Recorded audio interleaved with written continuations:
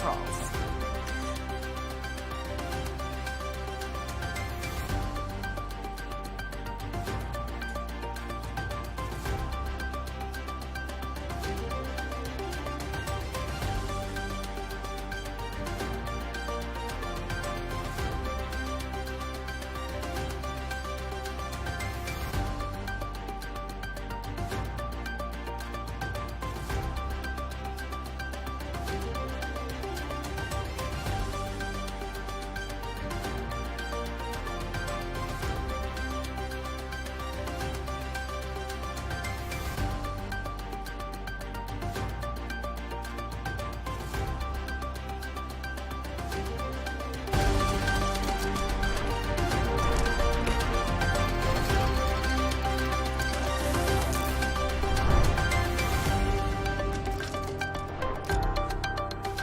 Hello and welcome. I'm Leigh Ann Gerrans and you're watching W News Extra, broadcasting live from the Al Arabiya headquarters. These are our top stories. US Secretary of State Marco Rubio shares Washington's frustration with Russia over stalled peace efforts in Ukraine after a tense meeting with Foreign Minister Sergei Lavrov. Plus, the EU says a deal to avert Trump's tariffs should come in the coming days, but Italy warns talks may go down to the wire. And the UK and France have agreed on a new migrant returns deal aimed at cracking down on small boat crossings and people smuggling.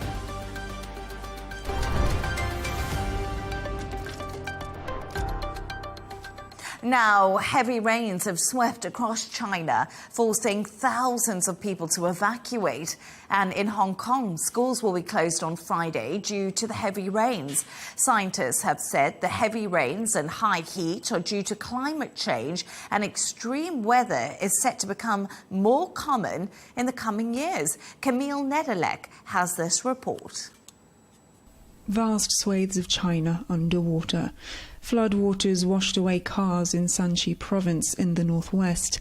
Heavy rains in Sichuan province caused flash flooding, submerging homes. More than 400 people there were forced to evacuate.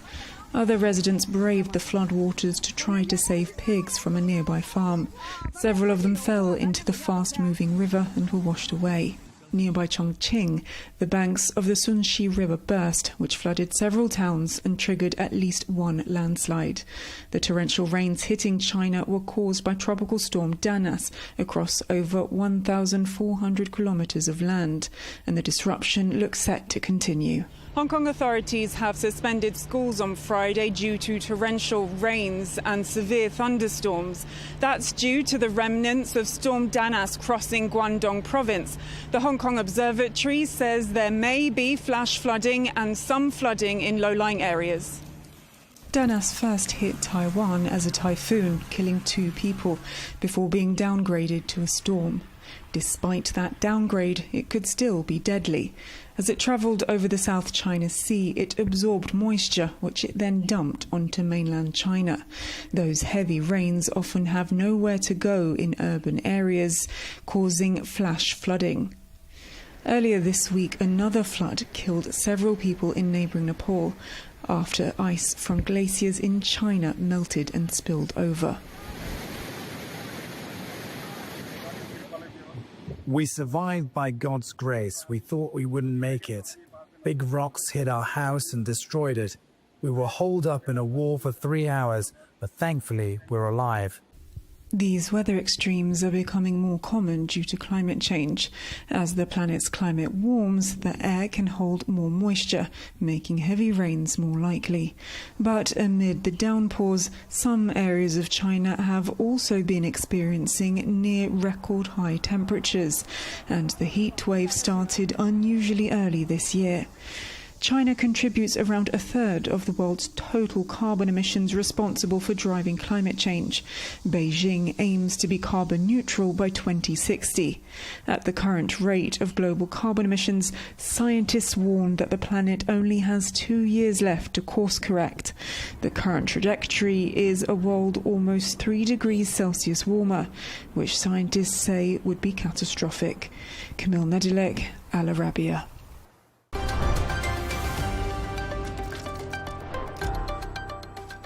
Now, China has placed 8 Taiwanese. I do apologise. We're going to go to the news nib-out now. And Israeli forces killed at least 52 people in Gaza, including 8 children. That's according to Gaza's Civil Defence Agency. It came hours after Hamas announced its willingness to release 10 hostages as part of truce talks. A senior Israeli official has said a hostage release deal and ceasefire may be possible within 1 to 2 weeks. Now, a total of 10 people have been rescued from the Red Sea after the Houthi militants sunk the ship they were on. The 4 new people rescued spent 48 hours in the water. Another 11 are still missing. The sinking of Eternity Sea marks the second sinking this week by the Houthis, who say they are acting in solidarity with the Palestinians. Now, the US Secret Service has suspended 6 people over the failures linked to President Trump's assassination attempt last year. The suspension was confirmed to CBS News by Matt Quinn, the service's deputy director. Penalties for those suspended include 10 to 42 days of leave without pay or any benefits. And an investigation is underway to determine why a bridge in India collapsed and killed at least 15 people. The 40-year-old bridge connected to the Vandodara district with central Gujarat and usually sees a lot of traffic. Survivors saying they initially thought it was an explosion or an earthquake. 4 people are still missing.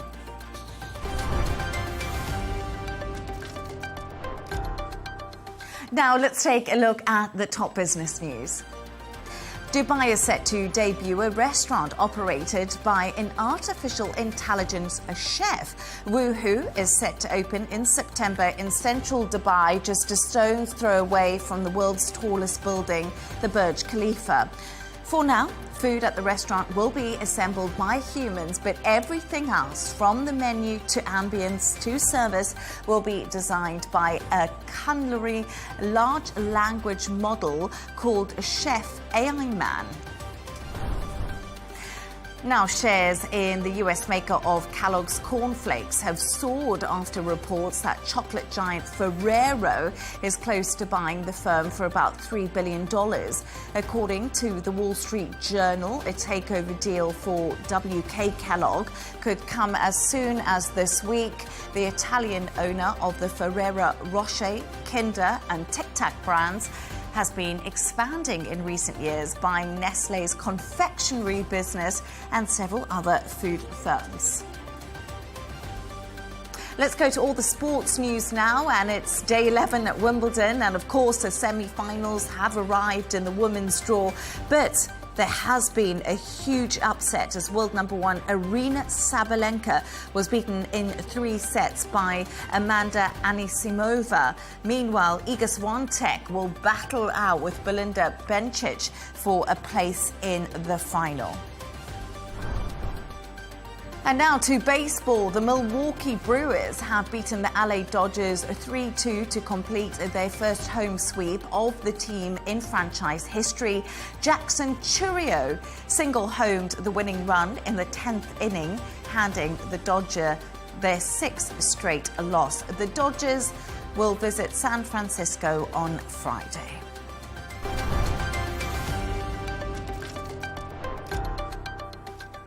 Now, US Secretary of State Marco Rubio says he's confronted Russia's top diplomat over the lack of progress in ending the war in Ukraine. The two met on the sidelines of the summit in Malaysia as Russian attacks on Kyiv intensify and frustration does grow in Washington. Rubio says he will brief President Trump on what he called a new or different approach from Moscow. Let's take a listen. Well, our strategy is to continue to engage all the parties that are involved in finding an outcome to this conflict. We will engage any time that we have an opportunity to do so, like we did today. I echoed what the president has said, both disappointment and frustration at the lack of progress in peace talks or in a path forward.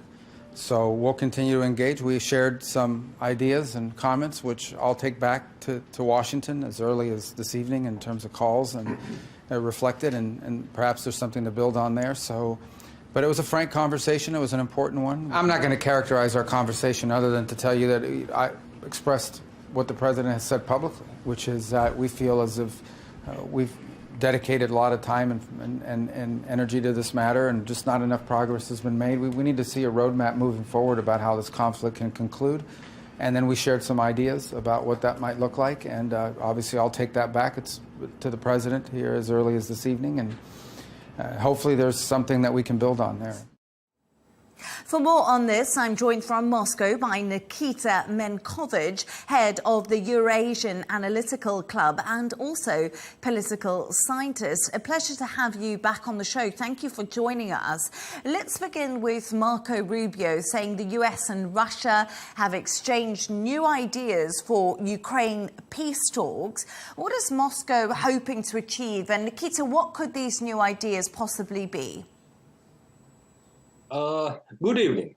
First of all, we should remember that it was United States who started this conflict in Ukraine. Of course, the best achievement in the dialogue between Russia and United States is the situation when the United States will quit this conflict, when it will stop support the terrorism in Ukraine, will support so-called Ukrainian army, and just leave Ukrainian people to choose those future, independent or with Russia. It is up to Ukrainian people, not about NATO or United States. It would be the best achievement of any kind of dialogue. United States started this terrible aggression, and it is up to them to finish it. So you say the United States started the war. Is that correct? But it was Russia that invaded Ukraine.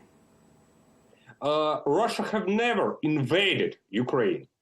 In fact, United States started this war long back ago in 2014, when they overturned the legal government of Yanukovych and built the puppet government headed now by the actor Zelensky.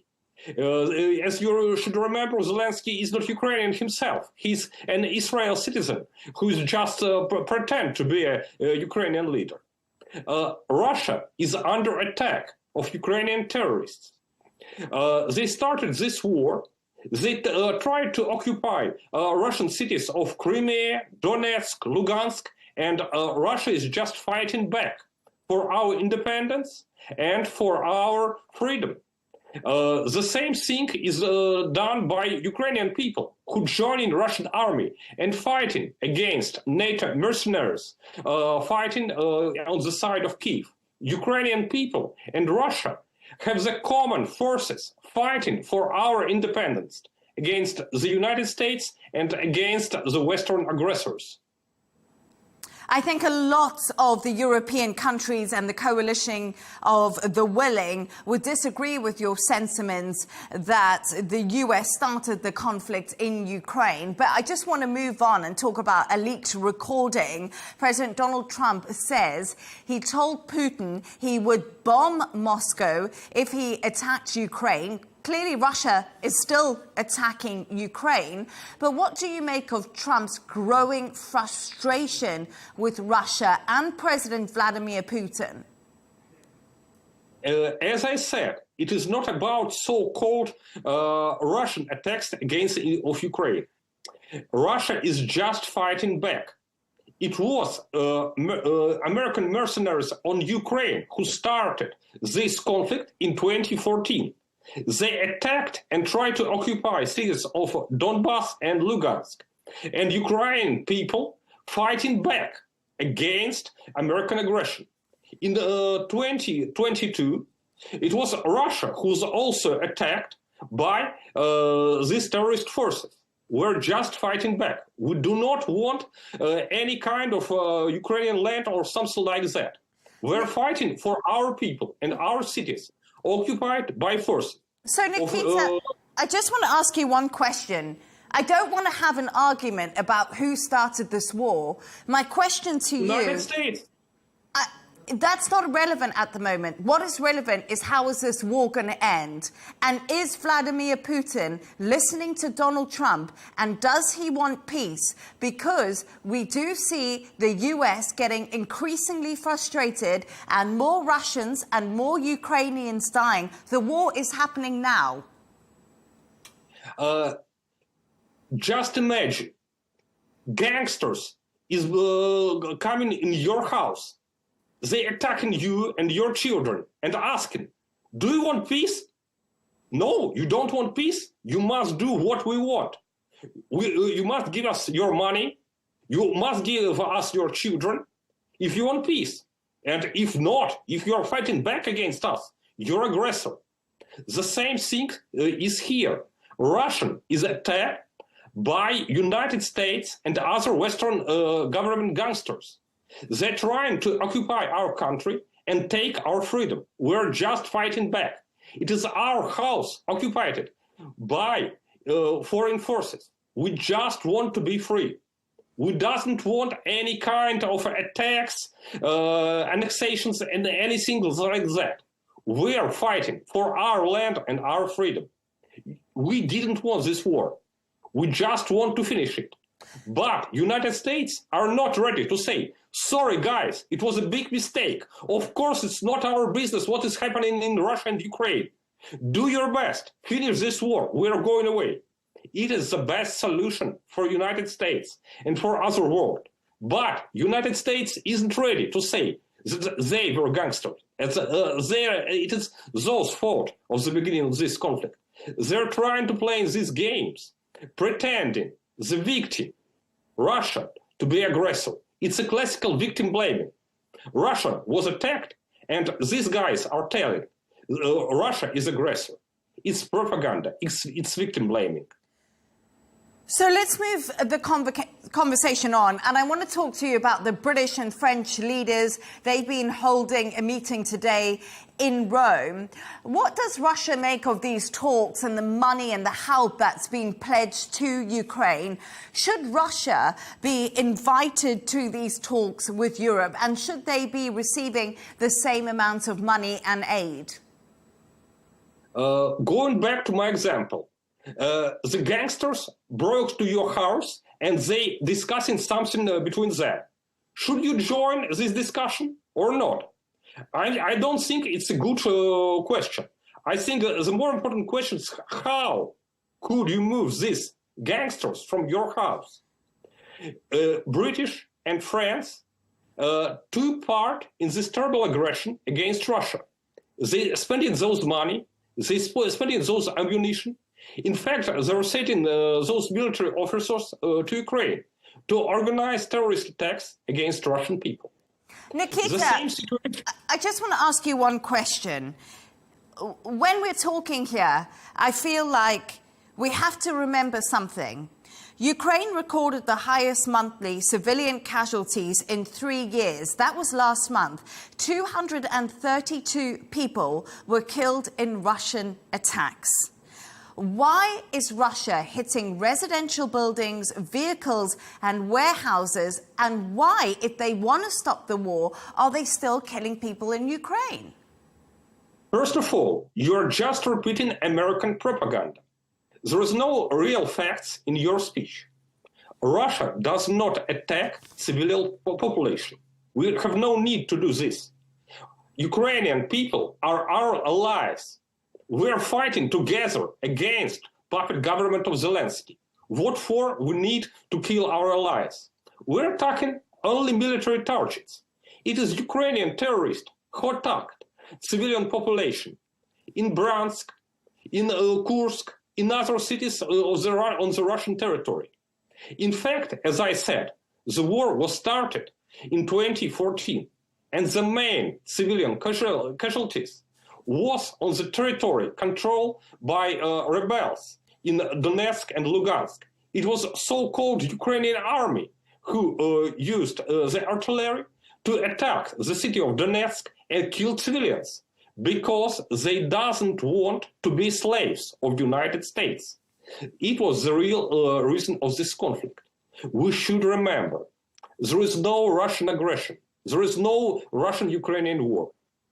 In fact, main territory of Ukraine, including the city of Kyiv, became American colony, controlled by the puppet government, supported by Western monies and Western mercenaries who are fighting against Russian and Ukrainian people. There is no Russian attacks and Russian aggression. We are fighting back our territory and our freedom. Many countries did the same. India, Algeria, other countries, they did their best to become independent, and they reached it. Now we are in the same situation. United States and other Western countries, Western corporations, want to take our freedom. Russian people and Ukrainian people who choose to be with Russia is fighting to be free, to be citizens and not American slaves. That's all we are talking about. Nikita Menovage, thank you. For more on this, I'm joined from Kyiv by Ukrainian MP Kira Radik. Kira, thank you so much for joining us. So I've just been speaking there to Nikita Menovage. What did you make of his comments on Ukraine and Russia's stance on ending the war? I didn't feel like I could get a clear answer on what Russia actually wants. You see, Leigh Ann, I don't know what is in the minds of people probably like brainwashed by propaganda. The only thing I can do is perhaps invite Nikita to Kyiv to sit with me and my family in a bomb shelter where we spend every night under the dozens, hundreds of Russian drones that are simply attacking just like random buildings in the city, destroying and killing. In fact, last year there was a missile hit right near the home where I live, and it destroyed like part of my house, and I was inside. And I can assure you that there is no military target anywhere near I live. And at that moment, 5 people lost their lives and 200 lost their homes. They were just simple Ukrainian people who wanted to live their lives, not having an aggressor neighbor who would be constantly trying to kill them. Another moment here is that we in Ukraine are open to all kinds of international spectators that can 100% prove that what we are saying is true, and who can stay here and observe the attacks that are happening by Russia. I think at this point it should be clear to the whole world who started this war, and that Ukraine is simply trying to survive and defending ourselves. We made a democratic choice that we do not want to be a part of Russia. We don't want to have anything to do with Russia. We want to join European Union. This is our will. And the fact that Russia, you know, as a man who cannot just give up, that somebody doesn't want to be with them, is trying to get us back. It will not work, and especially it will not work in violence. And last but not the least, just recently, European Court of Human Rights made a finished verdict that Russia is guilty in taking down the MH17 plane that was going through Russian territory, and they were denying it for 10 years and saying lies all over, saying that that was not them. Right now, the truth is speaking. Finally, there is this conclusion. And again, we cannot be repeating Russian lies. The only thing we can do, what is in our hands, is get more weapons and supplies to push them back to where they came from and just have nothing to do with them. And Kira, you've explained to me what you go through in Ukraine on a day-to-day basis as this barrage of attacks from Russia does continue. We've seen the fourth conference happen today in Rome on rebuilding Ukraine, on reconstruction. What are you actually looking for when it comes to the outcome? If you had an ideal outcome, Kira, what would it be? There would be three tracks. The first track is obviously a military track. We hope that the meeting by President Zelensky and envoy Kiskelok would end up very well and will ensure that the American weapons will be supplied, and it will allow us to defend people in the peaceful cities, and it will allow us to survive another day. Second direction is, of course, humanitarian aid and reconstruction. As I have given you example of what happened near where I live, it means in just 1 second, we faced the situation when we had rebuilt homes for 200 people who lost their apartments. And these attacks are happening every single day throughout Ukraine. And this is why we do not need funds to build some futuristic cities or some new infrastructure. We simply need a way to rebuild homes for people who lost them. And third direction is, of course, confiscation of Russian assets and making sure that they are used for rebuild, but also for defense of Ukraine.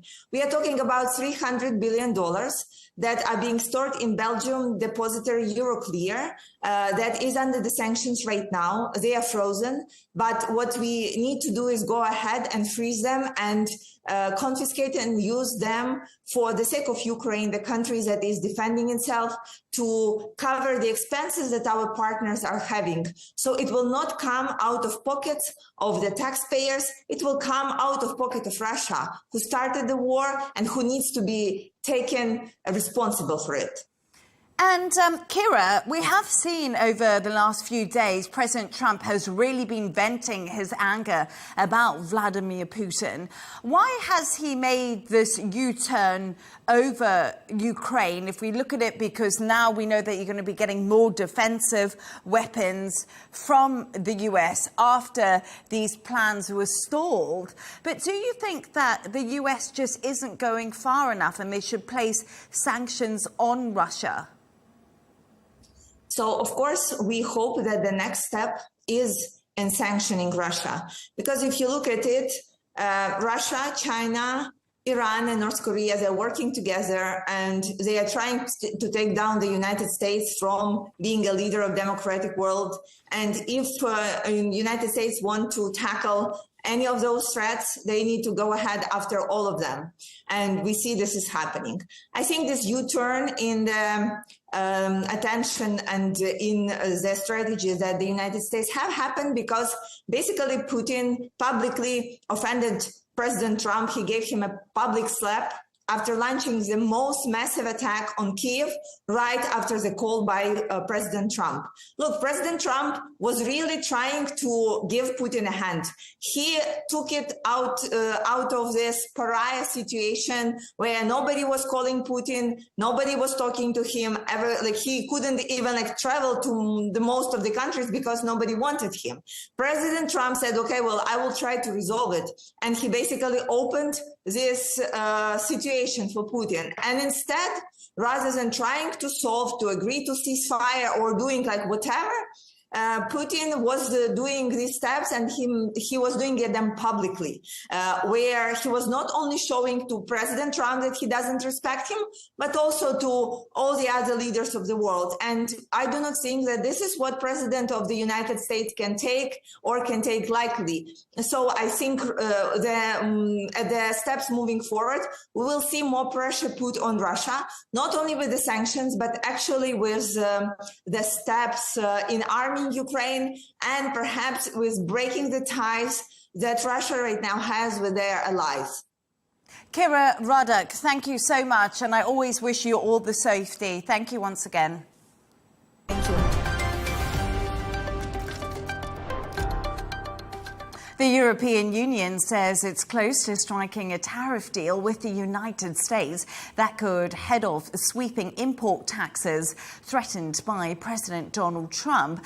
Talks have intensified ahead of an August the 1st deadline, with officials warning that the negotiations remain complicated and could go down to the wire. A deal would mark a major breakthrough in relations between Washington and Brussels, but Trump also announced higher tariffs on other key allies if no agreement was reached. For more on this, I'm joined from London by economist Laurie Laird. Laurie, a pleasure to have you on. Hello, Leigh Ann. Hello. So let's get into all of this tariff shenanigans that's been going on.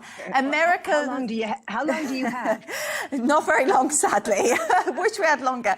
But let's start off with America's single biggest trading partner, the European Union.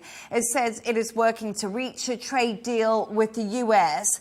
But really, how complicated are these discussions? And as I mentioned earlier, are we just expecting this to go down to the wire?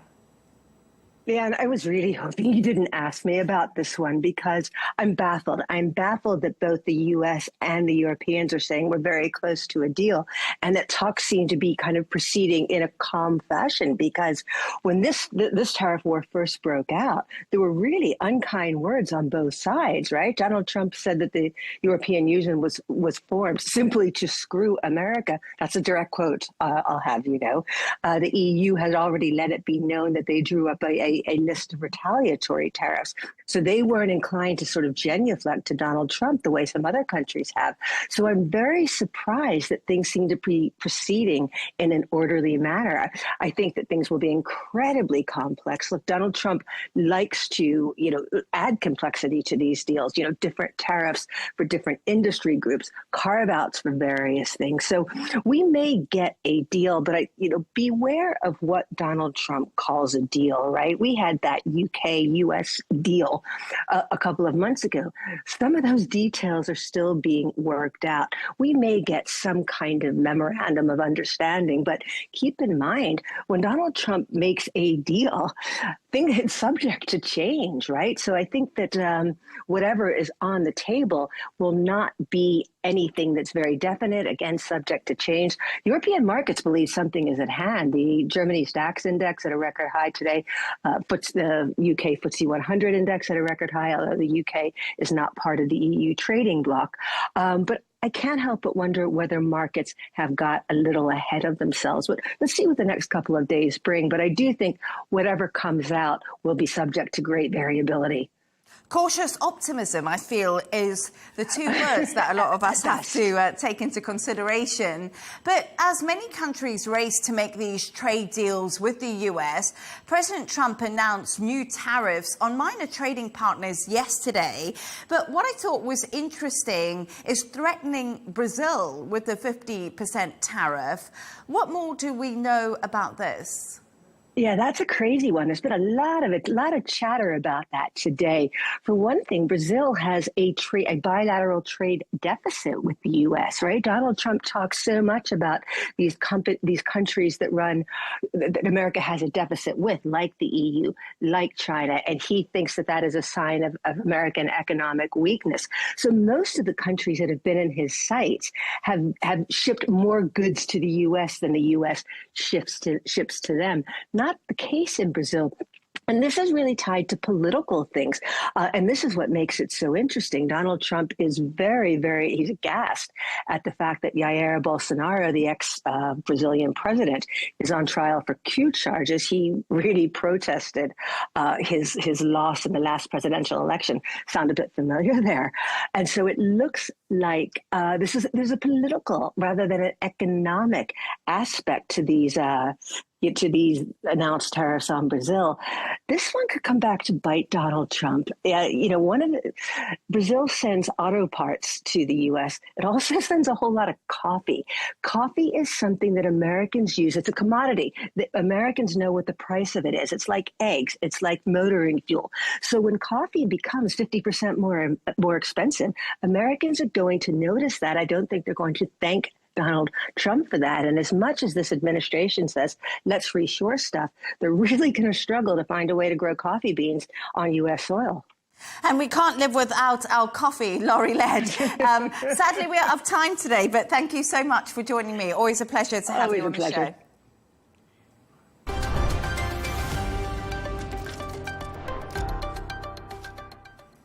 Now, UK Prime Minister Keir Starmer and French President Emmanuel Macron say they are united in tackling dangerous channel crossings and have announced a one-in, one-out pilot scheme to tackle them.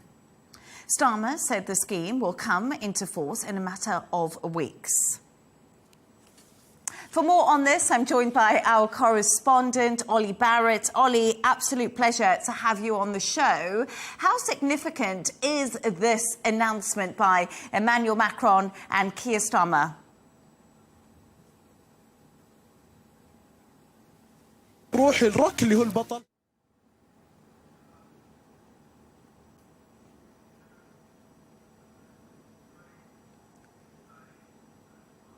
I do apologise. We seem to have actually lost the line to Ollie Barrett there. So I was just there talking to Ollie Barrett about Emmanuel Macron, and currently it was also his meeting that he was holding with the Prime Minister Keir Starmer on the migration situation across the English Channel. Just bear with me one moment. We'll see if we do get Ollie Barrett back. So I'm not sure, but I just want to talk you through a little bit of those details. The UK and France agreed a groundbreaking migrant return pilot plan that was announced today in London by Keir Starmer and Emmanuel Macron to return migrants who arrive in Britain by crossing the Channel on small boats, something that we heard from the Prime Minister Keir Starmer. So there has been an agreement reached with France. I'm sad that we cannot bring you Ollie Barrett there because we have had some connection problems on the line. Apologies for that, but let's get a reminder of our top stories. Rubio shares Washington's frustration with Russia over stalled peace efforts in Ukraine after a tense meeting with Sergei Lavrov. EU says a deal to avert Trump's tariffs could come in the coming days, but Italy warns talks may indeed go down to the wire. And the UK and France have agreed on a new migrant returns deal aimed at cracking down on small boat crossings and people smuggling. And that's all from us on W News. Don't forget to subscribe to our YouTube channel and, of course, follow us on X. Counterpoints with Melinda Nucifora is coming up next. Plus, we'll be back in a couple of hours with W News Extra. Goodbye and thank you for joining us.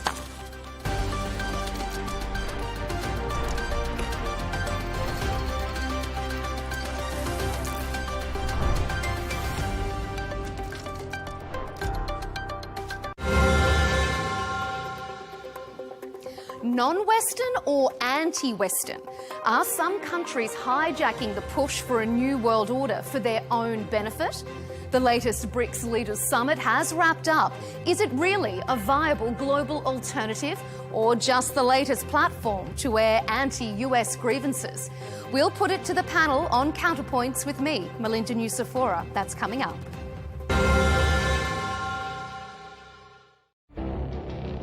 It feels like decades are passing by in a matter of weeks. Seismic shifts in the world order. Never, ever will be part of America. With so much happening and so much noise. Whether it's political upheaval, Canada has been ripping us off for years. Economic shifts or social movements. And no one wins from tariffs. I think America can be more friendly to the rest of the world. The in-depth analysis and all the latest developments across the globe. To have an inclusive policy together. The meetings with Hamas gave me some hope. We're in another nuclear arms race. The most important development straight to your screen. Welcome to the dressing room. I'm on my own. I need backup. And an insightful look at the issues shaping our world today. it was not going to happen, that war, and it happened. Join us on Arabiya News, where the world talks.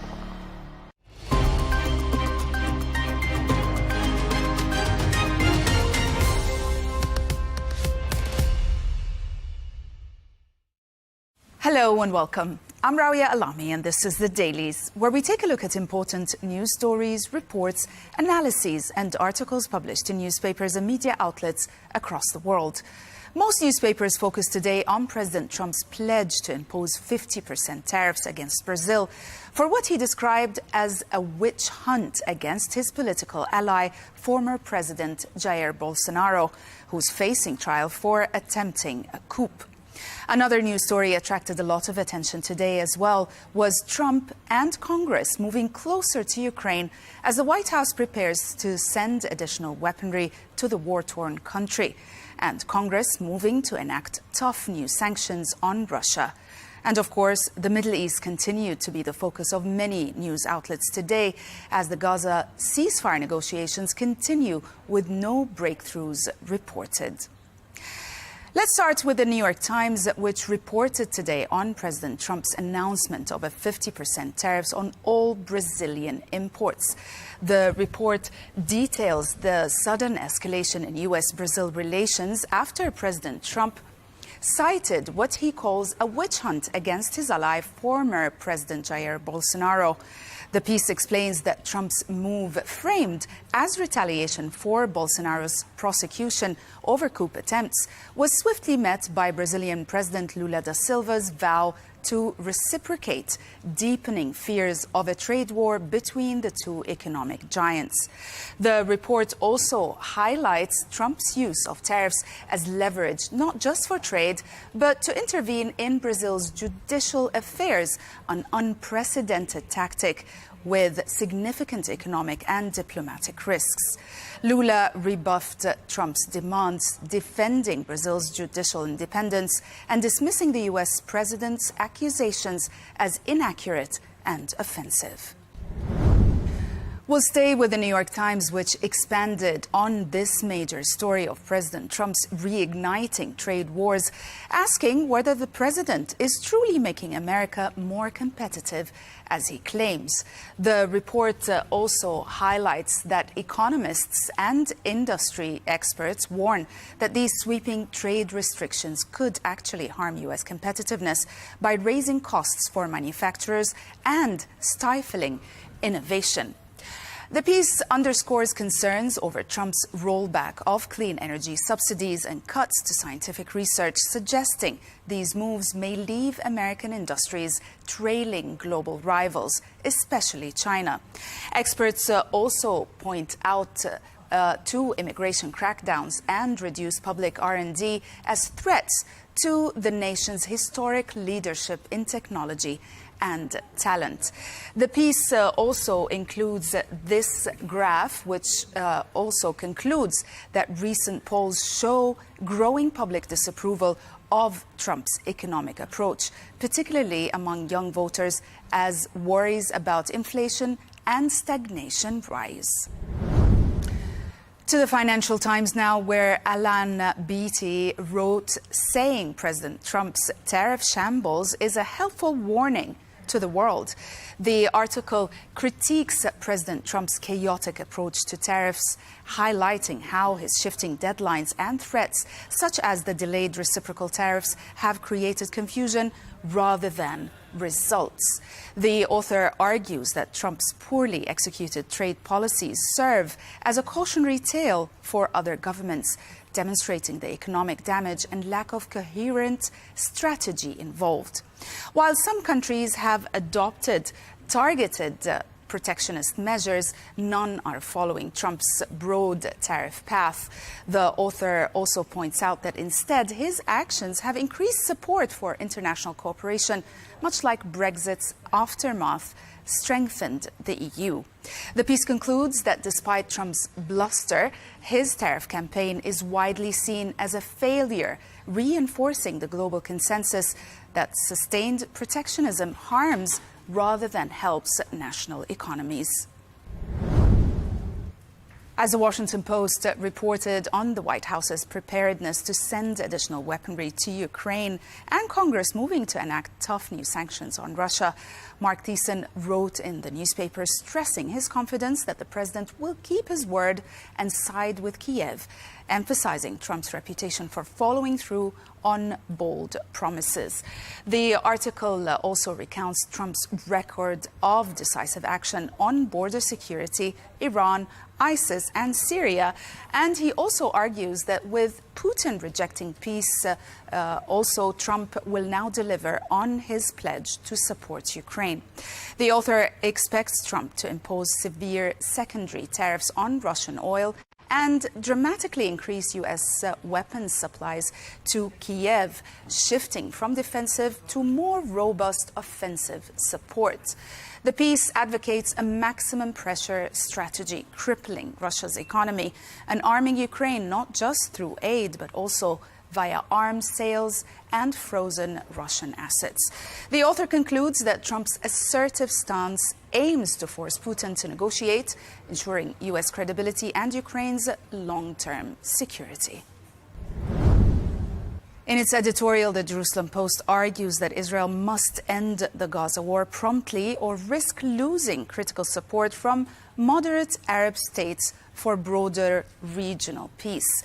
Saudi and Syrian voices at a rare Knesset conference warned that Gaza remains the main obstacle to expanding the Abraham Accords and normalizing ties with countries like Saudi Arabia. The article stresses that Israel's current military advantage gives it unique leverage, but power must be used to secure peace, not just manage conflict. The proposed Abraham Shield plan envisions a demilitarized Gaza under technocratic, Arab-backed administration, balancing Palestinian dignity with Israeli security.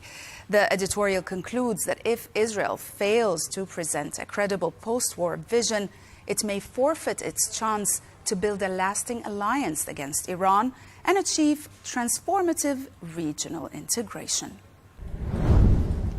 Owen Jones wrote an article in The Guardian titled, "This column does not express support for Palestine action, and here is why." Jones critiques Britain's increasingly restrictive approach to protest, focusing on the government's decision to proscribe Palestine Action as a terrorist organization. He also argues that the new legal framework criminalizes even non-violent protests, with citizens facing up to 14 years in prison for expressing support. The author contrasts the treatment of Palestine Action, whose actions included throwing paint at military planes, with historic suffragette militancy now celebrated by officials.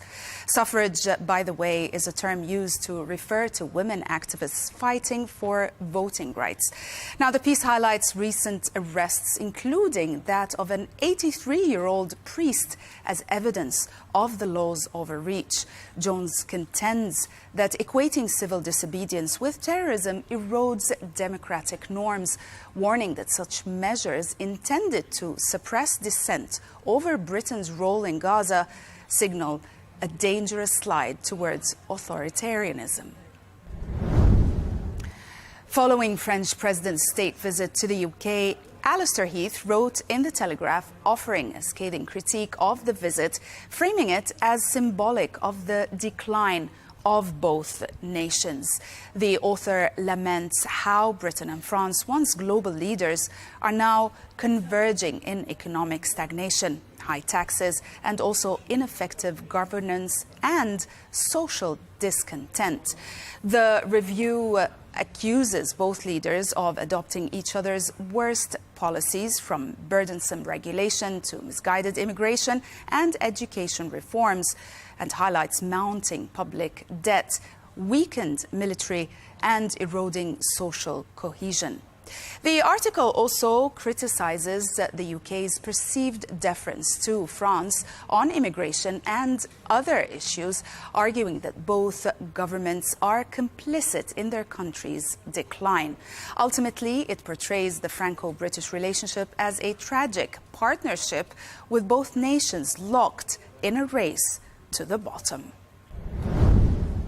As American newspapers continue to focus on the aftermath of the Texas flash floods, the Wall Street Journal published an analytical report asking why America still can't get disaster alerts right. The report examines the persistent failures of America's emergency alert systems, highlighting how alerts sent via phones, radio, TV, and sirens often fail to reach those most at risk due to technical gaps, lack of cell service, or alert fatigue, where excessive notifications prompt users to disable warnings altogether.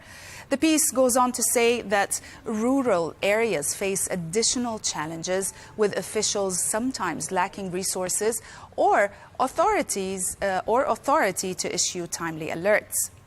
Human error and system mishaps, such as misdirected or delayed warnings, further erode public trust. The report concludes that despite technological advances, America's fragmented alert infrastructure remains a step behind, leaving communities dangerously vulnerable in a fast-moving disaster. And we'll end with this insight brief by Foreign Policy Analytics, produced with the support from the Population Institute, where American news publication and magazine explores the implication of demographic trends, the risks of reactionary policies aimed at reversing fertility declines, and the urgent need to center reproductive rights and autonomy in a population policy debates. The study indeed notes that the world's population is expected to peak at 10.3 billion in the next 50 years before declining. Fertility rates are dropping due to better education, urbanization, and greater opportunities for women. But this trend varies. Sub-Saharan Africa will keep growing, while East Asia and Europe face shrinking populations. The brief warns that some governments are responding with restrictive pro-natalist policies that threaten reproductive rights and fuel anti-immigrant sentiment. Meanwhile, millions, especially in low and middle income countries, still lack access to contraception and reproductive health care. The brief urges investment in education, health, and gender equality to ensure people everywhere can make informed, voluntary choices about their reproductive futures. That's it for today. Thanks for watching.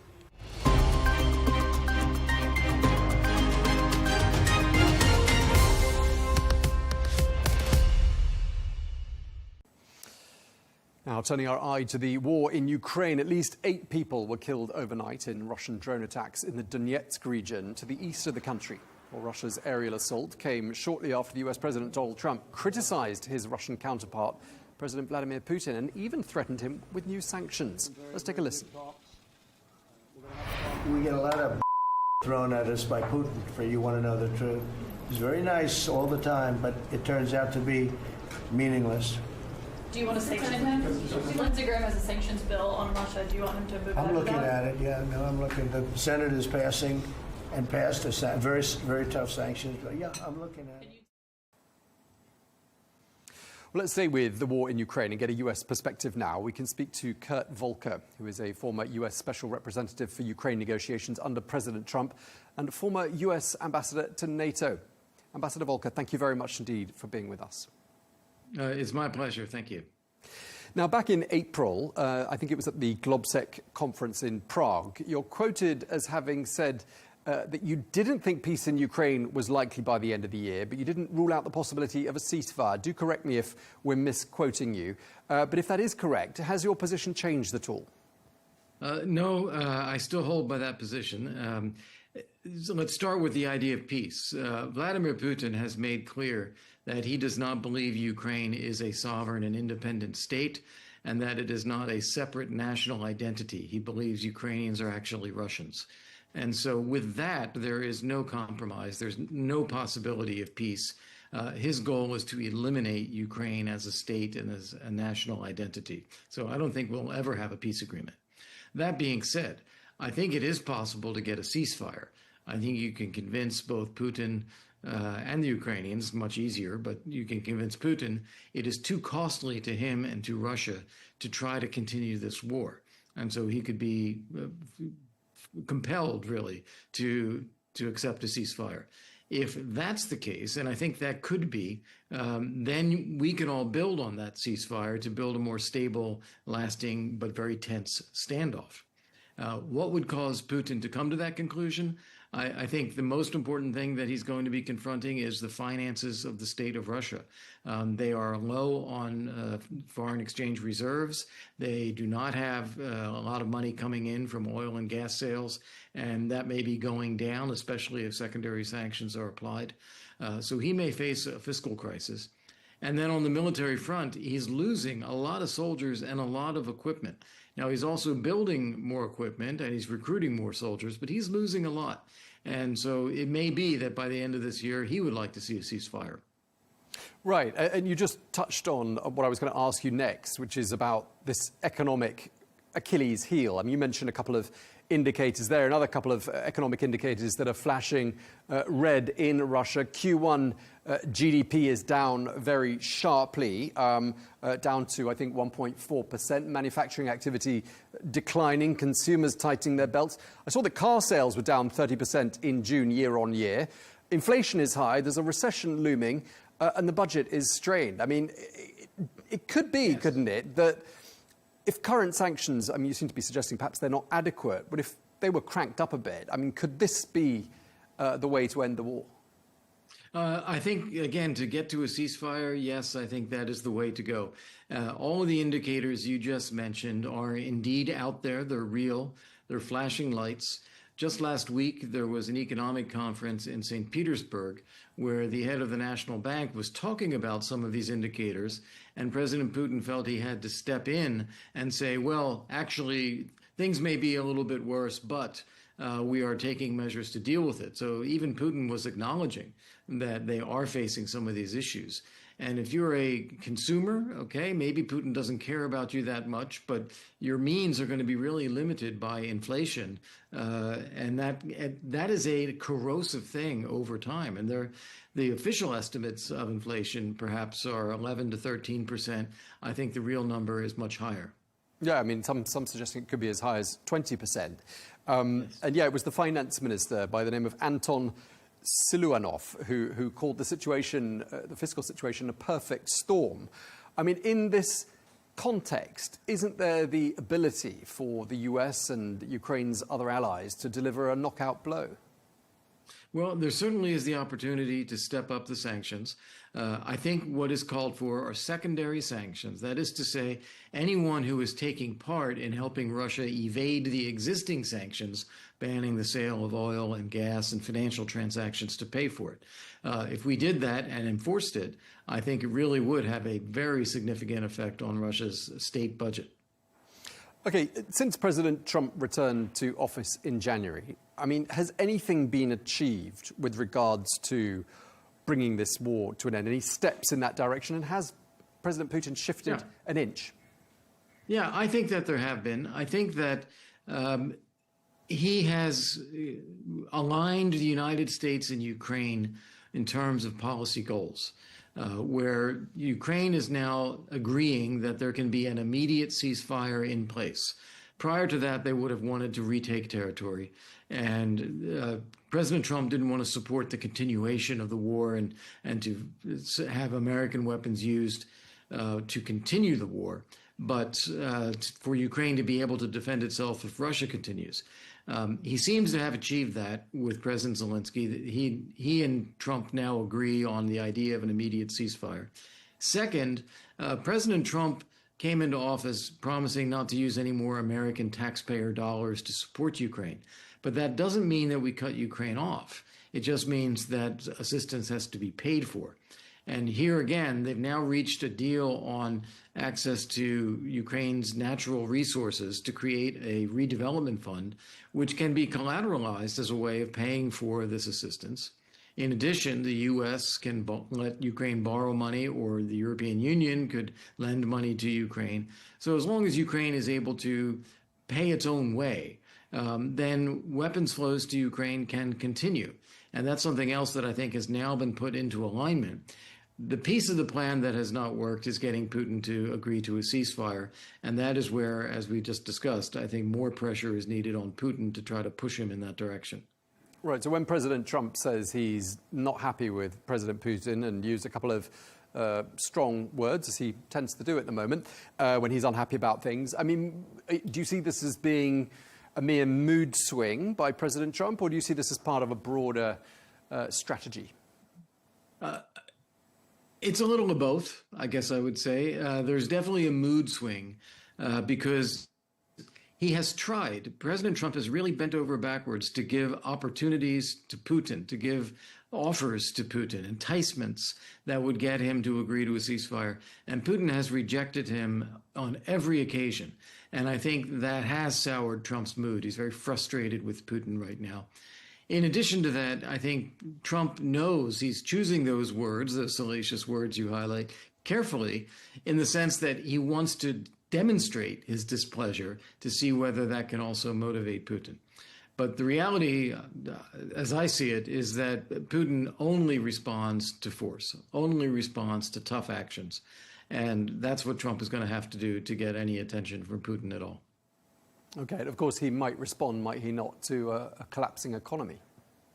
Well, that's right. And that would be caused by the types of tougher sanctions that we just discussed. He may not have a choice if he wants to preserve the Russian state to actually call for a ceasefire, because otherwise it runs the risk of unraveling the state's finances for its own preservation. Do you think President Trump's going to send those Patriot missiles? And is he going to send enough of them to make a significant difference? Yeah, well, yes, he will send Patriot missiles or move Patriot missile batteries. He's encouraged Germany and perhaps others to do so as well. Numbers are an issue because production of Patriots is not happening fast enough to cover the demand that Ukraine has, as well as other countries around the world have. So it's difficult to get the sufficient numbers.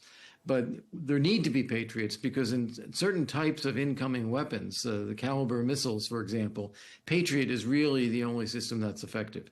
On the Shahed drones, the Iranian drones that Russia sends into Ukraine, other systems can take those out. But for certain systems, the Patriots are really necessary. Right, and they're really expensive. They're $1 billion for one battery. I mean, that's a huge amount of money. The German Chancellor had a clever idea. Friedrich Merz said that perhaps Germany could buy Patriot missiles from the United States and then deliver them to Ukraine. That would be quite a big win, wouldn't it, for the Trump administration? Something as well for him to show his support base. Yeah, there's nothing to say that should not happen. It is a good thing for Germany to do that. The question will come down to numbers, just how many Patriot missiles and systems are available. Because we do have this queue of countries that have lined up for production. If you were to make a new order for Patriot missiles now, you might be waiting 7 to 9 years to get those missiles.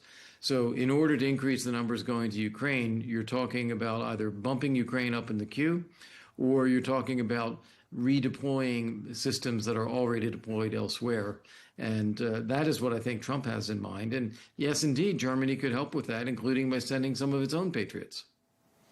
Right. I mean, there's one of the surprising developments in the last couple of days, and I just wanted to ask you what you thought of this, was the announcement of the suspension of military aid to Ukraine that was signed off on by the US Defense Secretary Pete Hegseth. And then when asked about it a couple of days ago, President Trump said he didn't know anything about it. Were you surprised that the president's sort of not really in the loop with regards to important decisions like this?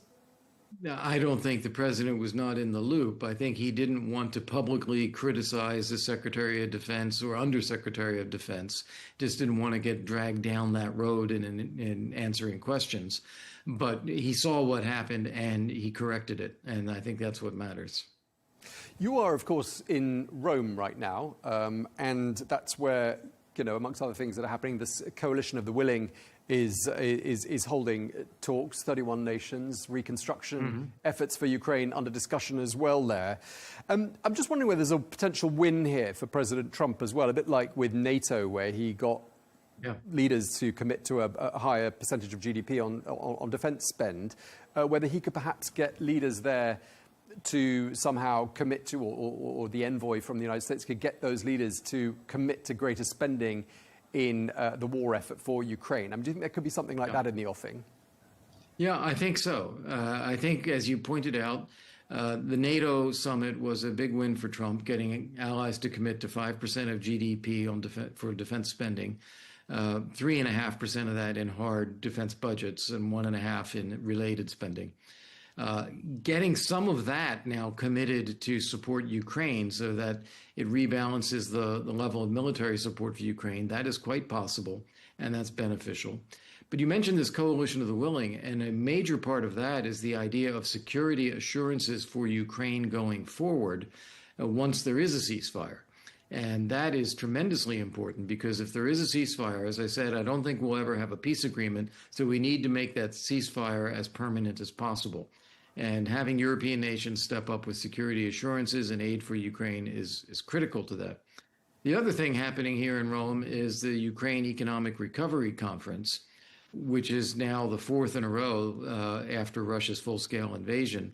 And it is important that if there is a ceasefire, the international community is positioned to move quickly to help Ukraine recover, rebuild, allow people to move home, get people back to work, strengthen the economy so the tax base is strengthened.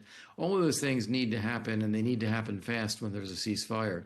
And the best way to do that would be for this Ukraine Economic Recovery Conference to establish a permanent body, maybe put a former European prime minister in charge, but a body that is focused day to day on trying to problem solve. How do you remove the obstacles to business investment in Ukraine that would power a rebuilding of the economy? Okay, just lastly, I mean, it seems that President Zelensky has found his groove when it comes to how to deal with President Trump. We're told that a telephone conversation between the two men on Friday was their best conversation to date. I mean, that sounds pretty encouraging. What does President Zelensky need to get right, in your experience of dealing with President Trump, in order to make sure he's fully on side and fully on board?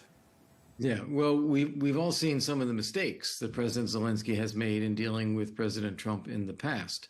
So not embarrassing President Trump publicly or criticizing him publicly, that doesn't go over very well.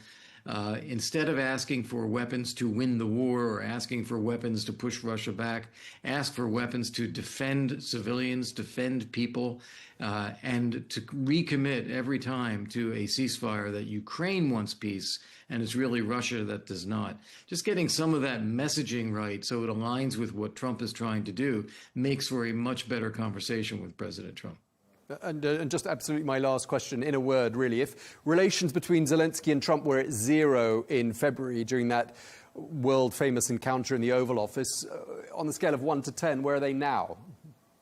Well, it's one of those things that it's interesting you put it on a scale, because I think it does move. I think that his relationship with Zelensky a few years ago was quite good. There was a little bit of friction during the presidential campaign. It hit a low point, as you said, at that Oval Office meeting. It has rebounded a lot since then. Remember, they met here at the Vatican in Rome, at the Vatican on the margins of the funeral for the Pope. They met again after that on the margins of the NATO summit. They just spoke again now. So I think their relations are in a much firmer place again. Who knows how to assign a number to that, but it's not 10, but it's certainly more than 5. Sounds like a 7 or an 8 to me. Well, thank you very much indeed. We really appreciate you taking the time to speak to us. Kurt Volker, thank you for your time.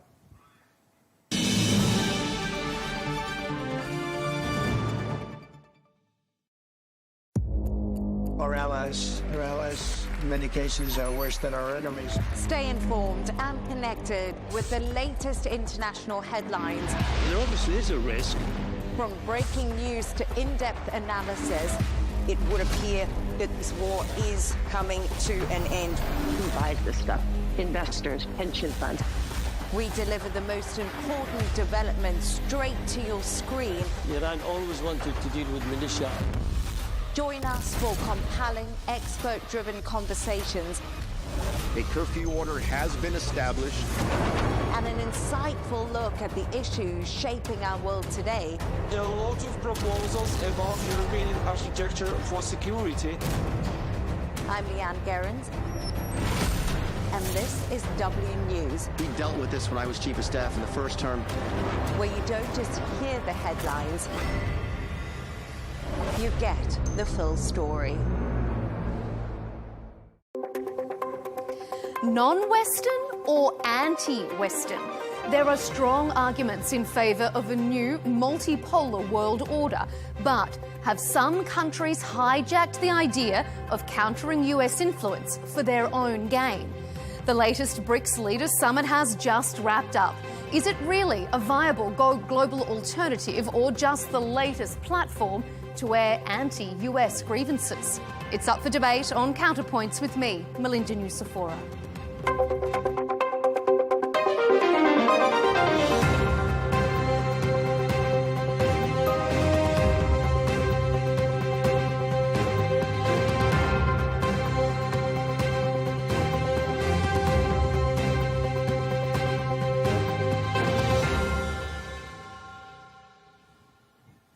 BRICS is the Global South's answer to the G7, a collective of emerging economies looking to challenge Western dominance. We all see that fundamental changes are taking place in the world. The unipolar system of international relations that serve the interests of the so-called golden billion is becoming a thing of the past. It is being replaced by a more just, multipolar world. And he has a point.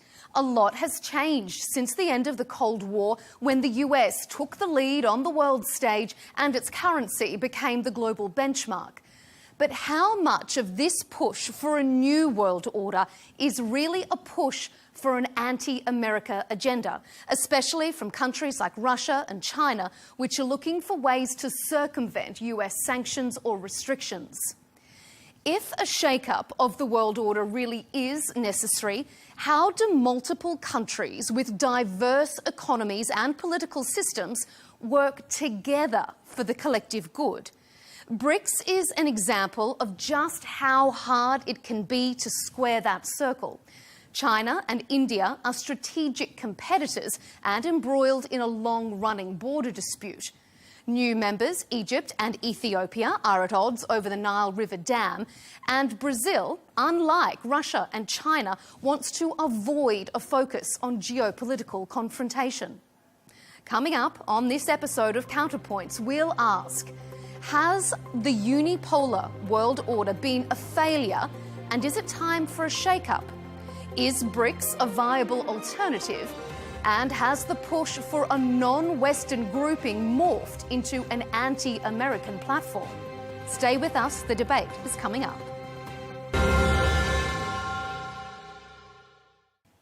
Joining us to discuss BRICS and whether it poses a challenge to the US-led order, I'm joined by Carla Sands, a former US ambassador in President Donald Trump's first administration and current Vice President for Energy and Environment at the America First Policy Institute.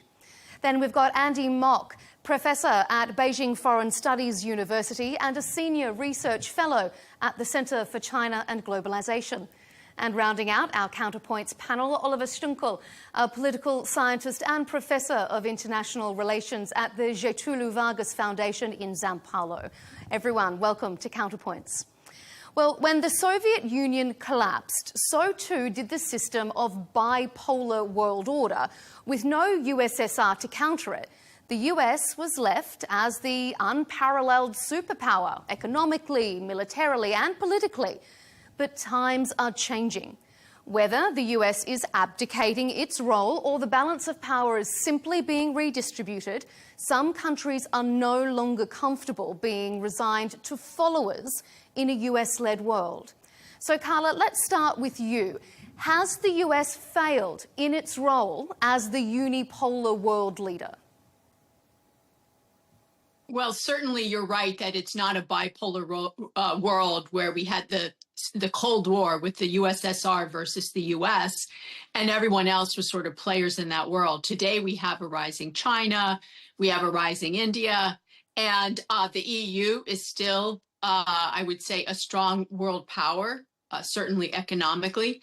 But in spite of it being a multipolar world, the United States is clearly still the leader of the world. And I hope under President Trump's leadership that it remains that way, because the United States spreads freedom of speech, freedom from oppression, right? Human rights, the right for women to be equal to men, the right to practice one's own religion, the right to gather in a public space and not be oppressed by the government. All these things are freedoms that the United States and the Western world have shared with the rest of the world. So in order for the world to benefit from the beautiful freedoms that have been shared by the West, the United States must stay I would say, leader in the world. We also don't spread the kind of negative things that some of our adversaries, certainly President Trump, peace president, and he stands for peace. He stands for economic prosperity, for energy security for all countries. And the fact that he is leading in that way is for me, very inspiring. And I hope it is for the rest of the world as well. We can see African nation leaders meeting with him today at the White House. They want to do more trade with the United States as well. Okay. Andy, what do you make of that? Do you agree that the US remains the only viable leader of the free world?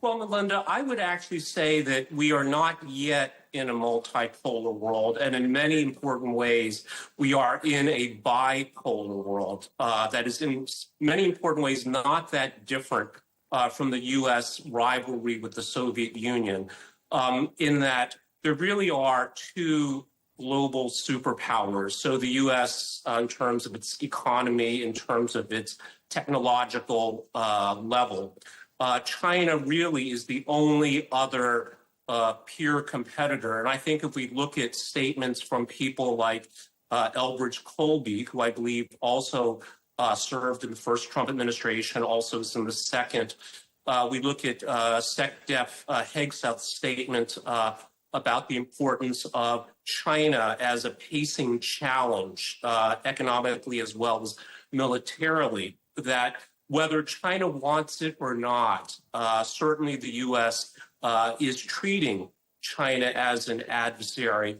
And I think, Carla makes some very interesting points that are really just maybe ideological talking points about so-called freedom, et cetera. When we think about this question of freedom, it's freedom from economic insecurity, freedom from worry about violence, things like that it's a much broader conception of freedom and human rights. And if we look at China's record, certainly since 1978, with the beginning of opening and economic reform, China's not only lifted hundreds of millions of people out of poverty, lifted them into the middle class, but also, I think, improved human rights for China in many, many important ways. Now, of course, the political system is founded on very different values that go back not just to the CPC, but I would say to the very roots of Chinese civilization going back thousands of years. And in some ways, this is also the cause of this conflict, in that the U.S. Starts from what some might describe as politics masquerading as an extreme religious ideology. Oliver, I'm going to bring you in just a moment, but before I do, Carla, go ahead, Carla. Yeah, I do. I just have to say the United States over the past decades, certainly in the 20th and 21st century, have lifted billions of people out of poverty and starvation because of sharing our beneficial economy, and our missionaries, our business leaders going around the world, our government, taxpayer dollars and charitable dollars pulling people out of starvation and poverty. It's been the #1 lifter of people out of poverty, the United States, in the world's history. And secondly, you look at the Uyghur people in China being oppressed, over 1 million Muslims imprisoned, tortured, raped, made to lose their native language and their religion, and other minorities being oppressed as well in China, within China, or what China claims is China. And I will just say human rights and China do not belong in the same sentence. Okay. Well, Carla, your sentiment is certainly appreciated, even though the facts don't support it. But I would say that if we look at the U.S. economic system, yes, they do. How many Americans are on the verge of economic security? I saw a number that, the percentage of Americans with less than $400 in their bank account is shockingly large. And we look at, for example, in China, by comparison, $22 million in household savings. So, reasonable people can disagree about the degree of accomplishment, but certainly I respect your passion, but only wish that the facts would support it. Well, the facts, just one more thing, the facts do say that even the poorest Americans have more money than most people in the world. In fact, Germany, which is a rich European country, has a GDP lower than the lowest U.S. state. The American people, even the ones that claim to be poor and oppressed, have more than most people around the world. So that's a false that you're sharing. Okay, I want to bring in Oliver here. We're seeing very clearly how we've got US and China playing out on Counterpoints and on the world stage. From the external perspective of that, how do you consider, how would you score the way that the US has led from the front? And is it still, or do you agree with what Andy is saying, and China is now a very real competitor? No, thank you. So I think from a Brazilian point of view, and many other countries in the global south, the strategy is diversification, multi-alignment. I think there's a lot of pragmatism in these countries because they depend economically on viable economic relationships to both major powers. I think we're perhaps in the transition from a bipolar world to a multipolar world.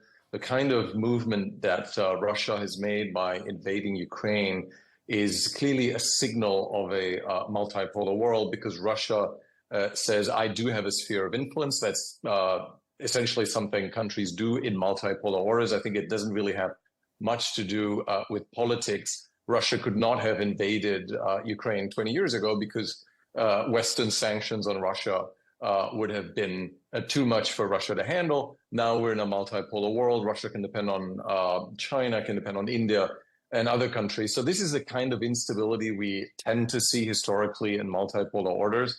And most countries don't want to take sides. They want to sort of largely leave politics aside. Brazil is a key example. The United States is the main investor in Brazil, but China is the main buyer of Brazilian products.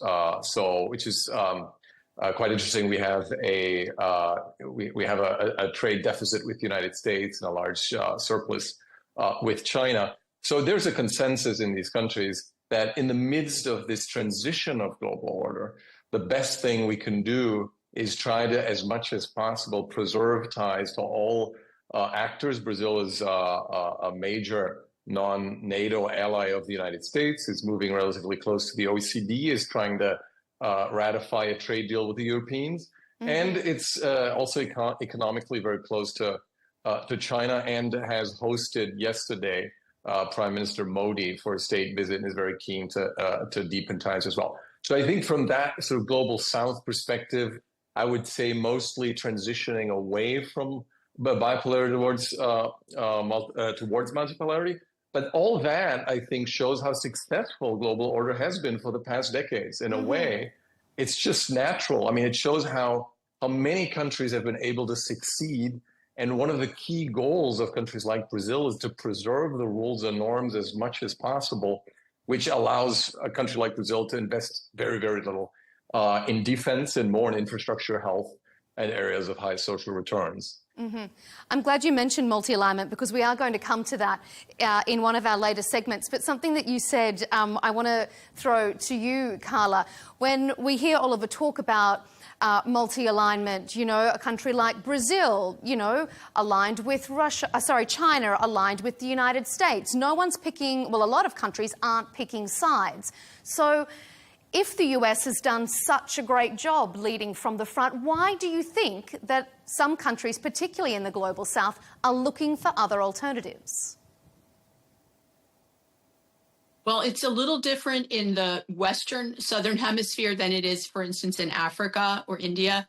The South America, Central America, the Caribbean, it's on the United States. It's our fault that we did not enforce the Wilson Doctrine, that we did not take care of our own hemisphere and make sure that it was secure. We had weak presidents, and presidents, frankly, their attention was elsewhere, unfortunately.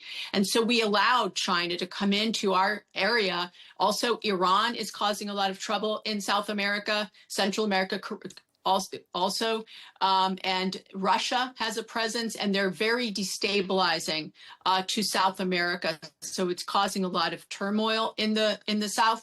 And then we haven't done enough trade with South American countries. For instance, yes, maybe Brazil has a trade deficit with us, but there are other countries that have a trade surplus with us. We have a trade surplus with them, to correct that. China wants to use Brazil as basically their farm backyard, and they don't plan to invest. They generally don't invest in these countries. They kind of just take what they want. There's no value chain that brings good paying jobs to the countries. I'll just give an example. In Lima, Peru, they're building the Chanque port, and there's no value chain. They're just pulling the minerals out of Peru and sending them to China for processing. They're not processing in Peru.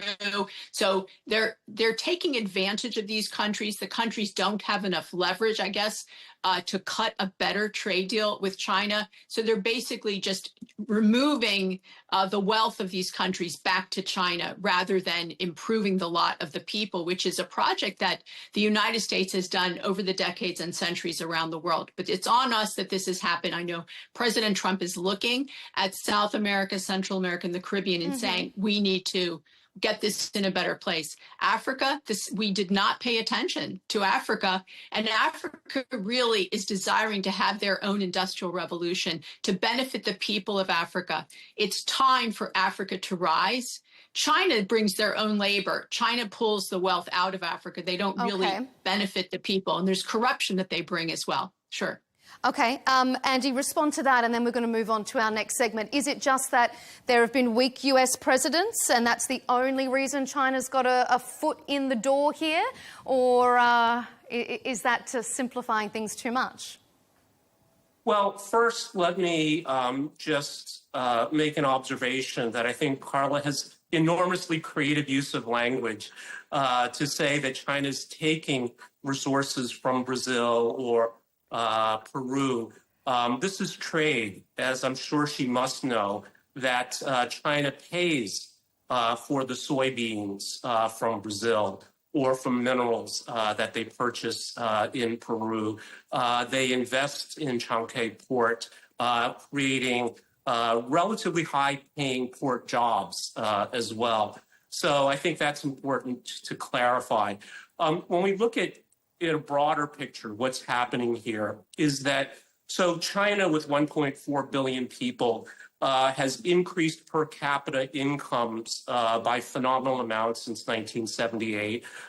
It started out becoming the so-called workshop of the world, so creating enormous demand for inputs, whether that's iron ore, et cetera, from Australia, soybeans from Brazil.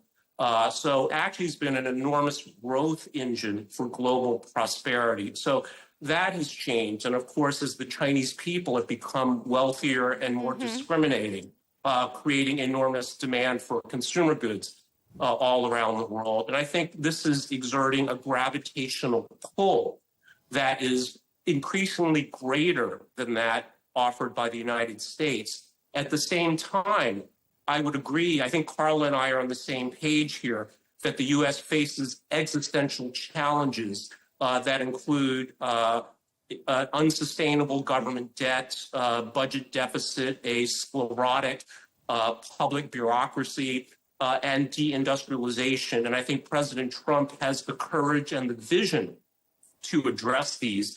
Now, whether the execution matches the correct diagnosis, I think remains to be seen.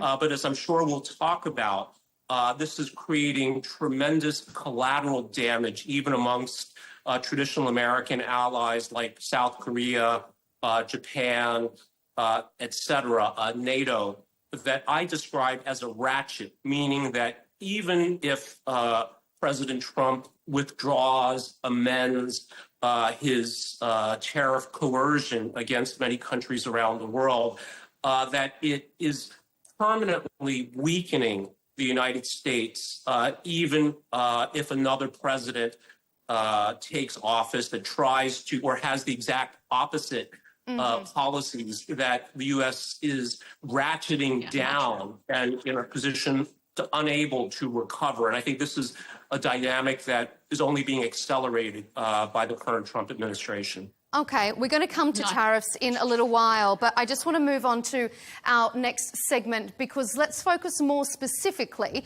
on what an alternative would be to this new desire for a multipolar world order. If countries want to shake up the global power balance, they need to provide an effective alternative. And BRICS is being held up as just that. It's grown from the original 4 members to the current 10, possibly 11, and it now outpaces the G7 in terms of global population and economic growth. But internal divisions mean it struggles to achieve its headline goals. So, Oliver, what's your take? Is BRICS a viable alternative to a Western-led world order?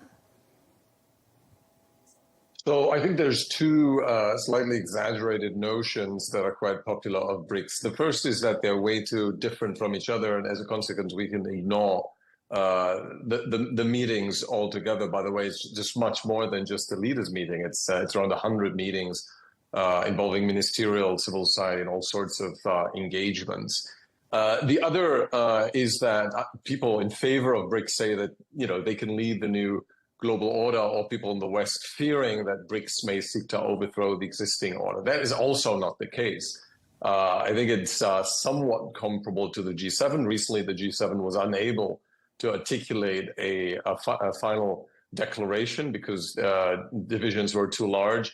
Divisions are also quite significant amongst BRICS countries. I mean, there's a group of countries that are fairly explicitly anti-Western, led by Russia and Iran. And there are countries that are embracing what most governments call multi-alignment. Like countries like India, for example, want to strengthen their ties to the United States, but they react to multipolarity and also join a grouping like BRICS, which allows them to diversify their partnership, have options, and hedge, basically. I think what countries like to do is to hedge given global turbulence. Now, it's really interesting to point out, if you read the final declaration, a lot of the stuff there is reaffirming the rules and norms of existing order.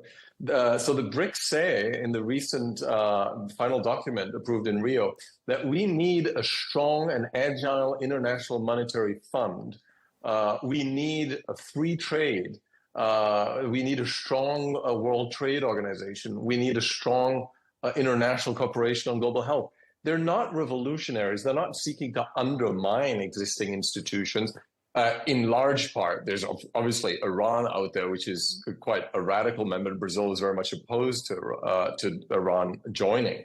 But all in all, they're not hell-bent on overthrowing what is, but seeking to engage and to reform some of these institutions, because not necessarily are the existing institutions seen as Western-led.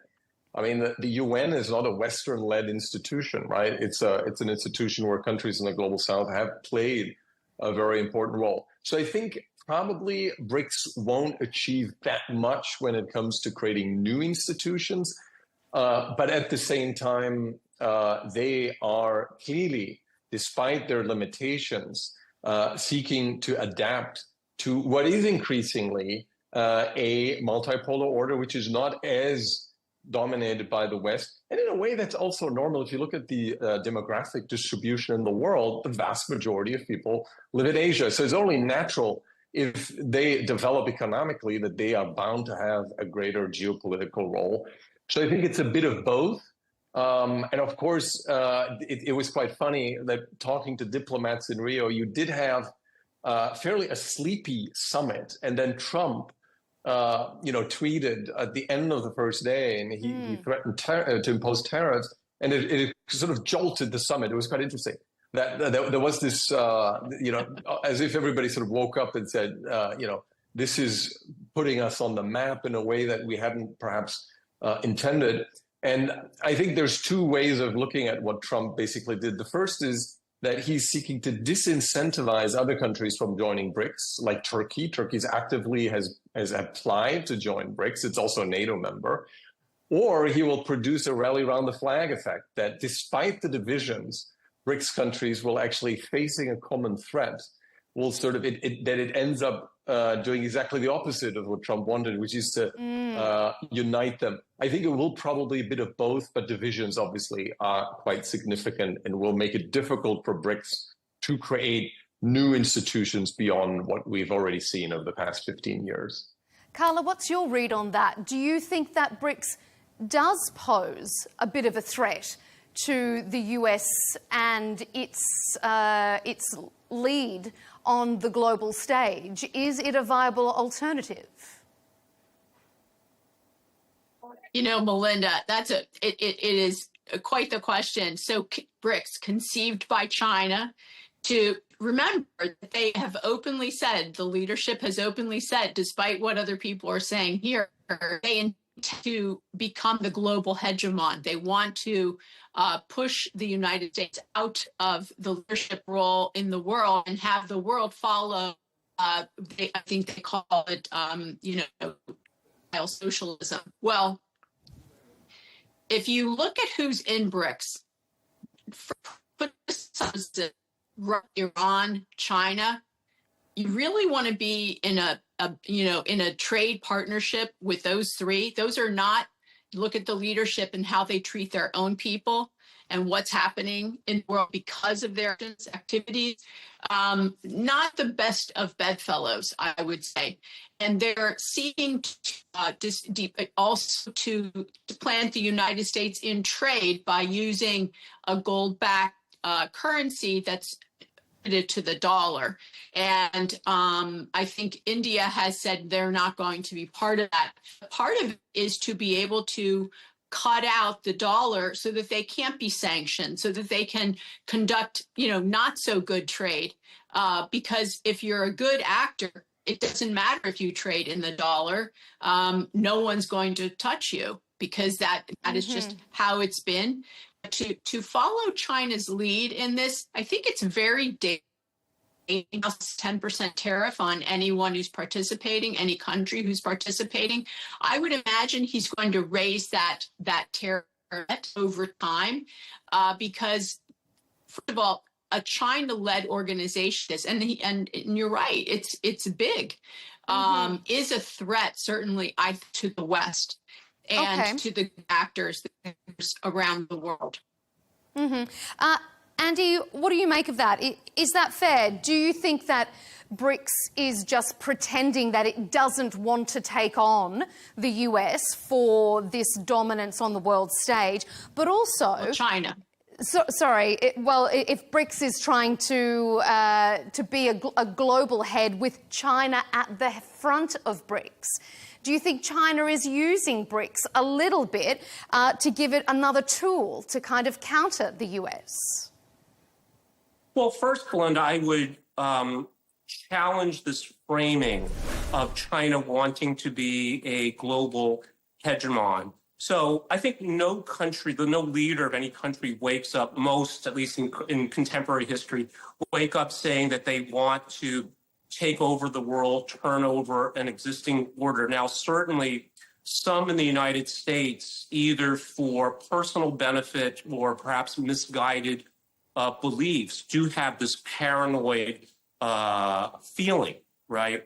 But I think that it's to solve a problem. So one problem that many countries around the world have, not just China, is the weaponization of the US dollar and the global payment system, SWIFT.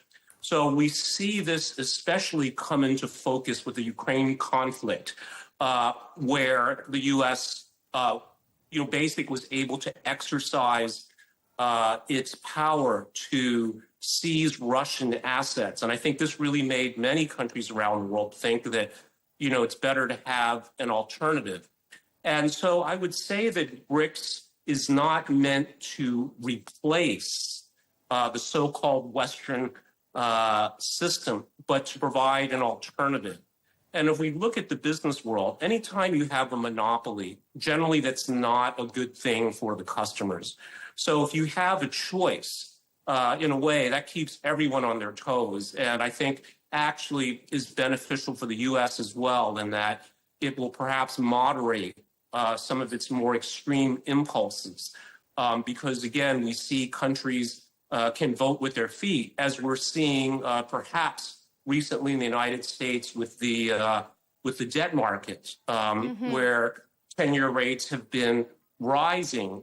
Usually when we see stress, they fall because investors, countries around the world see U.S. treasuries and the dollar as a safe haven. So they buy up U.S. government treasuries when there's any kind of crisis. And we're seeing the opposite. And I think it's precisely that countries around the world are seeing increasingly there are alternatives.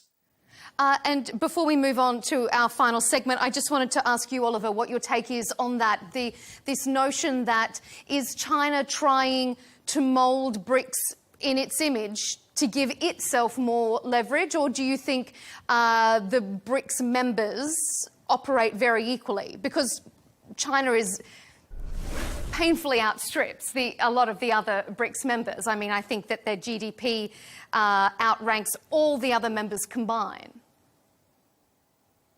Well, absolutely. I mean, China is certainly the most important actor within BRICS. Now, having said that, countries are free to leave BRICS whenever they wish to do so. And I think the sense that being part of BRICS somehow forces countries to align with China is not palpable, I would say, when speaking to, say, diplomats in India or in Brazil. I mean, I think the trade issue by most of these countries is seen as a fairly in a pragmatic fashion. I think that Brazil increasingly sells products to China because of the economic complementarity. I mean, China demands soy just as it demanded U.S. soy, and the United States doesn't offer a trade deal to Brazil for a very obvious reason, because Brazil's agriculture is more competitive than U.S. agriculture. Those are red states, and they would certainly oppose a deal with Brazil and would criticize Trump. So he has no interest in offering a trade deal to countries like Brazil, and they look for markets, and certainly important markets nowadays exist both in North America and Europe, but also in countries like India, China, and Indonesia, which just joined BRICS. So I think the political aspect of BRICS is not that relevant. Also, because when you look at the currency alternatives, for example, Brazil and India are actually actively blocking Russian attempts to create a BRICS currency. So the Trump pressure may actually end up, as I said, add a uniting factor to the BRICS conversations, particularly if the United States will actually impose tariffs on BRICS countries. It's extremely difficult to imagine a world in which Brazil would somehow reduce its trade to China, because there's nothing really specific that the Trump administration is saying, we will offer you X if you end up trading less with BRICS, or if you leave BRICS. In fact, it's quite remarkable that for now, at least, the Trump administration's strategy vis-a-vis Latin America and Brazil is pretty much all sticks, no carrots, right? There's very little right now that sort of Trump says, we give you preferential access to the American market. But that doesn't mean that all BRICS countries are aligned with China. I think they're, in a sense, much less ideological about this, and sort of try to be as much focused on the business side and the strategic flexibility that having many partners gives them. That point from you, Oliver, leads us perfectly into our final segment, because President Trump has declared BRICS anti-American and has even threatened every member with an additional 10% tariff, as you mentioned. Let's take a listen to what President Trump said. They have to pay 10% if they're in BRICS, because BRICS was set up to hurt us. BRICS was set up to degenerate our dollar and take our dollar as the standard, take it off as the standard. And that's okay if they want to play that game, but I can play that game too. Well, Brazil's president disputes that accusation that BRICS is anti-America, but he did add that the world doesn't need or want an emperor. Here's what President Lula said. The BRICS group was not formed to confront anyone. It just wants to be another model, another way to do politics. Okay, Andy, what's your take on that? Has the push for a new world order or a shake-up of global dominance morphed into an anti-America platform? I certainly don't think so, Belinda.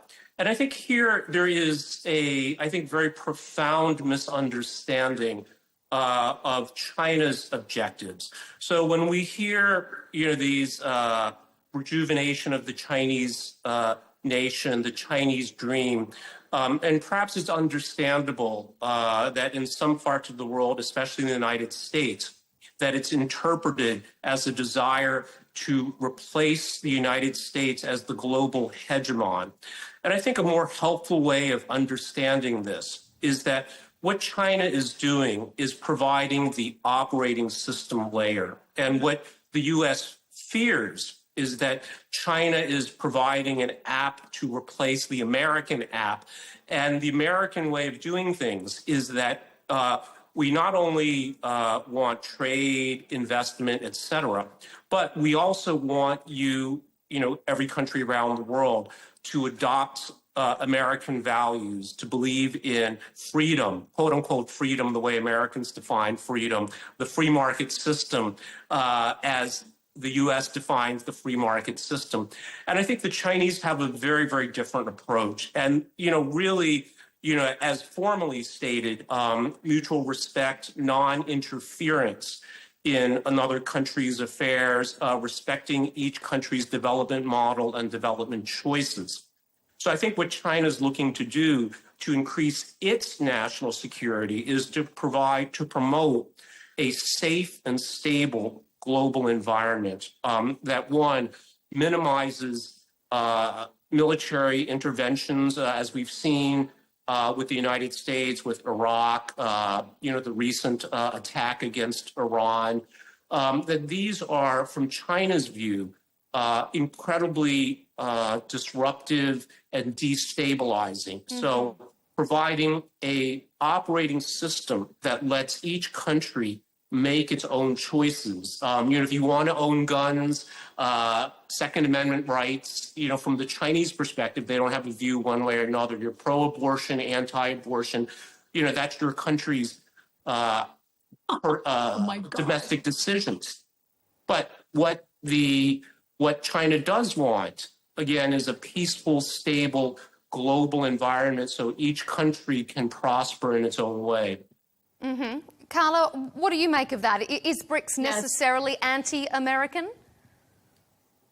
Well, in a word, yes. So first of all, it's pretty rich what you've just been saying, Andy. The war that Russia is prosecuting on Ukraine right now would end tomorrow if China withdrew its support. The support, financial support, and support of the inputs that Russia needs. Secondly, it's pretty rich to talk about abortion when China forced women to have abortions through the decades to just the terror of women in China.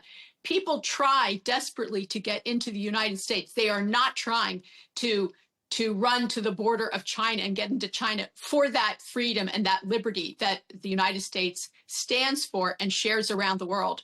That's that's not just ideological, that's a fact. And the BRICS is a threat to the United States. Russia and China are trying to use BRICS to destabilize and diminish the United States. It's a threat to our economic and our political activity. And that's why President Trump used strong words, and he will continue to. Why would you want to get in bed with some of the worst actors in the world? I understand the trade piece. Absolutely. We're all doing trade with each other. But the leadership by China, by Russia, by Iran, when you look at what they bring, it is what most people are running away from, not running to. Okay. Oliver, I'm going to bring you in, but first of all, I need to just let Andy respond directly to what Carla has been saying. Well, I certainly don't have much to say to that. Maybe it's a question. Carla, have you been to China? Yes. Yes? Could you repeat that, Carla? We just lost a little bit of your audio there. Yes. Sure. Yes, Okay. indeed. I have enough. been to China. Okay. Okay. So, yeah. All right. Well, then, look, let me hand it over to Oliver then. What's your take on all of this? Does BRICS necessarily have to be anti-American because it's anti-Western? Well, I think most BRICS members are not anti-Western or anti-American. In fact, as I said, India, for example, is actually actively deepening its ties, both trade-wise and security-wise. It's a key ally of the United States. We now have countries like Egypt, which is a long-term recipient of U.S. military aid. Ethiopia is a key ally of the United States in the fight against terror in East Asia. Brazil, as I said, has the United States as its major investor. So there's certainly anti-Western members of the BRICS. Now, I just think it's important to point out that the United States is not mentioned once in the final declaration. I myself have been part of track 2 negotiations of BRICS summits, and I've spoken to diplomats of BRICS for a decade and a half. And I have seen Russian diplomats say, you know, the West is the source of all evil, so we need to include that in our declaration. And then a Brazilian diplomat raised his hand and said, well, we're sort of part of the West too, so we actually wouldn't like to have this kind of wording in the declaration. So in a particular dimension, I think the United States can almost be, or Europe for that matter, where there's also some concern, you know, should actually commend Brazil and India for being part of BRICS, because they have really been moderating forces for quite some time. I mean, if you read the declaration, there's nothing really in there that strikes you as particularly radical or anti-order. So I think rather than thinking of the BRICS motives as seeking to overthrow the existing order, it's actually let's try to adjust it in a way that makes sense for BRICS countries, considering that, yes, there are tremendous tensions within BRICS. That's just part of diplomacy. Brazil was certainly not happy to see Iran join BRICS, neither was India. They sought to delay expansion. But again, not a revolutionary project, and certainly the majority of BRICS countries have no intention whatsoever to reduce their trade to the United States. Now, that may happen if these tariffs are implemented. And as I said, it may inadvertently unite BRICS. But I certainly think that putting all these countries into the anti-Western box is certainly not a smart strategy for the United States, because you end up pushing countries that seek to preserve ties to you into a corner of supposedly being anti-American. And I would also add to that, Saudi Arabia and the UAE are also BRICS members as well, and certainly not anti-Western, and with very close ties to the U.S. as well as China. So I think one very interesting dynamic we're seeing here, and I'll go back to my original point that I think we are in a new kind of bipolar world, where the negative side is that countries are sometimes in a difficult position, being forced to choose, like we see this with Vietnam right now. But at the same time, countries also are benefiting. So if you think about it, from a dating perspective. If you have two people chasing you, you can sometimes get, a better deal than you can. There's only one. And I think certainly countries have been very, very skillful at striking that balance. And while it lasts, it's certainly good for those countries. Mm-hmm. And I would argue too that the competition between China and the United States certainly can be very beneficial. It's I think a core American belief when it comes to markets that competition brings out the best. And clearly we do have a competition. That is perhaps a good point for us to leave it on, because we could continue this debate ad infinitum, because it's such an interesting topic and I've really appreciated all of your contributions, but we are out of time. So I just want to thank you all for all your analysis. Thanks to our guests, and we apologise for the slight connection issue, but Carla Sands, your audio while we had you is always very valuable. A former US Ambassador and Vice President for Energy and Environment at the America First Policy Institute. Thank you for joining us. Andy Mock, a Beijing-based geopolitical commentator, thank you for your insights. And Oliver Stunkel, the political scientist and a professor at the Getúnio Vargas Foundation, thanks for your time on Counterpoints. And thank you to everyone at home for joining us on this episode of Counterpoints. You can watch all our latest debates and interviews by subscribing to Al Arabiya English on YouTube. And be sure to follow us on X and TikTok. We'll see you next time.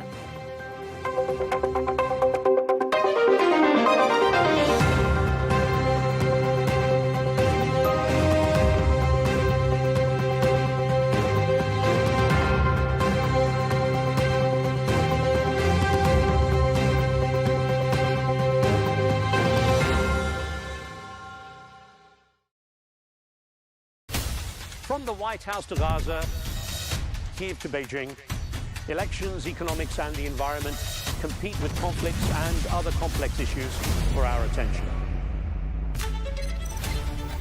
In an age of fake news, deep fake and artificial intelligence, they've got to have a vote and a say. It's important to look beyond the loudest voice to understand the truth. From newsmakers to groundbreakers, my campaign is going very well. Presidents, prime ministers, princes and peacemakers, and cultural tastemakers. As Arabs, as Middle Eastern, we're too emotional. Join me on the Riz Khan Show for empowering conversation.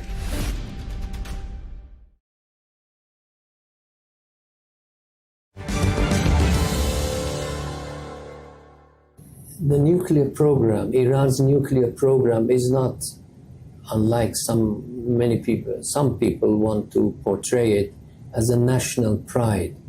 It's been a disaster. It's not a blessing. It's a curse for Iran.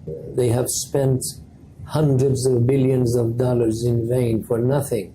We understand the legitimate concerns of the international community for Iran's nuclear program. But apart from that, and for us, even before that, we are against it because it's against our people.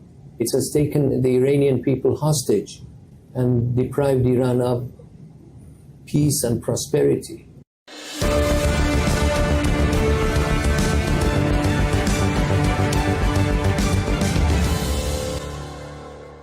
Iran's opposition leaders, like the Kurdish Iranian Kamala Party head, Abdullah Mohtadi, watch closely from the sidelines as the current regime faces growing pressure from Israel and the USA over its nuclear ambitions. For now, a tenuous peace holds over the skies of Iran as a post-mortem is conducted in the USA over the real impact of its bunker-buster bomb strike on the Iranian nuclear facilities on Sunday, the 22nd of June.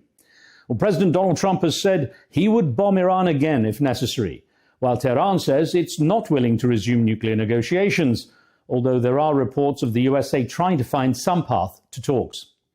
Meanwhile, intelligence briefings in the US Congress tackle the contradicting information about the effectiveness of the US strike.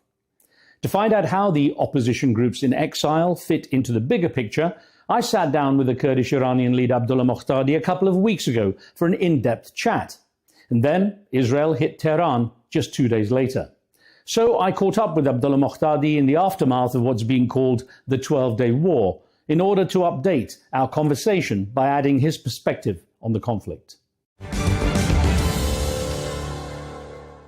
So, Mr. Secretary General, we spoke literally just a couple of days before the conflict escalated to the point where Israel was striking Iran. And then, of course, the US joined in with its bunker buster bombs, and things have just gone through a roller coaster. Let me get your assessment of what was really done during that conflict. Did the US strike, for example, have any real impact on Iran's nuclear capabilities?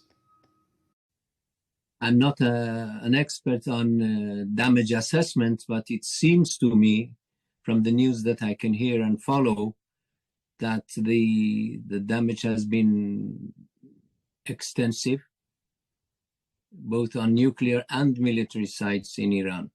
To the degree that Iran, its capabilities have been diminished, many people say they could just shift to another location. The talent is still there, the knowledge is still there, and that if Iran really wants to, it could pick up within months even. That's one of the assessments. No, I don't think so. I'm not sure about, I don't have any intelligence or information about the nuclear material, but as long as the war itself and its damage is concerned, the Islamic regime was defeated on the front, on the foreign front, on the war against Israel, and the Iran sky was dominated by Israeli planes. They bombed anywhere they wanted, and they inflicted heavy casualties, heavy losses on the Iranian top level of command, Revolutionary Guards command structure. So, and the people saw with their eyes the vulnerability and weakness of the regime. How did you regard what turned out to be a strange kind of back and forth on the US assessment of what happened? Intelligence that came out from the US itself said there wasn't really much of an impact, while President Trump and his immediate circle said that this had been a major impact against Iran. The contradiction, how do you view that? I really don't know. I assume that with the technology and the military power of the United States, it must have been a very effective blow, but I'm not an expert on that, and it's not appropriate for me to comment on that. What I've been reading in recent news, Mr. Secretary General, is that the Iranian regime has been arresting many people, many being arrested and imprisoned, even executed, according to some reports, because they're believed to be spies for Israel, that there was a high level of Israeli agent infiltration within the Iranian regime. What are your thoughts on that? Well, the regime tries to intimidate people by arresting and executing some people, accusing them of being Israeli spies, to reassert its power. But people, they cannot undo what has been done. The people have witnessed with their own eyes the weaknesses and vulnerabilities of the Iranian regime and its powerlessness towards the Israeli planes and the American strikes. I know you've been lobbying heavily in the US for support, and Donald Trump came out soon after the strike saying he was not looking for regime change because he didn't want to see what he called chaos in the region. How does his stance, if that is to stand, because he may change his mind, but if he does decide regime change is not on the agenda for the US in its role in what happens in the region, how does it affect your stance in terms of getting your party and the rights that you're looking for? Dealing with the political system in Iran and the Islamic regime is something for the Iranian people to decide. We, as the Kurdish people, as well as other freedom-loving people in Iran, we want a new system, a new democratic, prosperous, peaceful Iran, a new secular Iran, a new federal Iran, whatever you may describe it. And this is something for us to decide and for us to do something about it. Do you see any role for the US then in terms of the direction it might take the country? It depends on the future developments of the country if there is a reasonably cohesive and democratic alternative to the regime, if people rise up again for their peaceful demands, if we witness more protest movements, of course the United States, the Europeans and the international community don't like Iran to fall into chaos. So they may help the Iranian democratic opposition, but it's too early for that. Now, of course, the Crown Prince, the Pahlavi, has been quite vocal in his willingness to step forward and take a role, as there was a sign that things may actually progress in Iran as far as the regime being affected. What role do you think the Crown Prince has in all of this? Does he have something that's aligned with your desires when it comes to how Iran might change in the future? Well, as a personality and then as the son of the Shah of Iran, he can promote what he thinks is good for himself or for the country. But it's the Iranian people who eventually decide about the future of the country in a democratic referendum about the best political system for Iran. But considering him to be a leader of the transition period, I don't think so. Well, I was going to say that I know that you, as the Kurdish Iranian opposition, have in the past also been at odds with the Shah when he was power in trying to get your rights secured. It's correct, yeah? It is correct, yes. Mr. Secretary General, what do you see as the next steps happening? What do you think will happen in the coming days and weeks? The US says it may strike again, Israel may strike again. The ceasefire that's taking place, or at least the relative ease of hostilities, is uncertain. What do you expect to happen? I think the 12-day war is over between Iran and Israel, but the hostilities and the conflict between these two countries, and in fact between Iran and the United States, will continue because the supreme leader, albeit in a very weak position, but still loudly threatens the world, and loudly they are defying the international community and the calls for a peaceful solution to the nuclear program in Iran. An update there from Abdullah Mokhtadi. Now, to get a deeper insight into what Iran's opposition groups are seeking, here's the full conversation I had with the Kamala Party Secretary General prior to the recent clashes. Start by telling me, why are you in Washington, D.C.? What's the goal of your trip here? Thank you very much for having me. I've come to Washington to meet with people in government, in the Congress, and media to discuss the problems of my country, Iran, and my people, Kurdish people of Iran, with them, and raise awareness about the plights of Kurds, raise awareness about the situation in Iran with the American audience. Any particular reason for coming at this time, or is this something you do regularly? I've come to the United States, to Washington, since 15 years ago.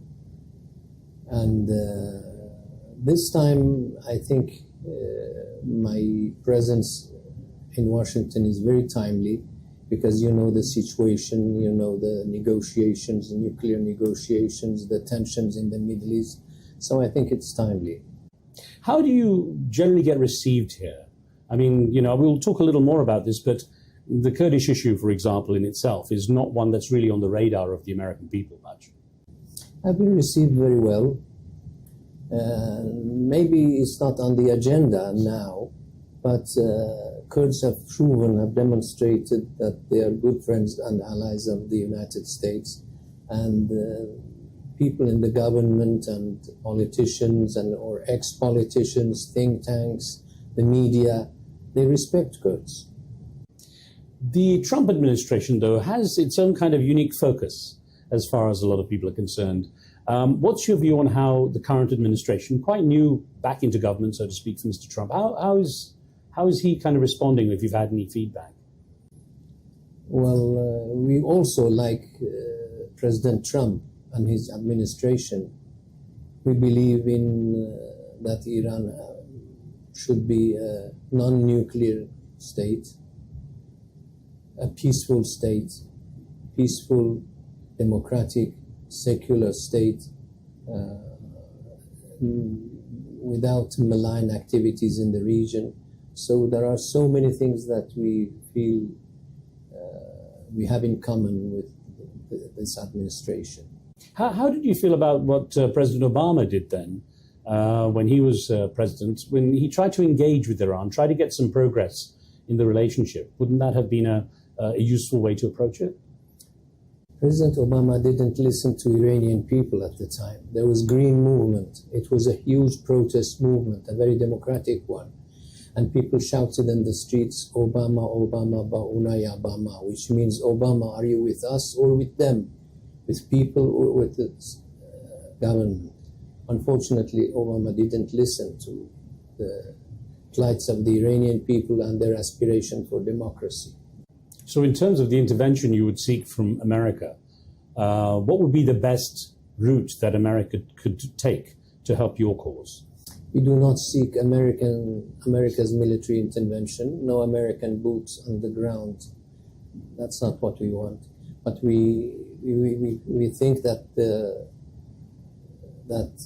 Trump administration, President Trump and his administration, should adopt an open door policy with Kurds and other Iranian democratic oppositions. People should listen to the Iranian people and their aspirations. From some of the accounts of the opposition to the regime, I guess yourself included, there's not much opportunity for the people to have a voice, though. So how would they engage in a way that would be meaningful? How can, for example, the US administration get a better idea of what the Iranian people want through the opposition? Well, the Iranian Kurds are organized. They have political parties. There are political parties of the opposition who are in exile in Europe, in the United States, and also the activists who are inside the country, political prisoners, union activists, teachers, students, women. If the United States wants to engage them, they could. They could find them easily. So, Dr. Muhtadi, in an article you wrote in March of this year, just a couple of months ago, the headline of it literally stated, "A golden opportunity for a peaceful and democratic Iran." Now, why do you think of it as a golden opportunity at this moment? Because the Iranian regime is at its weakest point since the revolution in 1979. In 2020, September 2022, a protest movement erupted. It started in Kurdistan and spread across the country and gained the attention of the international public opinion, the Women Life Freedom Movement. That was because of the death of Mahsa Amini, Gina Mahsa Amini, as you call her. Yes, exactly. And the legitimacy of the government has been eroding very fast. And in fact, Iran is showing many of the symptoms of a failed state. There is no electricity, no water, no inflation is rampant. National currency is falling down rapidly. The government is incapable of providing the very basic services to the people. So it is showing signs of becoming a failed state. And people are dissatisfied, they are unhappy with the system, especially women and the young generation. Ethnic minorities are under very bad suppression. So it's time, and especially Iran's proxies are beaten, and the regional influence of Iran is much weaker than before in the eyes of the region and the eyes of Iranian people. So it's a golden time for the United States and the West, and indeed the international community, to engage the Iranian, Kurdish, and otherwise democratic opposition to think about the future Iran. I'll break down some of these points you've raised through this interview, but let me get to, again, in this article, what you've said is the country is, quote, a powder keg, vulnerable to a single spark. What would you see as that single spark being? Nobody can predict, but like Gina Amini or Mahsa Amini, unlawful killing of a young woman because of his bad hijab. Oh, headscarf, yeah. Could be another incident like that, or whatever. You never know. Bouazizi, what happened? It became a spark. You never can foresee what the spark would be, but Iran is a powder keg. People are very angry with the system, and they are protesting almost daily. Truck drivers, teachers, workers, mine workers, students, everybody.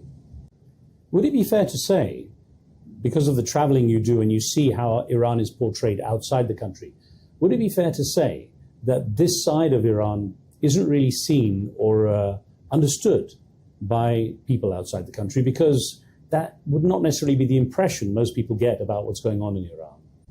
It's the fault of the international media. They don't pay attention to the nuclear issue, but they should pay more attention to the domestic policies of the Iranian government and the aspirations of Iranian people, their fights, their struggles, their hopes for the future. It's not fair. The international media has not been fair to the Iranian people, especially the Kurdish people in Iran. Do you get the impression sanctions are actually working against Iran? Look, the nuclear program, Iran's nuclear program, is not unlike many people. Some people want to portray it as a national pride. It's been a disaster. It's not a blessing. It's a curse for Iran. They have spent hundreds of billions of dollars in vain for nothing. And it has deprived Iran of golden opportunities for development and prosperity. It has impoverished Iran. It has kept Iran in a crisis, in a constant crisis for decades now. So we want to get rid of it, for not only for what the West, we understand the legitimate concerns of the international community for Iran's nuclear program. But apart from that, and for us, even before that, we are against it because it's against our people. It has taken the Iranian people hostage and deprived Iran of peace and prosperity. Well, you're attributing the blame to the nuclear program, but what about the impact of sanctions? I mean, how realistically are sanctions working? They are effective, but of course, the impoverished people, and they're not, of course, may have made people suffer economically. So then, if they're not effective against the country's regime... It is effective against the country's regime as well. I mean, it has impacted everybody, even the people, even the normal people. But I blame sanctions and blame the Iranian regime for that. No, I understand the blame, but I'm saying it sounds like if all this time the sanctions have been imposed on the country, it's not really had much impact on the regime itself. It does, because the sanctions have made the regime financially broke for some time, for some years.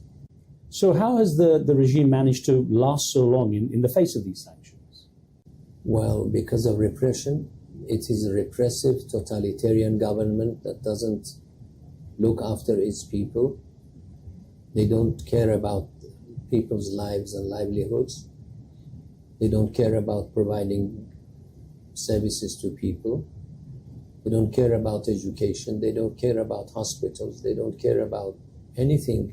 So the only thing that they care and they put money is the nuclear program and the military programs interfering in the region.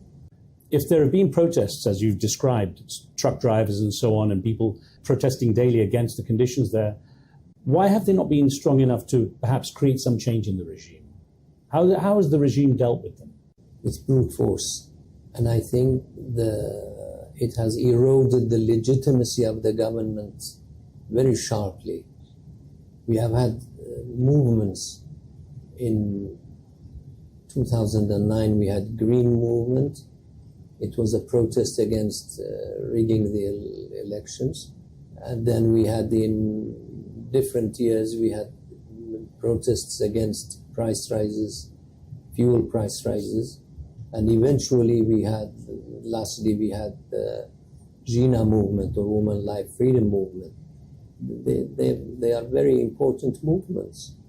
And I'm hopeful than before that something will happen in Iran. In fact, everybody in Iran is waiting for something, is waiting for a social upheaval.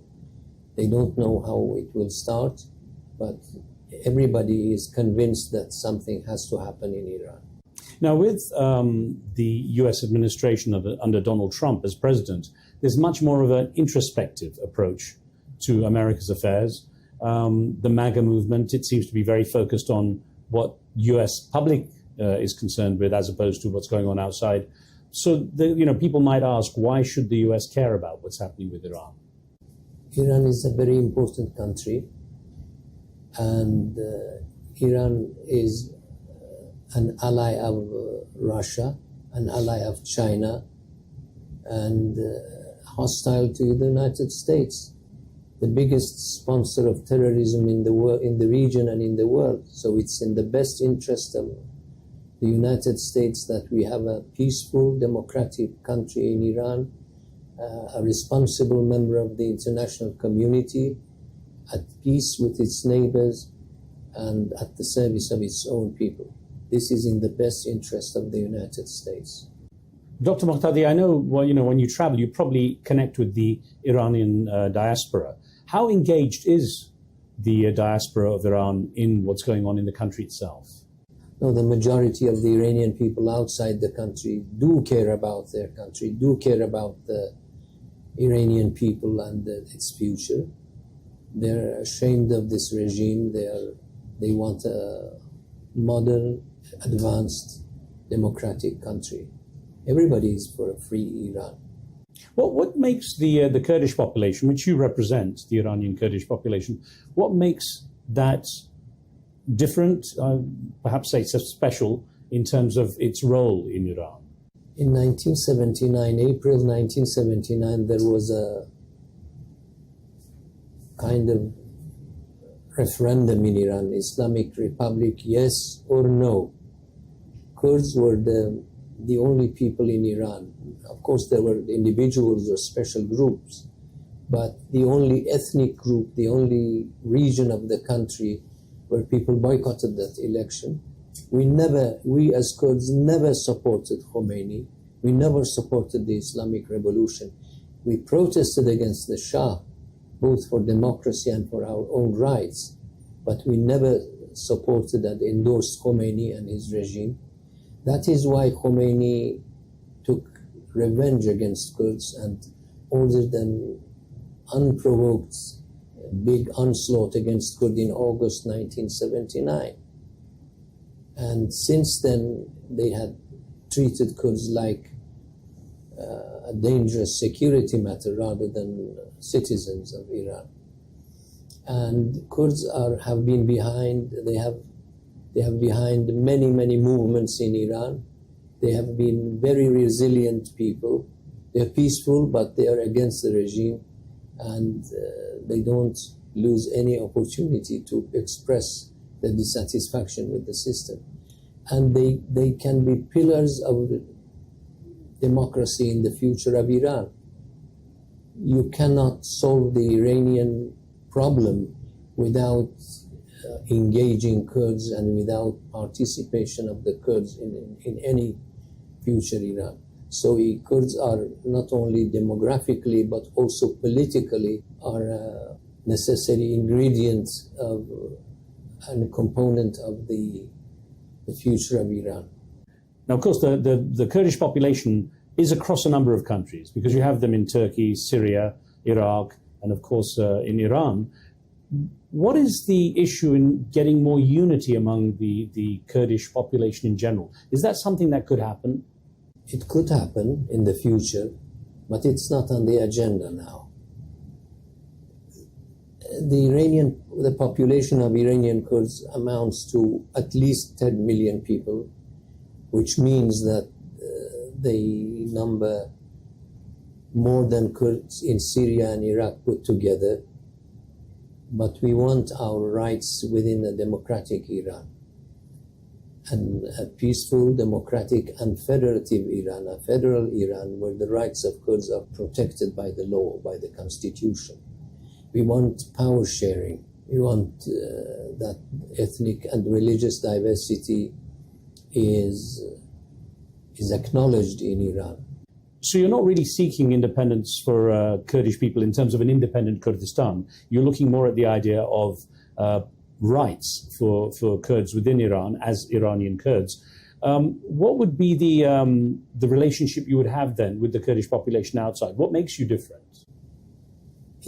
Historically speaking, I acknowledge the rights of Kurds for aspirations for statehood, but it's not in our program. Let's leave it for the future generations. What we now find realistic is fighting for democracy and human rights in Iran, and for the rights of Kurds within a democratic Iran.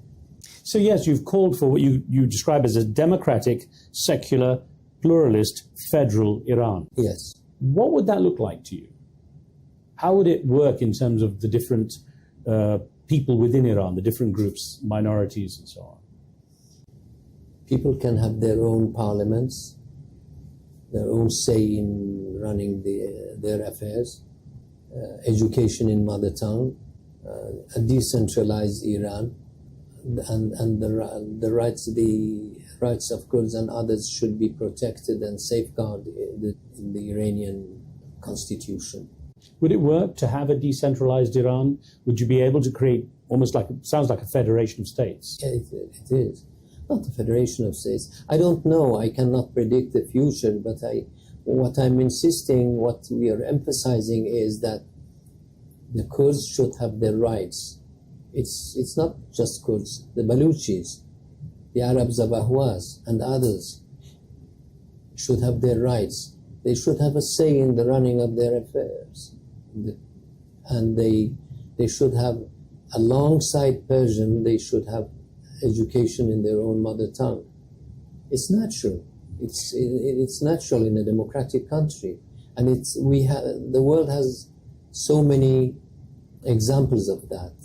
I guess people would ask... India is one of them, Canada is one of them, and there are even Spain, Catalonia.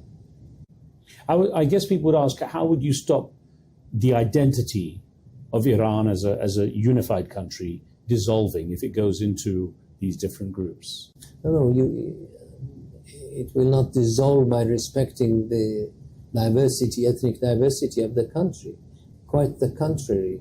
It will strengthen the unity of the people, because people will be satisfied. If you have a system of power sharing, this does not mean the people will dissolve, the integrity of the country will dissolve. On the contrary, it will strengthen the unity of the country by respecting the differences that there are. And these differences they are made by history, by thousands of years of history. Kurds have a culture of their own, a language of their own, a history of their own, and this should be respected. In fact, for the recent, it's more than 2-3 decades now that there is a big national awakening of Kurds of Kurdish identity. So Kurds are very sensitive to that. Presumably, the country would still need a strong leader to provide the inspiration, I guess, for everyone to kind of live in harmony. What sort of leader would you see in Iran that would work? I am for a parliamentary democracy, where the Prime Minister is elected by the majority of the Parliament, and everything is discussed in the Parliament. Of course, we should have a president, but I'm not for a presidential system. I'm for a democratic system, a parliamentary democracy. Where do you see the theologists fitting into all of this? Well, we are for freedom of religions, no discrimination against any religion. For example, we have the Arasani people in Iranian Kurdistan, an ancient Kurdish religion. They're even more under pressure. They're like Baha'is. They're more under pressure than Sunnis in Iran. Every single religion must be respected by the law. On that note, how much of it's a Shia majority state, but how much of an issue is the Shia, Sunni, and perhaps other sects? Diversity, how much of an issue is it? It is an issue. The guess is, my educated guess is that about 25% of the country belong to the Sunni section of Islam. And there are also other people, as I told you, we have Yarasani people, we have Christians, Armenians, Jews, Baha'is. Everybody should. Iran is a diverse country. Iran is a remnant of an ancient and medieval empire. So there is no one nation, one ethnic group, one state. It has to be pluralist. It has to be pluralistic. It has to respect the different identities, different religious and ethnic identities, cultural identities that people have. Well, many of its neighbors are Sunni majority countries, and they feel to some degree the threat is the Shia Iran. Could that be addressed to allow neighboring countries in the Gulf and other parts of the Arab world to accept a majority Shia country that is pluralistic, as you describe? Would there be a system that could work? It could work. In fact, it's the only system that could work, because the current system isn't working. The Iranian regime has been involved in destabilizing Arab countries, creating factions, Shia factions, who are hostile to their own system, to their own society, and has fueled the hostility between Shia and Sunni in the region. With the removal of this regime, the calm will come back to not only to the Shia and Sunni conflict, but also to the whole of Middle East. Talking of leadership, Iran's had an interesting mix. I know, of course, there's the overarching theological side to it, the leadership from the Ayatollahs. But you had, for example, not that long ago, a very unique president in terms of President Ahmadinejad. Now, of course, you have Masoud Pezeshkian. What do you make of him? A lot have hopes that he'd be a more moderate leader, maybe someone that the West could deal with. It's not important whether he's moderate or not, a genuine moderate or not, because all the power is concentrated in the hands of the supreme leader, and it's him who decides. Then what options are there for the people? If it's going to be held, ruled by religion, there's not going to be much scope for debate, I would guess. No, there is no debate. There is no real, genuine democratic debate inside the ruling circles of this government. Iran is run by a variety of mafia-like people. They have monopolized the political and the economic, financial power in Iran, and there is rivalry among them also. They are only united against their own people and the United States. Well, I know you've said you don't ask for American boots on the ground there, but if the opposition groups, as you describe them, are generally oppressed or threatened, could you see unity among the opposition groups in order to put forward a united front against the current regime? We are working on that. It's a necessity. We have to do it. And at what stage are you? There are many efforts going on this. I'm not going into the details now, but I'm aware of and I'm participating in some of them. Would you ever advocate for an armed struggle against the regime from within Iran?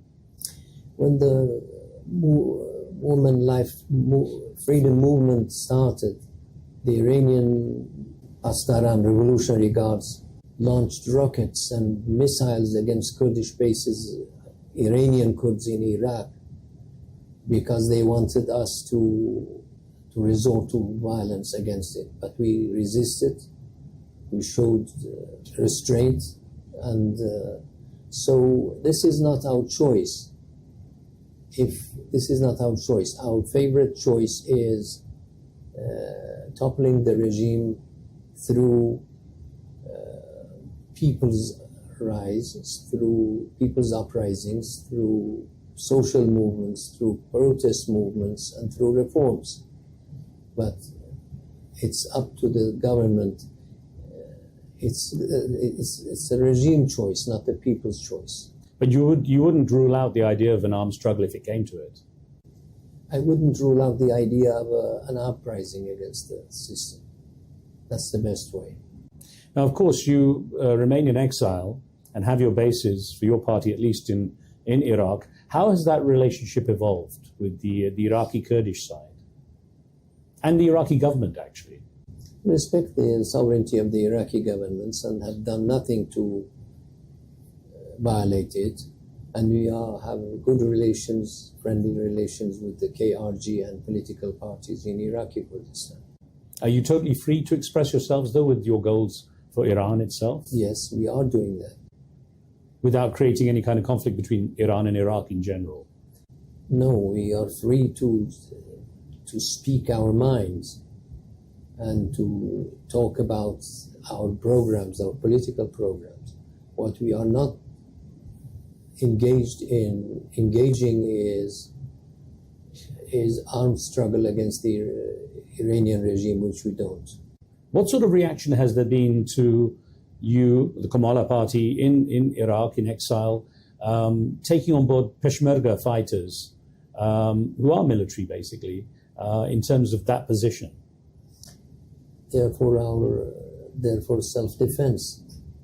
We have not been engaged in any armed struggle, armed activity for more than about 30 years now, for 25, 30 years now. But we have to have them to protect ourselves, because if you don't have Peshmergas, they come to you. The Iranian regime has been engaged in many instances of terrorist actions inside and outside its borders. So we have to protect ourselves in Iraqi Kurdistan. And you don't get any criticism from the Iraqi government for your presence there that brings in the Iranian regime, as you say? Yes, there have been tensions and things like that, but it's manageable. Were you surprised what happened in Syria, the speed with which the change occurred? Everybody was surprised. But I welcome the developments. I welcome the toppling of Assad. It was a brutal regime against everybody, and it was a proxy of Iran against its own people. And so, yes, I welcome the opportunity for the Syrian people to decide about their future. I hope they have a just society, a fair and democratic society in the future. And what implication is it for the Syrian Kurds? The Kurds have every right to have a fair share of the future of the country. They have been fighting ISIS and Daesh very successfully. They have sacrificed a lot, and you cannot deny the rights of Kurds in Syria. I understand what you say about them having the rights. Do you feel they will actually get them? Do you think they're in a stronger position now? I hope so, and I hope the United States and the West supports them. What impact do you expect losing Bashar al-Assad will have on Iran's current regime? Very much, because it was a very severe blow to the Iranian authority, to the Iranian power in the Middle East. First Hamas, then Hezbollah, then losing Bashar al-Assad and toppling its regime was very important for the people, for the region. It will have lasting implications for the whole region, not only for the Kurds. And it was a severe blow to the Iranian regime as a proxy and ally.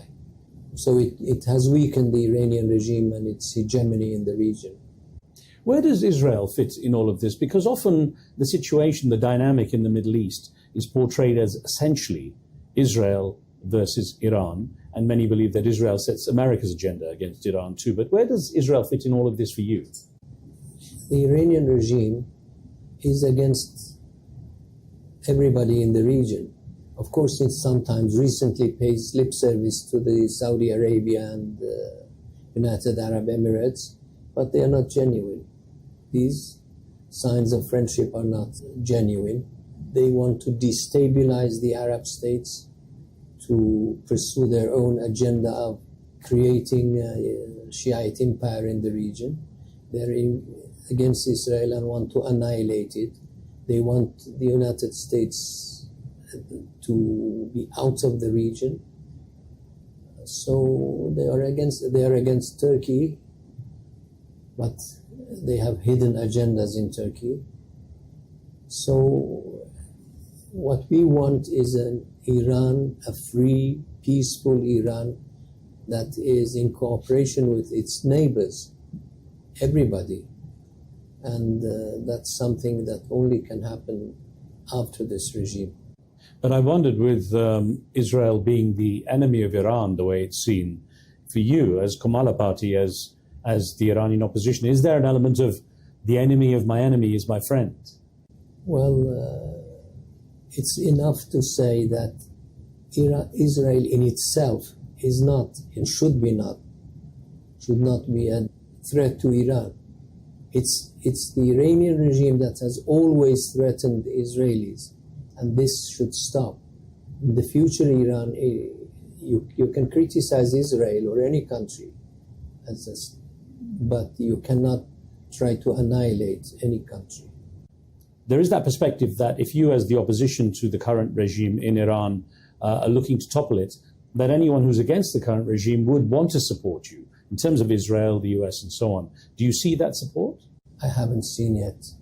And in terms of the attacks that Israel and Iran had recently between each other, sometimes subdued in order not to let things escalate too far, what went through your mind when you saw that occurring? I thought it was unnecessary to have fight your neighbors. Israel is thousands of kilometers far from Iran, and it shouldn't have happened in the first place. I guess the critics would argue that Israel took action in Iran, taking out leaders, and taking out leading figures that they opposed in places like Iran, so action took place there. But Iran declares openly their intent to put an end to the state of Israel. They are pursuing a very ambitious and dangerous nuclear program. What would you do? If your party was to achieve its goals, let's say, for example, you're in some sort of position, whether it be in some kind of leadership position in Iran, how would you build a relationship with Israel? What would you be looking for? Like other countries, like other neighbors.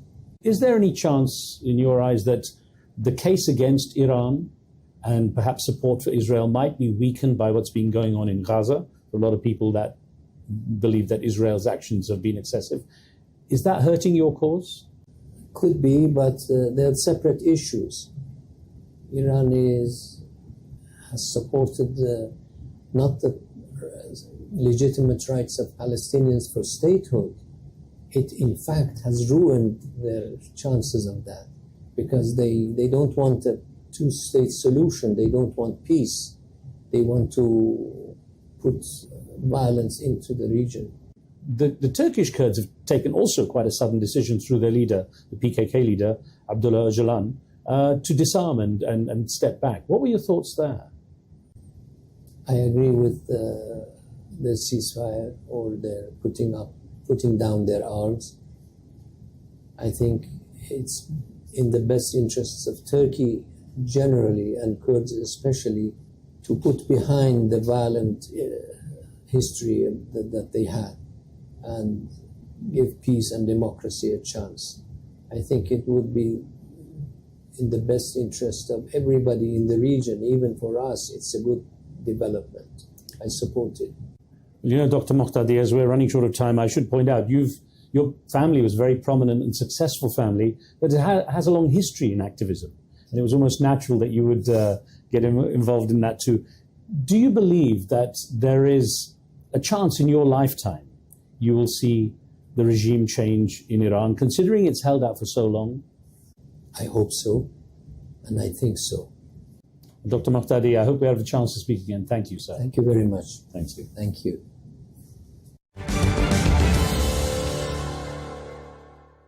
Kurdish Iranian opposition leader Abdullah Mohtadi on his hopes for Iran's future. That's it for this edition of the show. Thanks for watching. Don't forget to subscribe and leave comments, and I'll see you next time.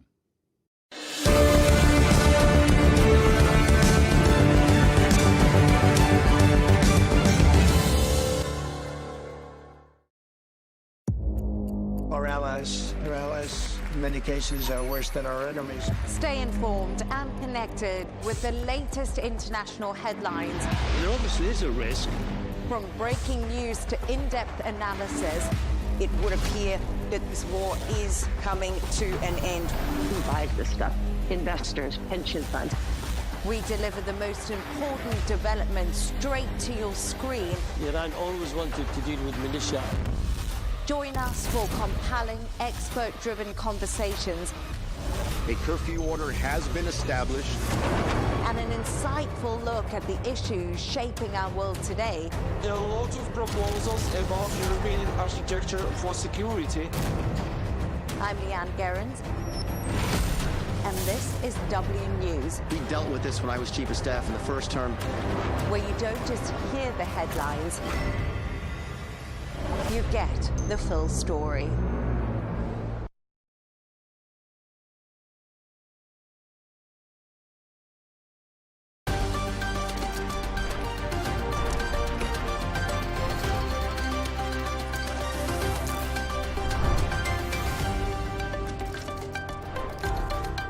Hello and welcome. I'm Leigh Ann Gerrans and you're watching W News Extra, broadcasting live from the Al Arabiya headquarters. These are our top stories. Marco Rubio shares Washington's frustration with Russia over stalled peace efforts in Ukraine after a tense meeting with Foreign Minister Sergei Lavrov. The EU says a deal to avert Trump's tariffs could come in the coming days, but Italy warns talks may go down to the wire. And the UK and France agree on a new migrant returns deal aimed at cracking down on small boat crossings and people smuggling.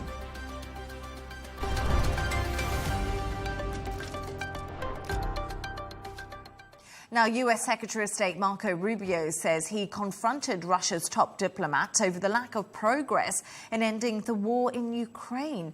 The two met on the sidelines of a summit in Malaysia as Russian attacks on Kyiv intensify and frustration grows in Washington. Rubio says he will brief President Trump on what he called a new or different approach from Moscow. Take a listen. Well, our strategy is to continue to engage all the parties that are involved in finding an outcome to this conflict. We will engage any time that we have an opportunity to do so, like we did today. I echoed what the President has said, both disappointment and frustration at the lack of progress in peace talks or in a path forward. So we'll continue to engage. We shared some ideas and comments, which I'll take back to Washington as early as this evening in terms of calls and reflected, and perhaps there's something to build on there. So, but it was a frank conversation. It was an important one. I'm not going to characterize our conversation other than to tell you that I expressed what the President has said publicly, which is that we feel as if we've dedicated a lot of time and energy to this matter, and just not enough progress has been made. We need to see a roadmap moving forward about how this conflict can conclude. And then we shared some ideas about what that might look like, and obviously I'll take that back to the president here as early as this evening, and hopefully there's something that we can build on there. To discuss this and all of today's stories, I'm joined by business editor of Arabian Gulf Business Insight, Shane McGinley, and Al Arabiya English journalist, Wandi Intantengo. Thank you so much for both joining me this evening. Shane, we just heard there from Marco Rubio. Earlier this week, it looked like hopes were lost for a resolution in this conflict, but Trump is clearly frustrated. Moscow has been amping up its attacks. Has today, do you think, been a little bit more positive? Well, look, I want to be positive and say, like, when you've got people around a table discussing that it's a step forward and closer to peace. But I kind of think this is just the starter before the main course, and until we really get like sort of Trump and Putin, doing a shaky hands thing on the White House or something, I'm sort of pessimistic. And also, if you look at the comments that were made, like Rubio said that it was a frank and important discussion, while then his Russian counterpart said it was substantive and it was a frank exchange of views. So at least there's agreement on that it was frank. But I wouldn't class a frank discussion as cordial or moving forward. So I'd like to be positive, but I don't think I really am in this case. And there's a lot to be cleared, and there's a lot of disagreement on what Russia wants. And also they've sent a couple of hundred drones through, so that doesn't really show that anything is going to stop in terms of the actual war, which is really what they're talking about. Yeah, that's such a key point, isn't it? Because if we think about it, we are seeing Donald Trump come down harder and harder on Vladimir Putin. The rhetoric is definitely amping up, isn't it? Yeah. If you think it's amped up already. But the attacks are amping up against Ukraine, so it's like a double-barreled thing happening right now.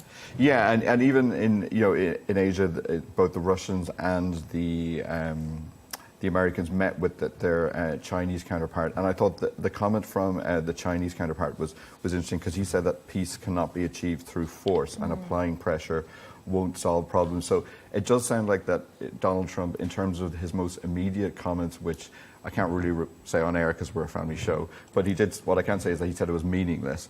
And then there was also the CNN report out of previous comments that he had made about bombing Moscow. Yeah, so it does sound like the White House is getting increasingly frustrated with the Kremlin. So it's kind of, but then you've got China sort of, after the discussions with both sides, saying that you can't achieve peace by force. So am I positive? Unfortunately not. It doesn't look like it's going anywhere soon, really. And I spoke to a Ukrainian MP on the show yesterday, Oleksiy Goncharenko, and he just basically said, when it comes to Russia, it can't be diplomacy. It has to be force. He actually said they need a punch in the face, and that's basically what the Ukrainians are saying. We've had diplomatic talks. There's been phone calls between Trump and Vladimir Putin. We see the coalition of the willing meeting again today in Rome.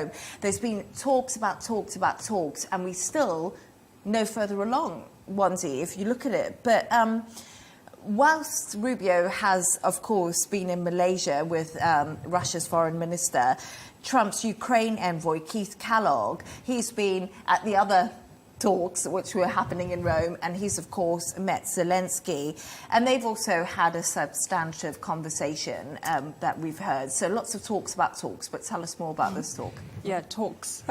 So the meeting was bound to happen. I mean, Trump on Monday made a U-turn and announced that the US would send weapons to Ukraine. So definitely it was bound to happen.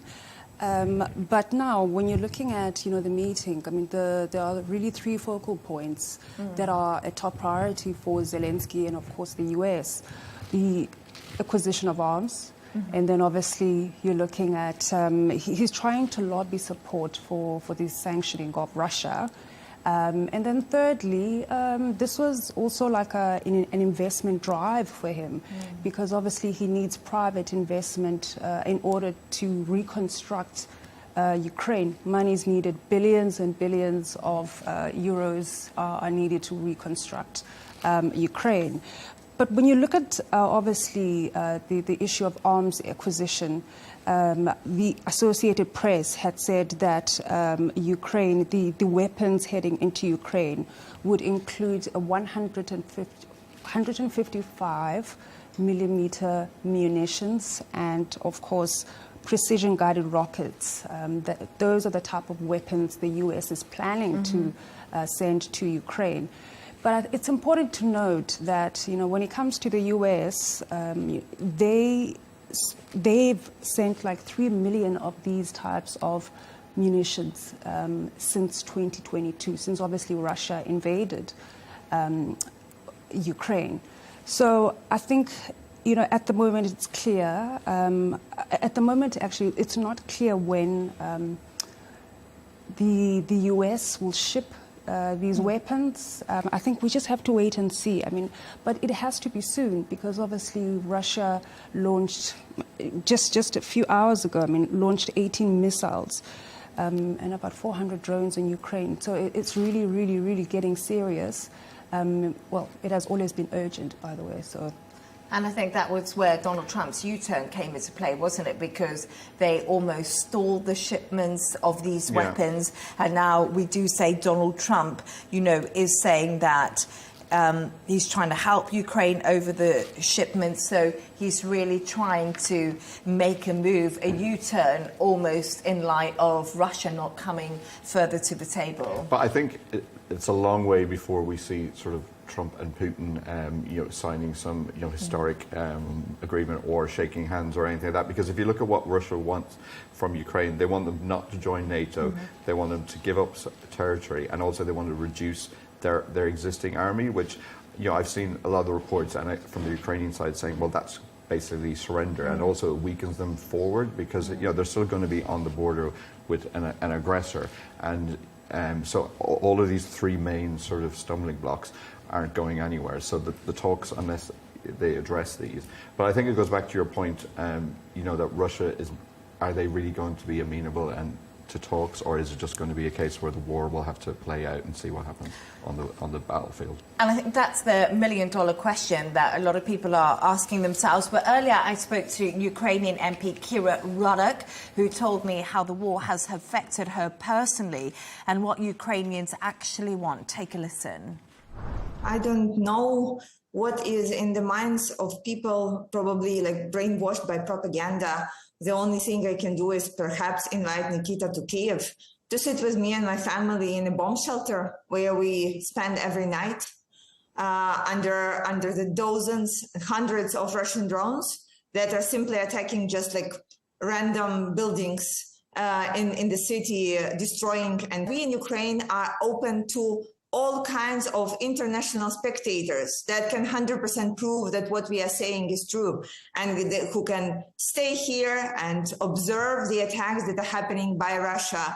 I think at this point it should be clear to the whole world who started this war, and that Ukraine is simply trying to survive and defending ourselves. We made a democratic choice that we do not want to be a part of Russia. We don't want to have anything to do with Russia. We want to join European Union.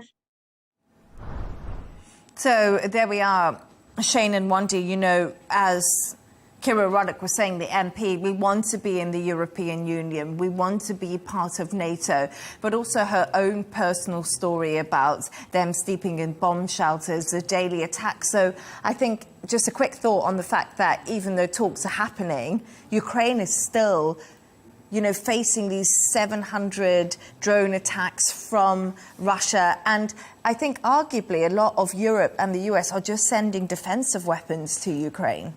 Yeah, that's what I mean. And it kind of feels like it needs to sort of step up to the mark. And if you look at compared to some like the conflict that was happening sort of in Israel and Iran, America acted like extremely fast and took a decisive action in there. So if you compare, I don't really understand why they haven't sort of taken the same approach to Ukraine when Russia is a much bigger threat, I would say, to sort of global peace in terms of like superpowers. So I'm not saying advocating for what Trump was saying about going in and bombing Moscow, because that's World War III level stuff. But I think there needs to be a bit more of an aggressive I would like to see even more aggression coming from the White House, to be honest, because I think it's the only tactic that's really going to work. And I think a lot of people probably agree with that sentiment. I'm actually reminded now that Zelensky had said that Russia has violated about 3,000 ceasefires. So I don't know how he got to that conclusion. So when it comes to obviously ending the war, the US has to, as you say, press harder to make sure that obviously there's a permanent peace settlement. And that's what Kellogg actually was discussing with Zelensky. There needs to be a permanent peace settlement. Yeah, and like there was a comment from the Russian executive saying that they were open to peaceful and diplomatic negotiation at the same time when these sort of like nearly 800 drones were moving in at the right time. So if you look back at the comments that came from CNN, which haven't been verified by the White House, I have to say, and some of the Russians were saying that it could be AI, which everything in this day and age could be AI, but it hasn't been denied by the White House either. So he was saying that Trump was saying, and this was pre his election when he was kind of in campaigning mode, and he did say when he said this to Putin that he said, "I don't believe you." So I think at the same time, Putin doesn't really believe that Trump is going to make any kind of decisive action on it, and so he's got open ground to kind of do what he wants. Kind of, yeah. But it's a really interesting conversation, and like Wandy said, Russia's violating the ceasefires. When they do come into play, Russia will obviously argue that. But I'm sure this is not a topic that is going to go away anytime soon. Thank you so much for your thoughts on that. Stay right there as we move on to another story. The European Union says it's close to striking a tariff deal with the United States that could head off sweeping import taxes threatened by President Trump. Talks have intensified ahead of an August the 1st deadline, with officials warning that the negotiations remain complicated and could go down to the wire. A deal would mark a major breakthrough in relations between both Washington and Brussels, but Trump has also threatened higher tariffs on other key allies if no agreement is reached. Wandy, now we go to tariffs. I mean, let's talk about tariffs because, I mean, these have been a big deal.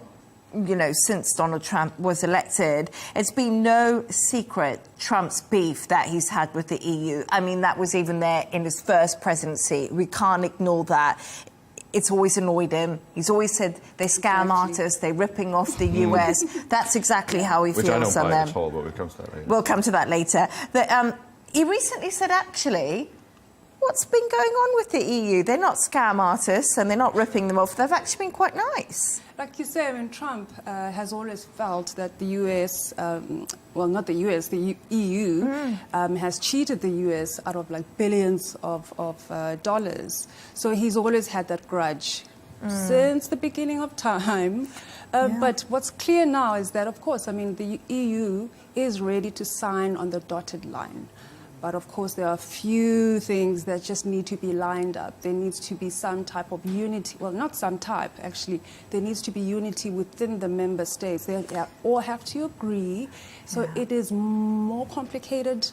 Like, like the Italy's Minister of Economy had said, it's more complicated. It's not going to happen overnight. I know Trump is all about making things happen overnight, but this one is certainly not one of those, I don't know, deals that you can sign overnight. So I think, but when you're really looking at this, Trump has been lenient towards the EU. Think of it this way: he pushed that deadline. Well, he extended the deadline to August 1st, just to give them time. Do you think he's been lenient? But he did extend that deadline for every country, Yes. didn't it? Yeah. Didn't Yes, he he? did. So I wonder if he's been lenient or he hasn't been getting the phone calls that he was expecting. Well, yeah, exactly. And also, I think, like a couple of shows back, we talked about the taco effect, and if you keep sort of delaying something and pushing it back, then the effect of the tariffs sort of diminishes. And I think even when you look at the markets recently, and the head of JP Morgan said that they've sort of become complacent and they just go, oh, well, it'll go up, it'll go down. And now they don't even really move too much anymore. So I think even the markets, which are a good reaction of just global sentiment, are kind of like, yeah, whatever. But coming back to the fundamentals of the theory of the whole thing, like I don't think that the US has been ripped off, because when American shoppers go to a store, or when companies go and look at which importers or where they're going to buy their goods, it's an open market. You can buy it from wherever you like. So it's not like the Europeans are sending it over. People are buying this sort of European goods because they want to. So I think in an open market that needs to be adhered to. And all of the Americans who voted for Trump, they're buying American goods, they're buying Canadian goods. So I don't really buy the rhetoric that they're ripping us off. I remember in the first round of retaliatory tariffs that the EU put on the US, it was Harley Davidson and Levi jeans that were up there, which I always thought was quite interesting, because it's like attacking American products. Obviously, we don't have a product list right now when it comes to this. But we have to remember that the biggest trading partner for the EU is the US. Yeah. So it's vital for both economies to reach some sort of deal that's not going to cripple both of them on each side, because we're talking about importing of cars, importing of food, importing of wine, importing of, Irish goods. It's 100%. vast. Yeah, and like I said, I was in Ireland last week, and you can see the impact that the tariffs are having, on small communities, because some of the sort of major distilleries and their major markets are obviously, probably Irish Americans who want to, remember a little bit of Ireland in a glass kind of type thing.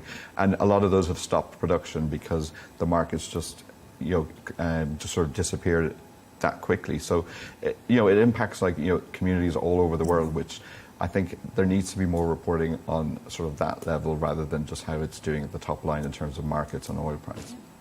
And Wandi, but you think Donald Trump's actually softened a little bit about the EU? I do. I mean, I do feel like he is, but his ego is obviously bruised. I think that's why he keeps obviously extending the deadline for all these countries. He is softening. Let's agree on that. I do agree, and I think when it comes to the tariffs, he sort of went in really hard on Liberation Day.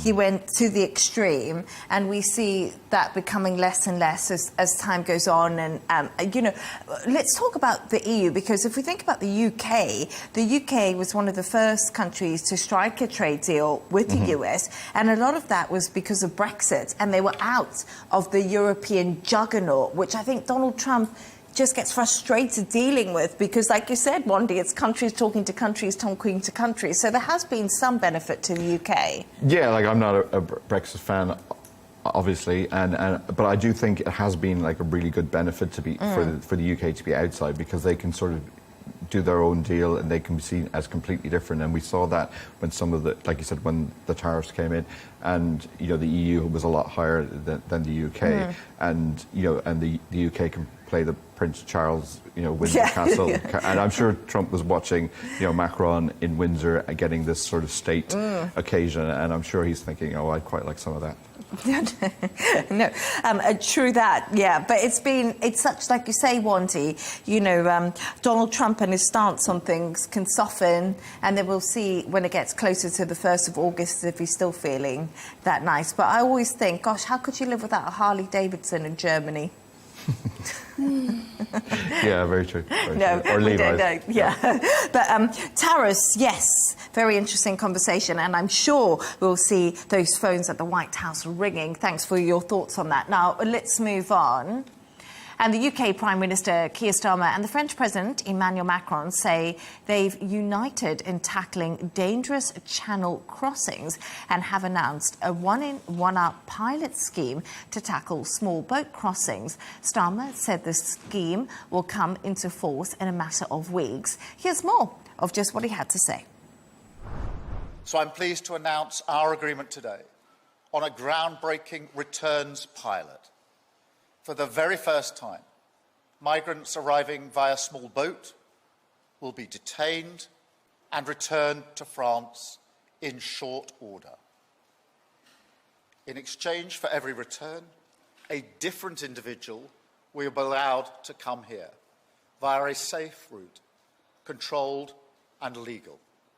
subject to strict security checks, and only open to those who have not tried to enter the UK illegally. There we are, Shane. So the UK Prime Minister there, Keir Starmer, talking about gangs, migration, nothing that we haven't heard before. No. But let's be positive. You'd almost think he was being unpopular at home or something like Yeah. that he's resorting to talking about immigration. Could you imagine? Yeah. Now let's have a chat about this. More than 20,000 migrants have arrived in the UK since 2025, and I think statistically that's up 56%, which is not a small number, and 7,000 more than back in 2024. But the reality is 15 people have died. It's extremely tragic. You know, this new plan, one in, one out deal, it sounds simple, but it's not simple, is it? No, like that doesn't even work in nightclubs, so I don't know how it's going to work across the channel. So, but it basically, so at the moment it is very much a pilot, and they're looking at 50 people, I think, migrants to be sent sort of like each way. And when I was looking into sort of the report, they were saying that ultimately it'll end up being 1 in 17 migrants will be sent back to France, which roughs out, when they did the math, it was about 2,600. But when you look at the numbers you've just quoted, that's like, you know, maybe like sort of 10-15% of it. So I don't think this huge policy announcement is going to solve the problem. Like, they need to look at sort of the grassroots one and go back to you know, when the Conservatives were talking about focusing on the criminals that are actually bringing them over in the first place. But also, you know, I like to go back to the theory. Unfortunately, that's where it all starts, and it all comes back to what's called the Dublin Convention, which, when I looked up at it just a couple of minutes before it came out, goes back to like 1990. So we've been talking about this for decades, and it's been renewed constantly. But basically this was agreed by all of the countries, and obviously the UK was part of the EU at the time. And the rule then is that when a migrant comes to the EU, the first country that they enter is where they should stay. But if they follow through to 2 or 3 more countries, then that's an indication that they're not really sort of asylum seekers, they're more sort of economic migrants. So the rule is that they should be sent back to the entry country, which is obviously not the UK, unless I know they're coming from Greenland or something. But I think this is also kind of unfair in terms of, like, because a lot of the entry countries are going to be obviously Italy, Greece, coming from the Mediterranean or from the Middle East. So clearly they're moving from these entry countries through to France, and then France is just letting them through to the UK. So I think internally in the EU they need to solve this problem, but also the UK just needs to be less attractive. And I think that is what, if you listen to Nigel Farage, the leader of the Reform Party, which is leading in the polls in the UK, and Kemi Badenoch, the leader of the opposition Conservative Party, they're saying basically we need to start making the UK so attractive. We need to cut the benefits that illegal migrants get when they enter the country. But that's a whole different conversation. But Wandi, another big deterrent that the Conservatives tried when they were in power was the Rwanda scheme. And this was talked about, of course, you know, for months and months. It cost millions and millions, Wandi. But I mean, it was not a success. We know that. How different will this be? And do you think it will be received a little bit better, or is it just not a deterrent again? Well, there's a lot of criticism, of course, when it comes to this. I mean, some people have labeled the pilot program as Rwanda 2.0. If you really go back, the Supreme Court had ruled, was basically not confident that Rwanda would be able to handle the amount of migrants that obviously they would take. But if you're really looking at taxpayers, this will definitely it will basically hit them. I mean, the UK had paid like £220 million, and guess what? No one had left. So this obviously, that's something that obviously people in the UK don't want. But then what I think is a win for the UK when it comes to this pilot program, there's a system called Eurodac, which is basically like a biometric system for asylum seekers. So, and obviously we spoke about Brexit earlier on. So with France obviously being part of the EU, the UK would be able to dip into obviously that Eurodic system that France has access to.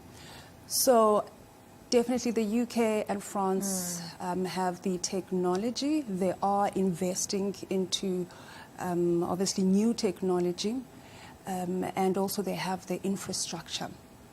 That would be different.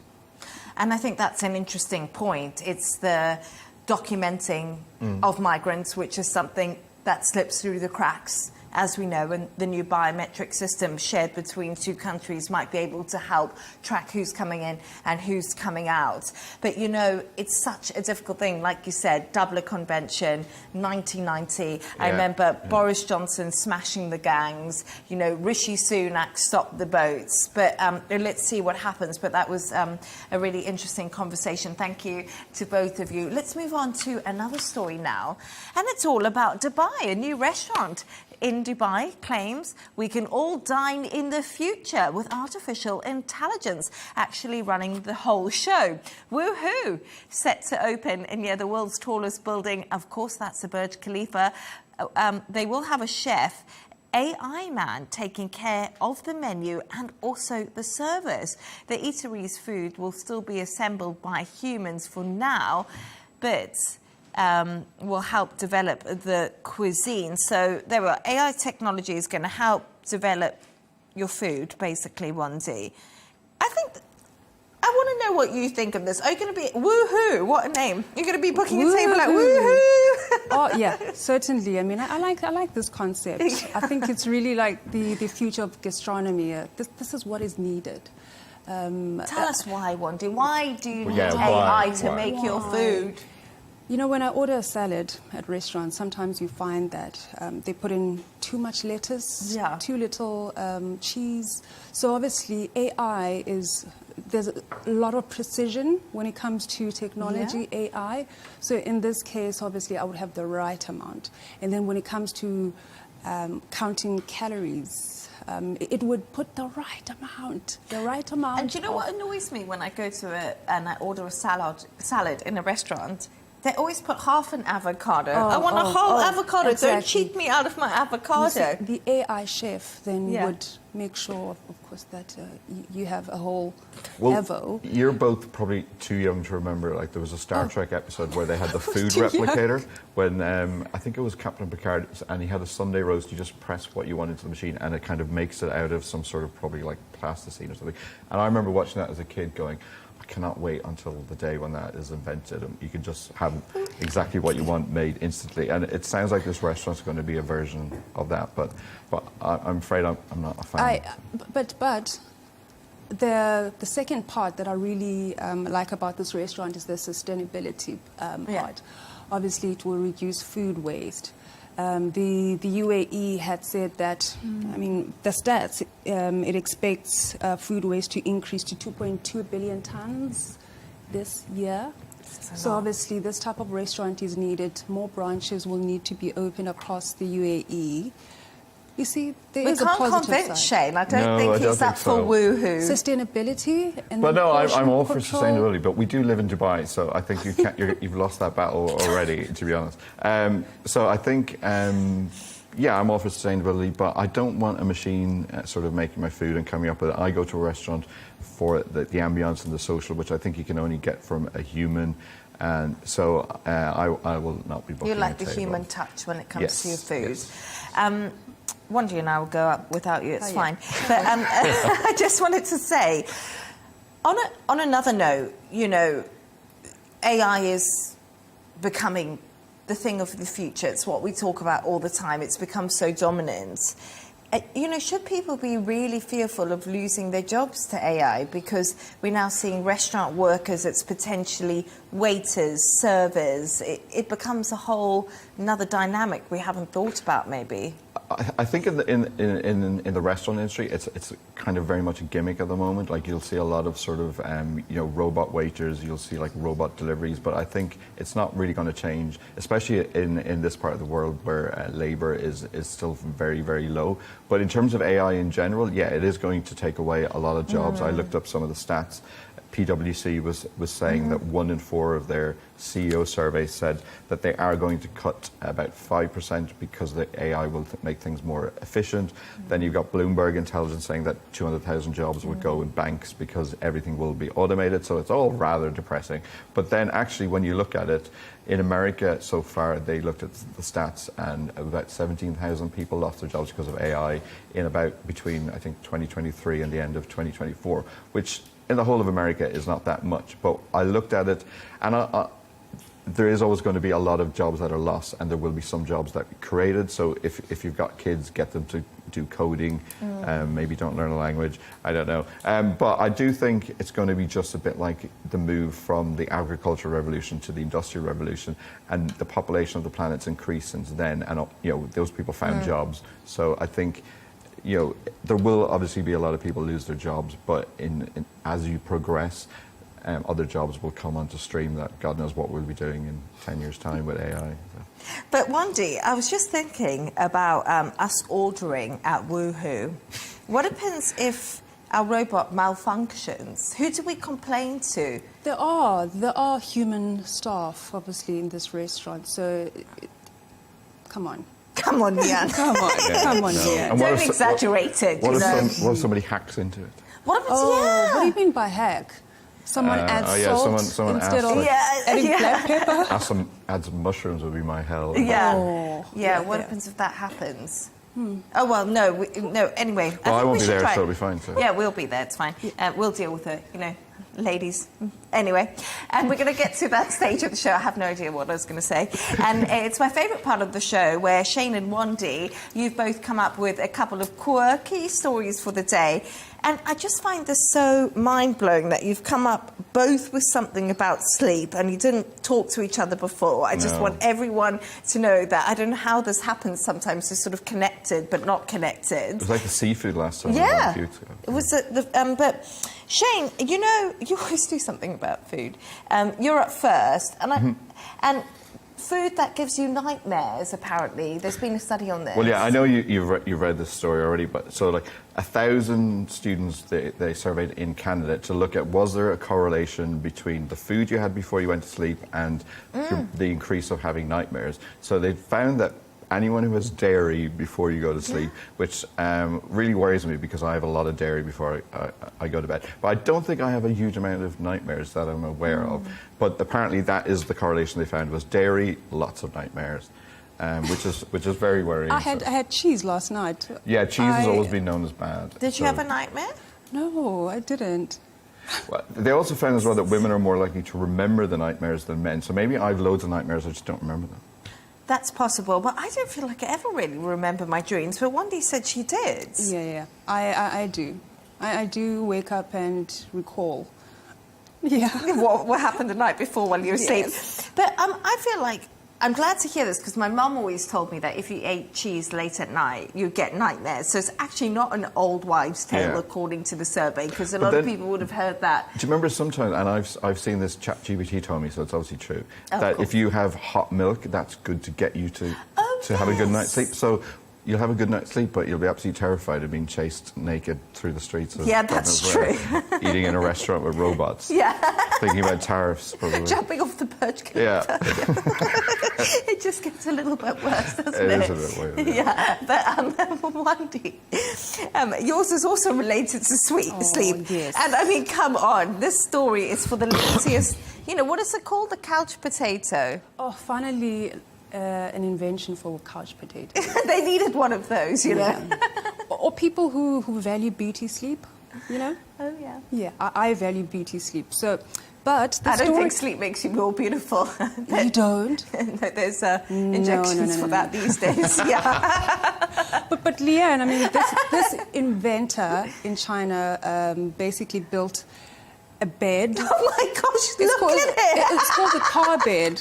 And you basically control it by using a joystick. Wendy, that looks like the most uncomfortable piece of kit I've ever seen. Look, it's about prolonging, obviously, sleep, making sure that you rest. I don't think I would sleep very well. Would you not? In that, no.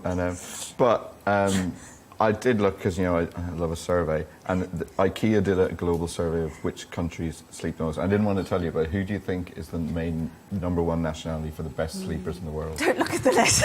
What, you just was like cheating on the homework. I'll tell you because we're probably running out of time. It's please. China, which is very linked to your story. So China is the #1 country for the best sleep, and actually a lot of the Arab countries rank highly, and a lot of the major democracies around the world, the US is so far down near the bottom, and then Ireland is really bad too. I don't really. Maybe it's rain makes you. Maybe we drink too much milk. I think that's probably it. But I just want to say something. There's been something else that I've been absolutely loving on the memes today.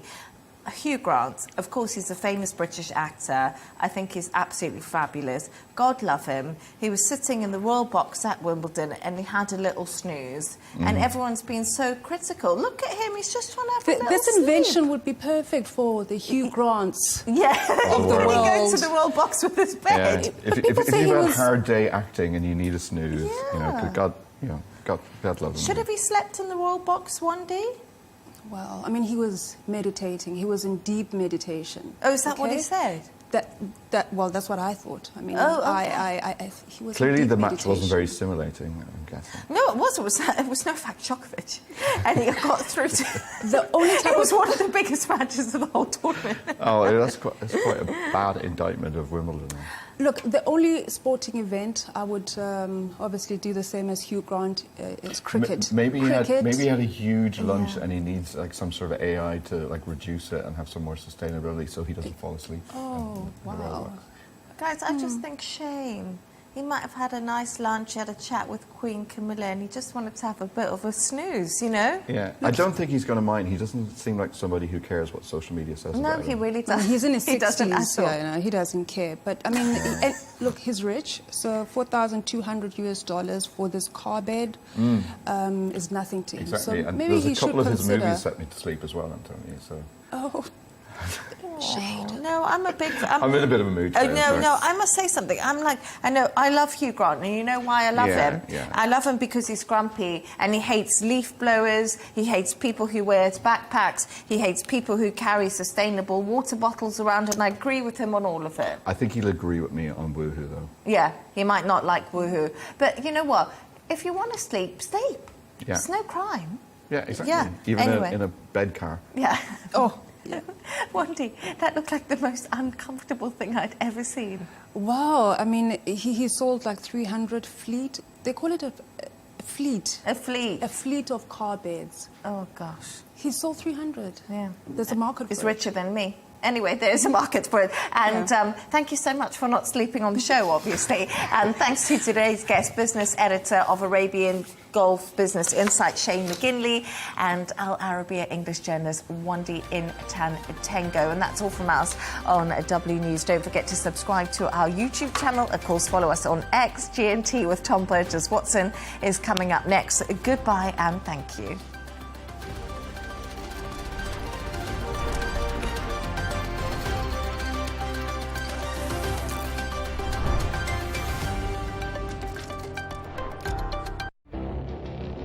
It feels like decades are passing by in a matter of weeks. Seismic shifts in the world order. Never, ever will be part of America. With so much happening and so much noise. Whether it's political upheaval, Canada has been ripping us off for years. economic shifts or social movements, And no one wins from tariffs. I think America can be more friendly to the rest of the world. For in-depth analysis and all the latest developments across the globe. To have an inclusive policy together. The meetings with Hamas gave me some hope. We're in another nuclear arms race. the most important development straight to your screen. Welcome to the dressing room. I'm on my own. I need backup. And an insightful look at the issues shaping our world today. It was not going to happen, that war, and it happened. Join us on Al Arabiya News, where the world talks.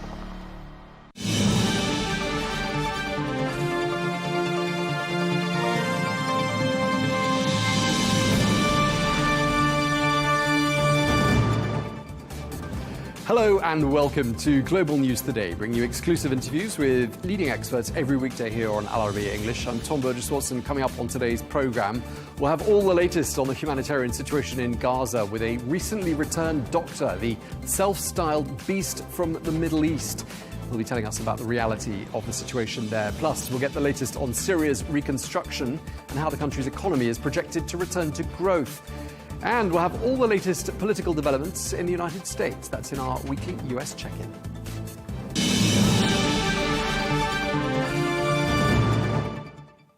Hello and welcome to the programme. We begin with the situation in Gaza, where at least 52 people, including 8 children, are reported to have been killed by Israeli forces. While Gaza's civil defence agency says the latest wave of deadly strikes began at dawn this morning. Well, this came just hours after Hamas announced its willingness to release 10 hostages as part of indirect ceasefire talks with Israel in Qatar. Well, for more than 21 months now, Gaza has been under intense bombardment. More than 57,000 people are reported to have been killed. Well, Majdalin Jadallah, a Gaza resident, lost her nieces and nephews earlier on this morning. Let's take a listen. What did these kids do to deserve this? The kids in Gaza are hungry, no food, no water. There is nothing for them. So they should at least be allowed to play, but instead they ended up being victims. What did they do to deserve this? And now their mother has to pay the price too. She lost her children whom she raised so well. These are innocent children. Where is the world to stand by this? Isn't this shameful? Well, let's get more on the humanitarian situation in Gaza. We can speak now to the British-Australian doctor, Mohammed Mustafa, who is an emergency physician, known online to his fans and supporters as the Beast from the Middle East. That's his handle on social media. Thank you very much indeed for talking to us, Dr. Mustafa. Really appreciate it. Just first of all, could you just tell us when were you last in Gaza and how many times you've been there so far in your capacity as a doctor? So I've been there twice as a doctor. I was there in 2024 and I was there again this year. And I left mid-April. I left this year. All right, so you've been there really recently. I mean, people will be wondering what motivated you? What were your motivations to go there and help out? Well, you know, I think what we're seeing with regards to the destruction and systematic dismantling of the healthcare system in Gaza, I felt as a healthcare professional and as a doctor that it was my duty to go over there and help my fellow colleagues in, this catastrophe that is Gaza right now. How long did you stay and how did you get in and out of Gaza? So I was there for about 5 weeks this time. We go in through the UN convoy that goes in, and you have to go in through the Jordanian crossing, through to the Alimbi crossing, through the West Bank, through Israel, and then enter through Karam Shalom crossing. So that's how most of the UN convoys go in and out of Gaza since the closure of the Rafah border. You've described it in other media as a life-changing experience. How did it change you, Dr. Mustafa? You know, that first night when the ceasefire broke, over 200 children were killed in an hour and a half. When you see that many children's bodies disintegrated, organs, pieces of limbs, pieces of hair, it changes your perspective on a lot of things in life. It makes all those things that you thought were an inconvenience in life seem so trivial. When you see how cheap the blood of these people in Gaza are, that hundreds of them are slaughtered every single day while we were in Gaza. It really changes your perspective and outlook on life. Sure, I can't even begin to imagine what you've seen. I don't think anyone can compare that to anything they've experienced in their own lives, apart from people probably in Gaza. What were your first impressions when you got there? I mean, you've been brought up in the UK and in Australia, I'm told. Do correct me if I'm wrong. What were your first impressions when you got to a hospital in the middle of a war zone? Let's say on this latest visit, what struck you first? Do you know, we didn't even have a ventilator in the emergency department. There was essentially no analgesia as well, which is painkillers. And these are very basic necessities. There wasn't even a thermometer as well in the department. So, you know, children were coming in with skin infections because of living out in tents and the lack of hygiene equipment and the lack of hygiene products. And we couldn't even measure whether they had a temperature or not. We couldn't check people's sugar levels because we didn't have glucose sticks. When people would come in and they would have heart attacks or they would have explosive injuries, we couldn't even put them in a medically induced coma with a ventilator.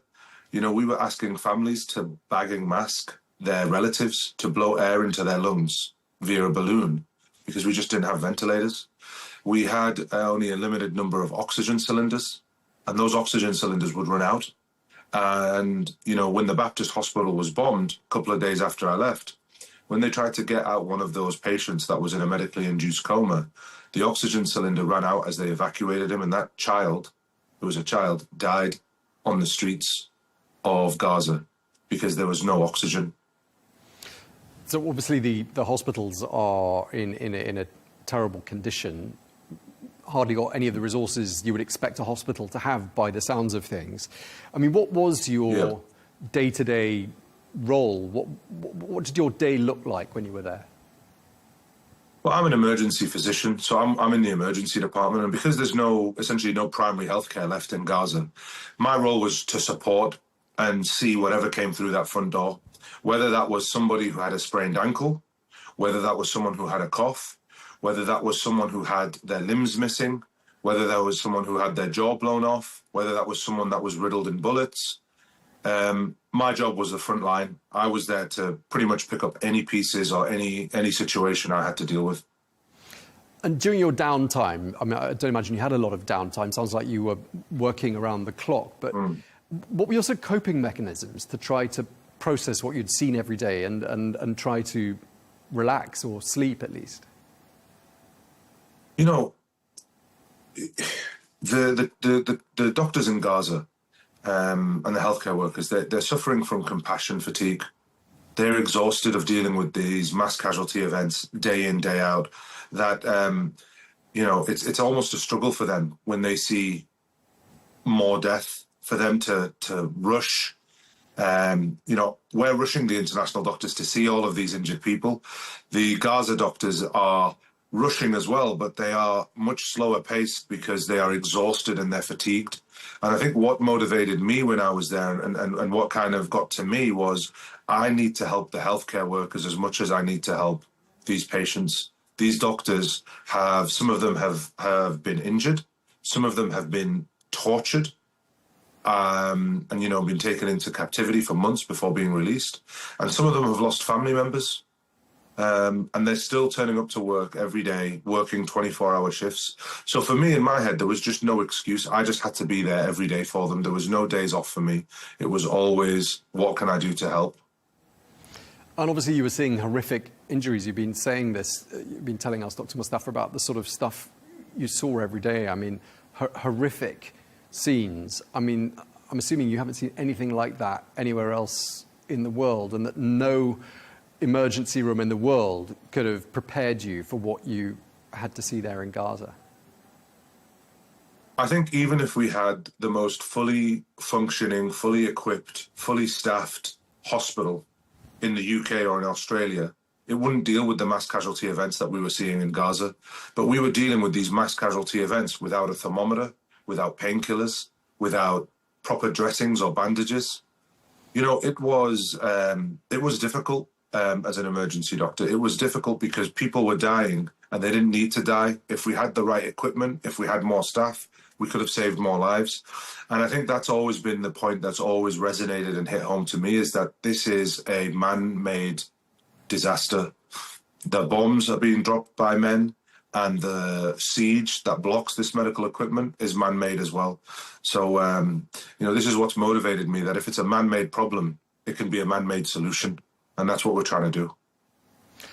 I mean, I'm assuming you're still in touch with a lot of the doctors that you were working with over there. I mean, we're being told that fuel supplies are dwindling, access to clean water is becoming more of an issue. Now there's a heat wave that's set in as well. I mean, are they telling you that the situation is getting even worse than it was when you were there? And I mean, and clearly it was hellish even then.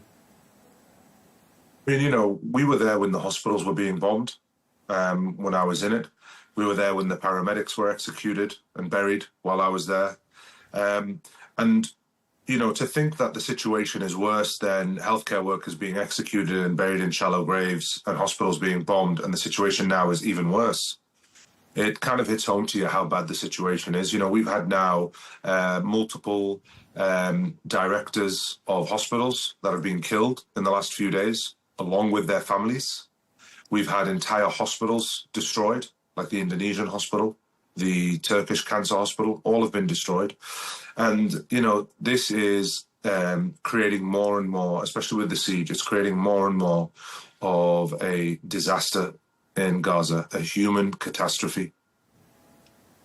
I mean, we're far away from those events, and covering the situation's particularly hard for us as journalists because we're not allowed into Gaza. So we have to rely on testimony from people like you and information that comes to us from the Israeli government. And the Israeli government tells us quite different things from what you're saying.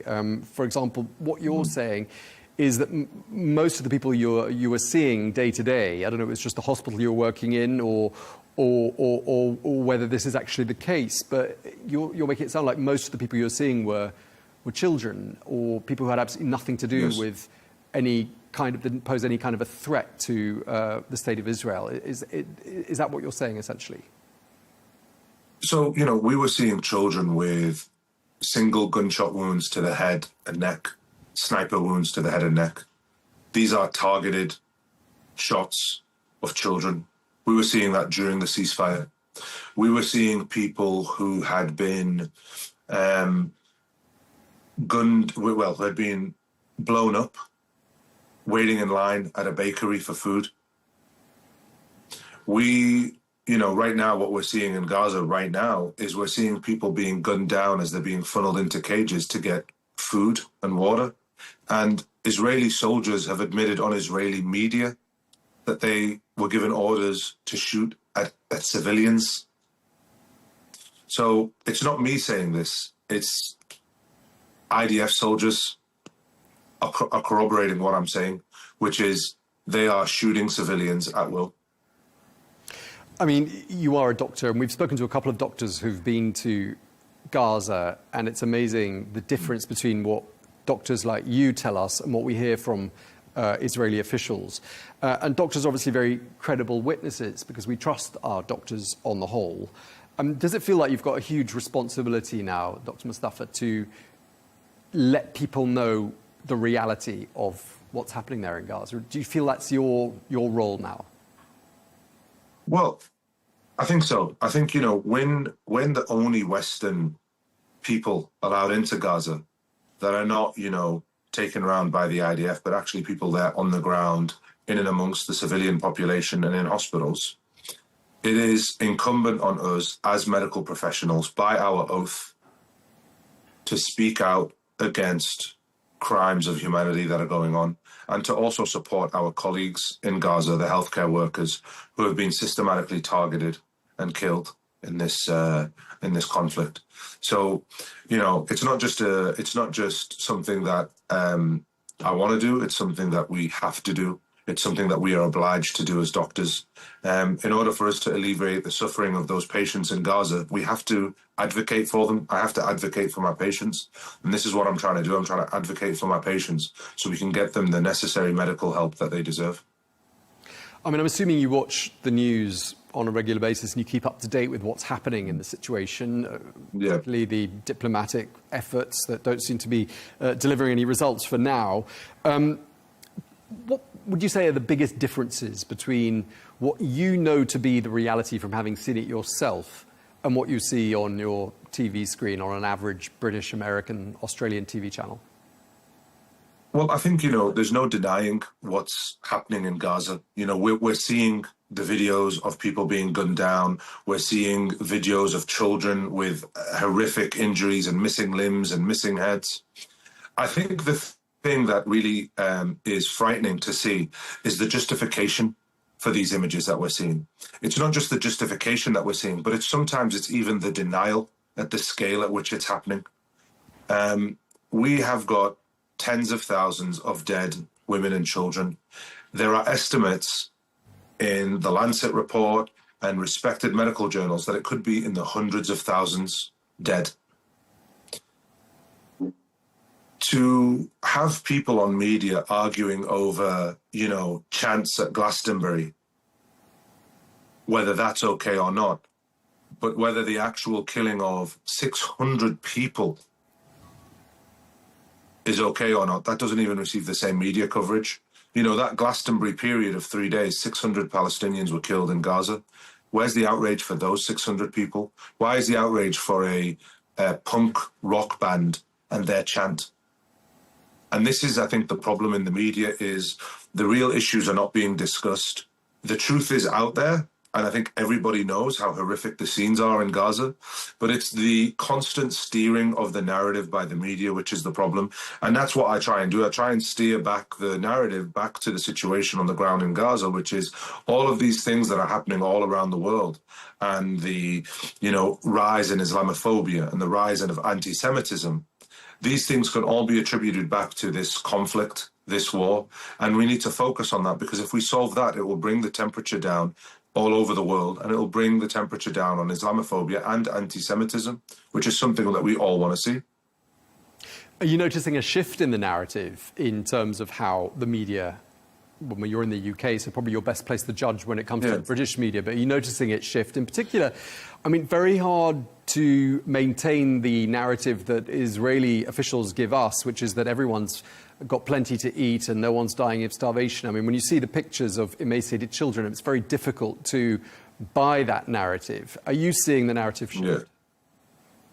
Well, you know, I think the mask is off. I think, you know, since there's been a change in the American government, which has been more open about its plans for Gaza and the Riviera of Gaza, and the more openness of the Israeli government and Israeli government ministers, you know, like Ben-Gvir and Smotrich, to come on and say that they want to ethnically cleanse Gaza and that there's no innocence in Gaza, and they want to put people now in a concentration camp. And I think, you know, because they've got more brazen with the statements that they're making, public opinion has completely shifted, and that public opinion is putting pressure on governments to change their stances. And we're seeing a lot more pressure on governments, and we're seeing a lot more change in the tone of governments. But the key word is tone, not action. The tone has changed, but now we need actions to go with that tone change, because there hasn't been a change of actions. There's still the supply of weapons and arms, and there's still the diplomatic cover. And, you know, words and rhetoric only get you so far. What we need is action. We need to stop the killing of these innocent women and children. Do words like genocide and war crimes sound like appropriate words to be using in the context of what you saw, Dr. Mustafa? You know, I even think we're past the stage of war crimes and genocide. You know, we're looking at a new age Holocaust here. You know, we're talking about completely wiping out an entire population, moving them into concentration camps, and starving 1 million children. No education for those kids, no vaccines, the blockading of baby formula, children, the largest cohort of children amputees in the world, largest cohort per population size of orphans. There is no words to describe left what's happened in Gaza. Churches have been bombed, mosques have been bombed, hospitals have been bombed, schools have been bombed. The embryo clinic was bombed, and 4,000 embryos were destroyed. Sorry. There's nothing left, you know, of what we can call a, you know, targeted self-defense here. This is a complete obliteration of a people and a complete dismantling of a people, and it's gone beyond genocide now. This is final. We're talking final solution type images that we're seeing in Gaza, where we're seeing emaciated children in cages being shot down. That's what we're seeing right now. So I think, you know, for me, I don't really like to discuss the terms genocide, Holocaust, war crimes. For me, it's irrelevant what you want to call it. The issue is that people are dying, and that's what we need to focus on. We need to focus on stopping the killing. And the words are just noise. You know, whether someone wants to call it a genocide or a Holocaust, it doesn't matter to me what you want to call it. But what we need to call it is, we need to call it unjust and unfair and wrong. It's wrong. Whether you want to call it a genocide or not, it doesn't matter. It is wrong what is happening in Gaza. killing women and children and starving 1 million children is wrong. And that's all that matters, really, is we just need everybody to be on the same page, to know that what's happening is wrong. Does it feel to you like it's been risky speaking up about this? I mean, while you were in Gaza, presumably you feared for your life on more than one occasion, I'm sure. I mean, by the sounds of things, you were in a very dangerous situation.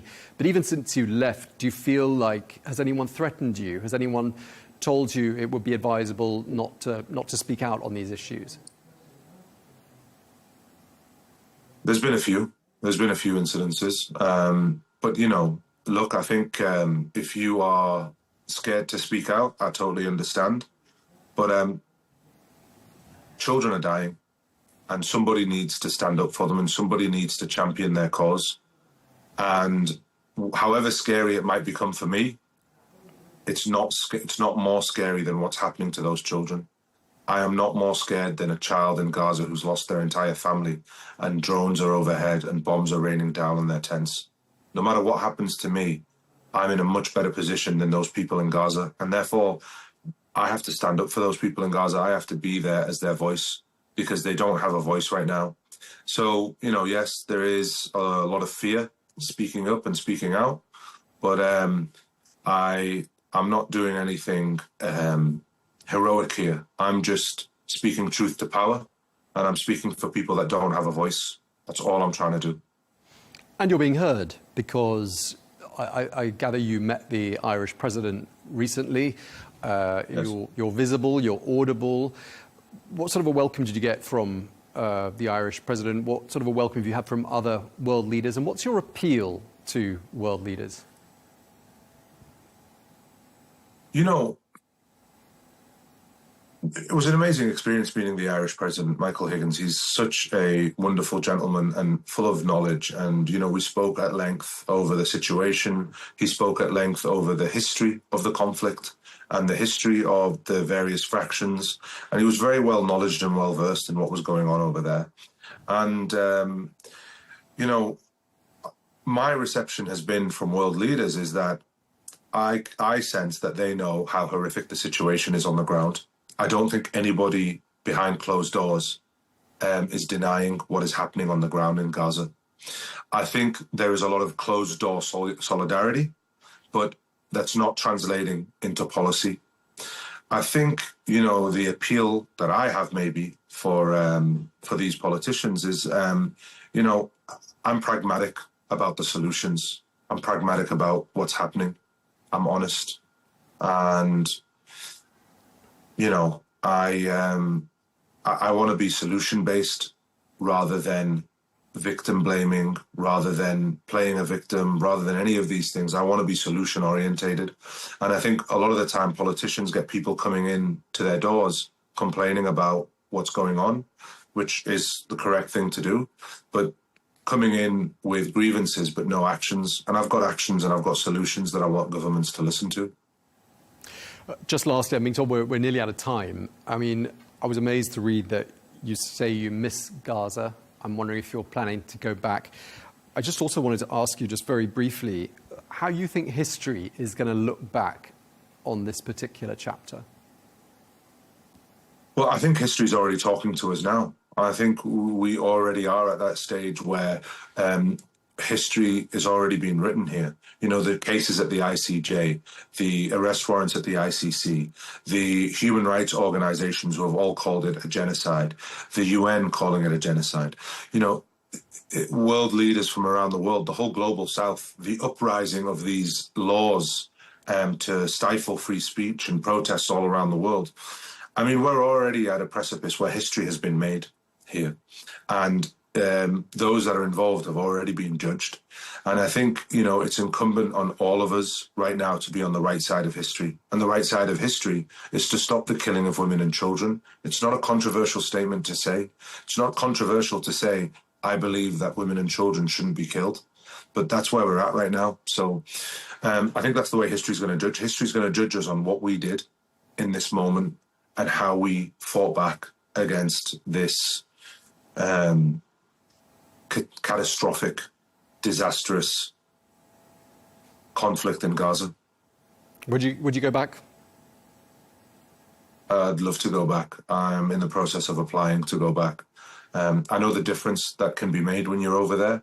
I know that sometimes even if you don't have medical equipment, just being a shoulder, an arm, a hug, and some words and a bit of energy can make such a difference into an emergency department. Okay, you've given us a lot of your time. We really appreciate it. Thank you very much indeed. British Australian Dr. Mohammed Mustafa, thank you very much indeed, and wish you all the very best. Thank you.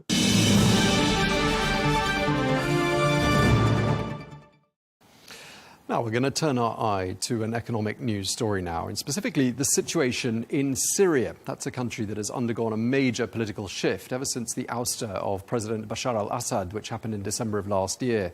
Well, after 13 years of conflict, Syria may now be on the road to economic reform to rebuild and recover. Well, the World Bank expects Syria's GDP to grow 1% in 2025. Meanwhile, Gulf countries, Saudi Arabia and Qatar, announced in April that they will settle the country's debt to the World Bank, which total around $15 million. Well, for more on this, we're joined here in the studio by Dr. Osama Kadi, who's a senior advisor to the Minister of Economy and Industry in Syria. Thank you very much indeed for coming to see us, Dr. Kadi. You're from Aleppo. You worked as an economics consultant in Syria, in Canada, the United States. At one stage, it looked like you were going to be involved in Syria's governance. You're now going to be, obviously, in that role that I just mentioned, sort of behind the scenes. You published, whilst you were engaged with the opposition, a paper entitled The Economic Map of the New Syria. It was a plan for the post-war economic recovery. That day has now come. Just tell us how involved you are in Syria's future. Actually, from day first of the revolution, I joined the opposition and joined Syrian people, basically. We established what we call Syrian friend, Syrian people friend for economic development and reconstruction in 2012, headed by Germany and United Arab Emirates. We had the first meeting in May 2012 in Abu Dhabi. I believe 45 countries attended, and then we had another one in October 2012 titled the investment in New Syria. 200 business people attended, most of them Syrians, and they pledged at that time to invest $5 billion the minute that toppled down the Syrian regime. And then we have in Berlin, Germany, another conference.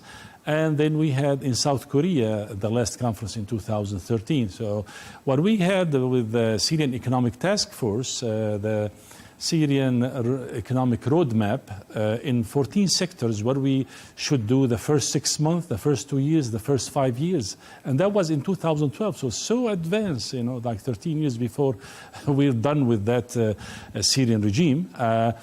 So right now we're trying to do, things are, you know, so different than 2013, 2014 for sure, because Bashar al-Assad destroyed the whole country, 13 million people, refugee and displaced, so it will be different calculations, I guess.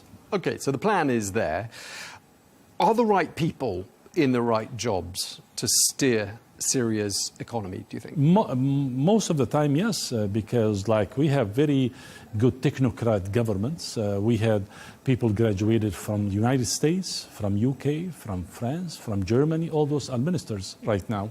So they are really doing a great job in networking with the international community. I just want to remind you, since 1979, Hafiz al-Assad, the dad of Bashar, he actually let us listed as a country that support terrorists since 1979. So we are isolated from the whole globe since then. So now, just imagine after 50, 60 years, right now you're going to be a normal member of the global community, international community, and even the SWIFT and correspondent banks just worked 10 days ago. So you're able to establish account in Syria with any bank and transfer like $100 or $100 million.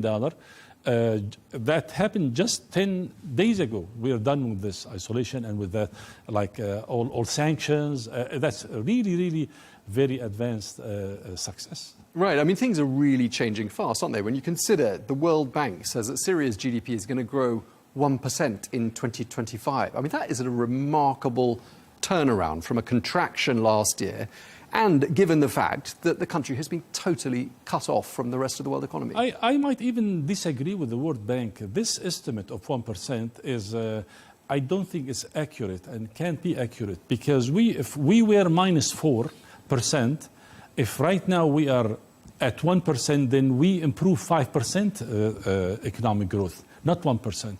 And even the ministers right now, they don't have the data to show how much we grow so far. So I think that was just an estimate, and at very early stage. Usually you have to have the first quarter economic growth, second quarter economic growth. We're done with Syrian regime 6 months ago. So that's just an estimate, and I believe we won't really know the economic growth accurately till the end of the year, and that's what we're working on. Would you agree with the plus sign in front of the number? Plus for sure, but not one for sure. I'm sure more than 1%. Okay, well, so it's heading in the right direction. Absolutely.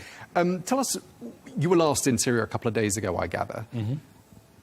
What is the country like now? I mean, what's the mood there? What's life like for ordinary Syrians? For ordinary Syrians, they were, especially employees in the public sector, so happy because they will increase their salaries 200%.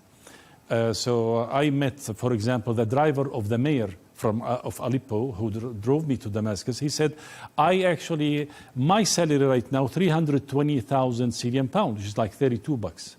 And right now it will be 800,000. I'm the happiest person on earth.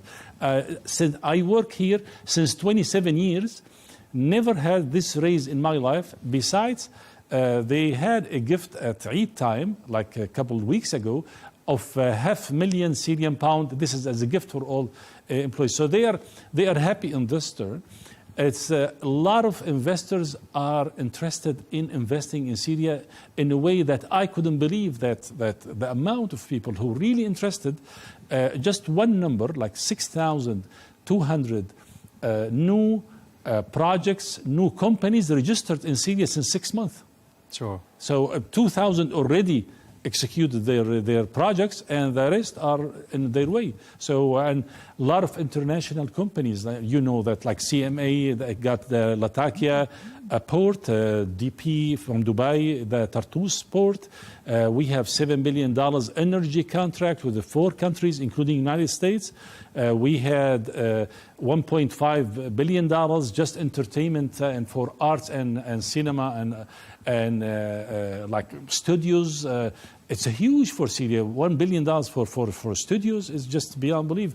If in 2024, our general budget, $2 billion for the whole Syria. So the guy is coming, the investor, to invest $1.5 billion only in studios. Besides, for tourism, just signed MOU for $8 billion in tourism. And a lot of companies, we can't keep a track with those. Okay, I mean, we'll talk a bit more about investment in just a moment, but just going back to life for ordinary Syrians, I mean, I'm assuming a large section of the population is still living in poverty-like conditions, aren't they? With this increase of minimum wage, our recommendation was don't just raise the income, because that will go only for public sector. But how about the private sector, which is 2/3 of the labor force? So the recommendation was to raise the whole minimum wage. So used to be 200,000 minimum wage, which is like $20. Right now they increase it to 750,000. And that like a huge increase for anyone in Syria for the average. For the electricity is getting better, but I saw many cities like Hama, for example, the solar system in all Hama. So everybody's relying on the sunshine, not really relying on the... Individually, or is that provided individually, by... Okay. Like privately. So people get used to this because if I can remind everybody, 6 months ago, we were 3 areas of influence, Russian one, American one, Turkish one, and we used to have 540 military base 6 months ago. So imagine this shift from having all those huge international military and militias from Iraq and sects of militias. Right now, you are like in very much like, relatively speaking, safe areas. Some small areas they are still dealing with, but the rest is very safe. Like I used to, come back to hotel at 2 a.m. every day. Everybody's in the street. Everybody's like having fun in cafes. Sometimes you can't find even place in the cafes at 1 a.m. Okay, I was going to ask you actually, because I mean, one of the sectors that Syria used to thrive in was, of course, tourism, and tourists used to visit Syria, including me, in large numbers. And yet we've had, there is still some evidence that things are not quite stable. A Shia cleric was assassinated, I believe, yesterday, yes, I think it was yesterday, in Homs. There was that attack on the Orthodox Church in Damascus, a deadly attack in June. Then there were the attacks on the Alawites in the coastal areas. Is it safe for tourists to come back to Syria, or are we not quite there yet? I think for tourists, many cities are very safe, like Damascus, Aleppo, Homs, Hama, anywhere. There's some cities, many cities in like small cities in Latakia or Jabla might not be very safe. In Damascus, that incident when happened, within less than 24 hours, the whole gangs get captured immediately. And so they know them, and right now they are like really putting all their efforts to make it safer and safer. Remember, even in UK, for 20 years, the Sinn Féin, every 1 week they have bombs somewhere in London. And still UK is UK. I told you 6 months ago, we used to have 540 militia base and military base. So it's not easy to have 100% like safe and everywhere. But I can assure you that if you want to right now try to have a ticket to Syria, you're not going to find from now to 2 months. Okay. Just to have one ticket. Like, there's no place, no seats. All of them filled. Most of them Syrians. Some of them are companies who are interested in Syria from everywhere, from UK, from United States, from China, from South Korea. You're going to find there a lot of those everywhere from all over the world. But I want to just shed lights that on even the number of tourists in 2010 were only 8 million people as tourists, where like Cyprus has 4 million. So we're not really doing that much even in tourism. That's even before the revolution. We are aiming to have at least till 2035, at least 30 to 40 million tourists in Syria, inshallah.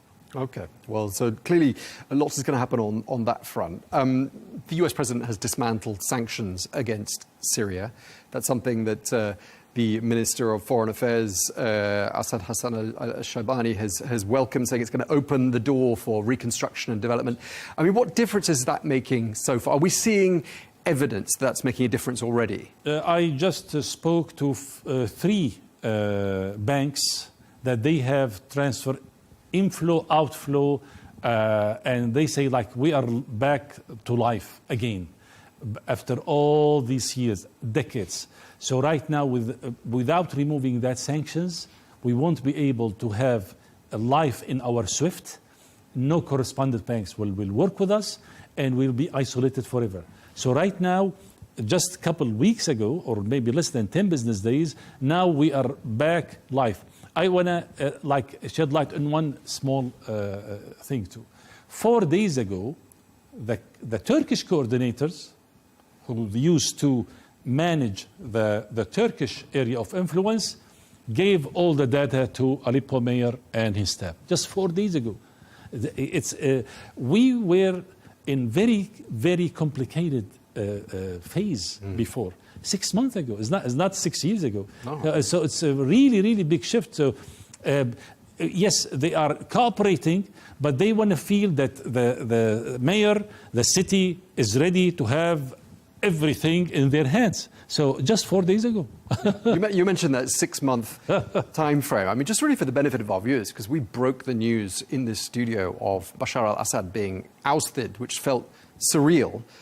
He's been around for years. His father was around from long before we were born. Well, certainly in my case.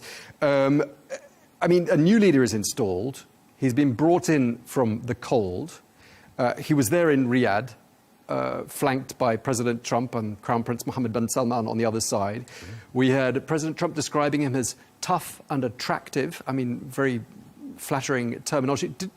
What does it feel like to you as a Syrian when you look back on these 6 months? I mean, doesn't it all feel quite surreal? Actually, it's a dream. I will tell you, I was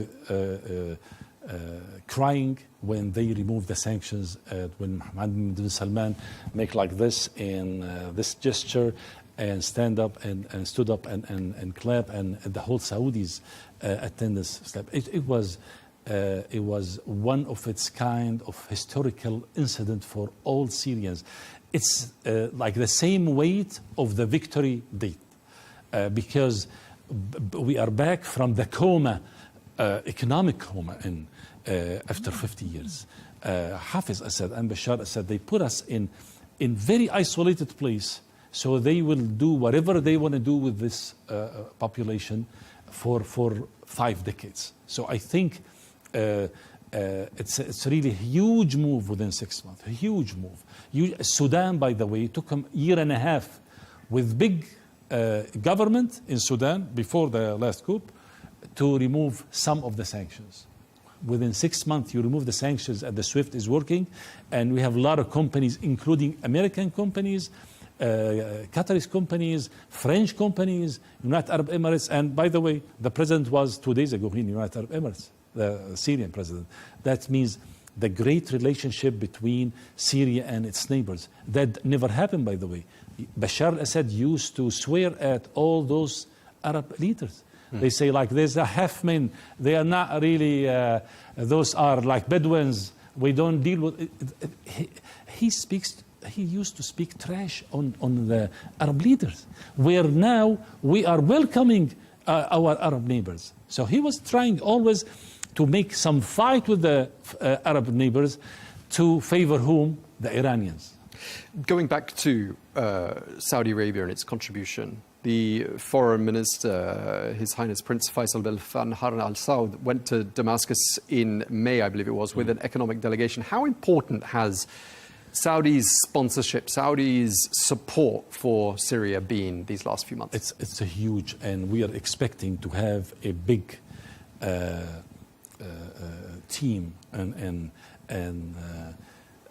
of business people, and we're not talking tens. We might talk like three figures of businessmen, of Saudi businessmen, to come to Syria to invest in all sectors, and that will surprise not Syrians, will surprise the world of the amount of money they will invest in Syria, and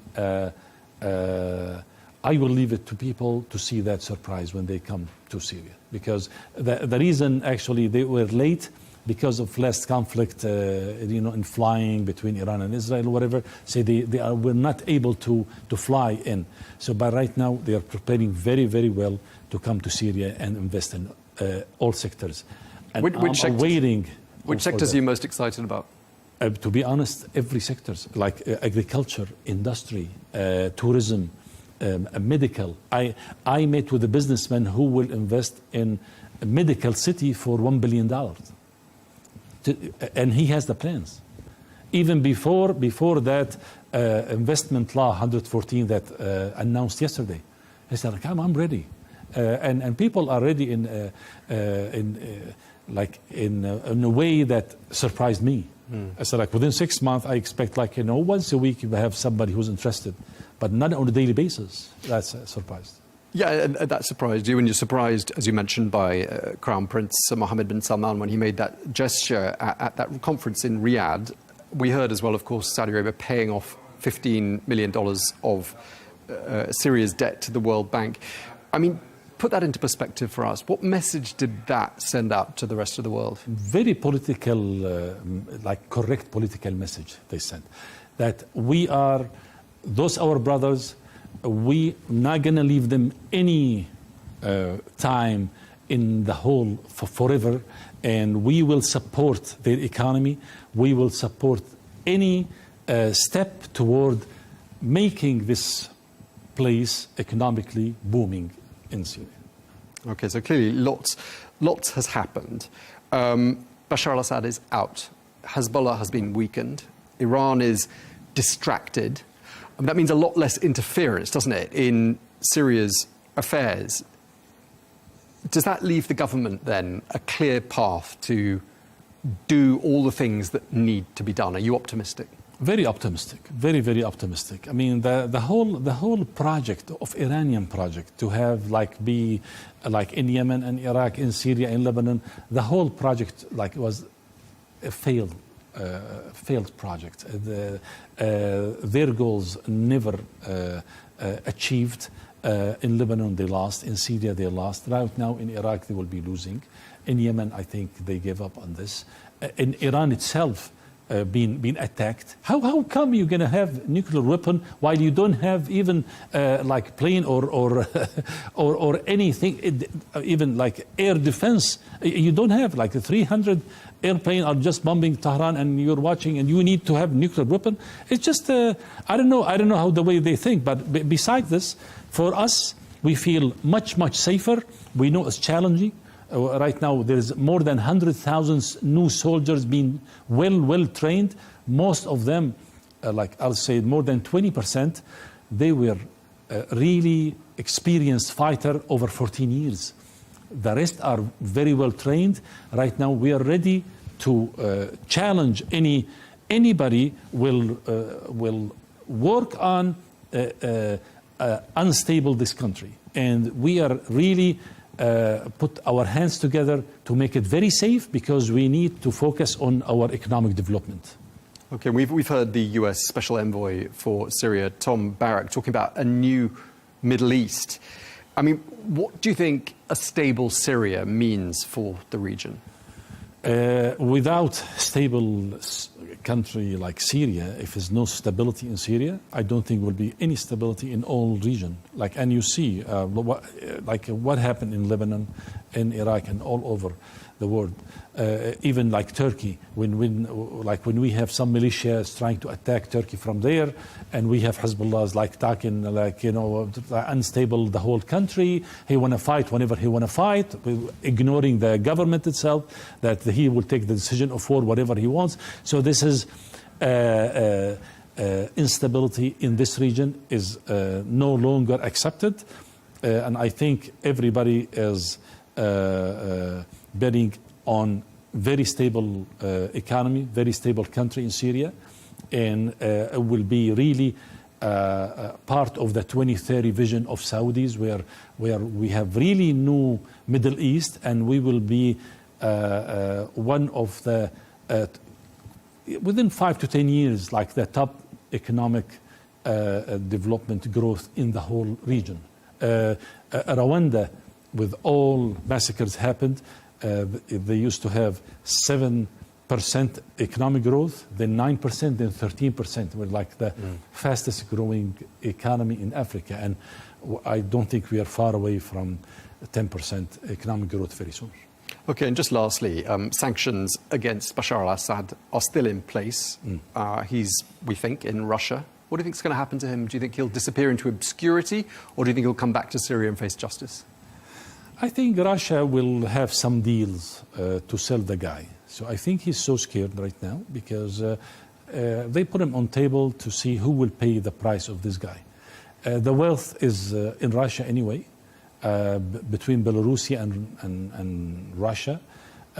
So they don't really mind the wealth, because the wealth is there in Russia. For him, they might make a deal with Americans or with Syrians very soon, where we will have great relationship, and here's the guy who killed all your people, so we'll give it to you. You never know what will happen very soon. All right, Dr. Osama Khadi, thank you very much indeed for coming to see us here at Arabiya English. Thank you so much. Now it's time, as we do every week on a Thursday, to take a look at what's been happening in the United States during the course of the last few days. Well, joining me today is Angie Wong, Republican Party committee member, who joins us now from Florida. Angie, great to have you with us.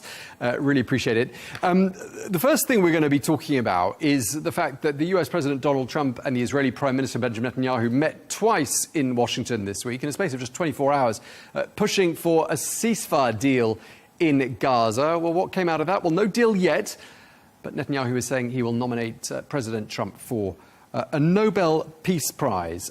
Angie, I mean, clearly the source of a lot of frustration for President Trump, trying to get a deal done. I mean, what do you think has been achieved? Well, hi, Tom. Yes, this is the third time the two presidents and leaders are meeting, and this is looking to be pretty fruitful. Look, the fact that Bibi Netanyahu is offering a Nobel Peace Prize letter to President Trump, I think world leaders have now learned to flatter President Trump as soon as they get to the White House or get to meet with President Trump. It seems like a lot of world leaders like to do that first, because they know that that's what he wants to hear before any negotiations. The ceasefire right now, from what I'm understanding from my sources, is that they're waiting on Hamas to respond. They want to do a prisoner exchange. They want to do hostage release, live hostages released. As well as, and President Trump is trying to push for more humanitarian aid to go into Gaza. He is seeing the images. He does not like to see starvation and famine. That's what's being reported back to the White House. He is asking for a U.S.-led humanitarian aid, squeezing out the UN from the process. And that has frustrated many, many people at the UN. At the same time, at the UN, Marco Rubio, our Secretary of State, has gone after one of the representatives there for human rights at the UN, Albanese, and accusing her of interfering in a lot of these talks, especially trying to bring U.S. and Israeli leaders to the ICC. So there's a lot of moving parts here, but it seems like Bibi Netanyahu is meeting with Congress as well, and that seems to be going very, very well. He seems to be asking for more money, for more weaponry, and just more support overall. But this signifies that the U.S. does stand with Israel all the way. How much coverage is this visit by Prime Minister Netanyahu getting in the United States? I mean, do you think people in the U.S., Angie, are following developments closely? Do people take a close interest, do you think, there in what's happening in Gaza? Absolutely. There is a very, very large Jewish population here in the U.S., probably one of the largest diasporas outside of Israel itself. So many, many people are following the story. It's been a great state visit. Certainly the red carpets have rolled out, and a lot of dignitaries as well as congressional members have come to meet with Netanyahu at the White House. He's being celebrated here. A lot of it is, pageantry to show the world that the U.S. stands with Israel. And again, President Trump wants to push for the ceasefire deal. Right now, the ball is in Hamas's court. OK, let's move on to another topic, the war in Ukraine. President Trump has expressed some disappointment in his Russian counterpart, Vladimir Putin. President Putin hasn't actually responded in words, but experts say he often responds through actions. And shortly after President Trump's remarks, Russia launched a massive drone attack on Ukraine. I mean, Angie, what a change from February, when there was that infamous meeting between President Trump and President Zelensky in the Oval Office. And now it looks like President Trump is getting on much better with President Zelensky and not quite so well with President Putin. I mean, he really seems to be losing patience, doesn't he?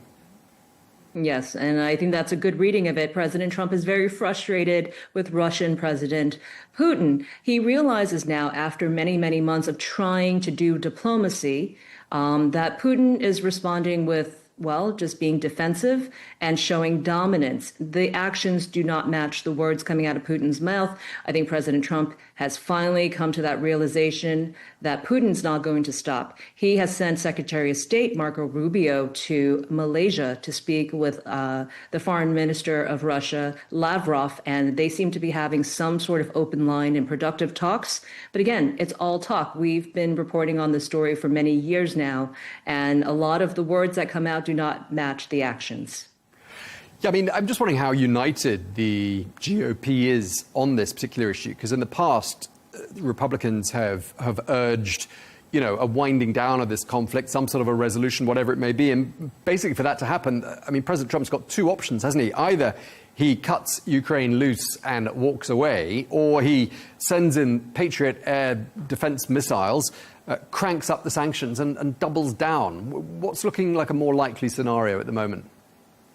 Right. I think for the past 4 or 5 months, you've seen President Trump try to do the art of the deal with Putin and Zelensky, and it's just not working. He is down to his last straw here. He has even promised to, as of yesterday, send more weaponry, more U.S. weaponry to Ukraine. And how did Putin respond to that? Well, he flew over 700 drones last night to kind of a northern western part of Ukraine to bomb where they're going to be receiving it near the borderline of Poland. So this is the response, right? This is what is happening. And next, because right now the test is on Trump. Putin is trying to see whether or not Trump is going to respond to the drone strikes, what he's going to do.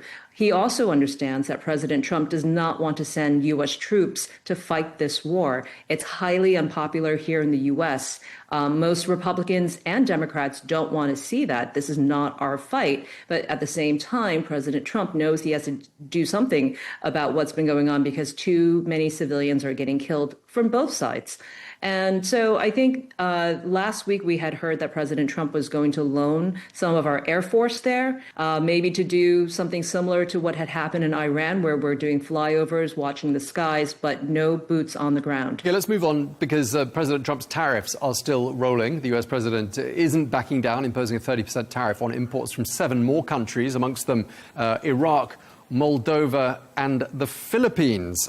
Brazil also in the president's line of target. I mean, is there a feeling there in the US and amongst President Trump's support base that he's right to pursue this line of action?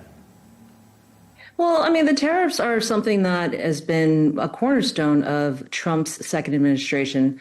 And finally, as of July 9th, that was the deadline. So those were the deals that he was able to make during that deadline. Clearly, it's been reported that that deadline has been extended to August. But these were all the deals that came through first. It's going to be a slow process, Tom. I don't think this is going to be, I think this is like watching paint dry. Nobody finds tariff talks very, very exciting. But what we can say is because the big, beautiful bill is now law, and that's given lots of tax incentives and tax cuts to Americans, well, we have to make up that tax loss, monetary loss to the federal government somewhere. And I think President Trump wants to fill it with the overseas tariffs that we're implying onto many, many countries. The first ones to come are going to receive the best deals. President Trump's team has already said that. So these are the best deals that we're going to get. So South Korea, Japan, and others, they're seeing some of that come through. And we're going to resume trade. This is going to help everyone. This is going to help our supply chains. This is going to help all the shipping containers that are sitting around in the Pacific Ocean right now, not knowing if they should dock or not because of the tariffs. So these are I think this is very fast progress. Remember, in the past, when we were doing trade deals and tariff talks, it would take 2 to 3 years. So this is super speed.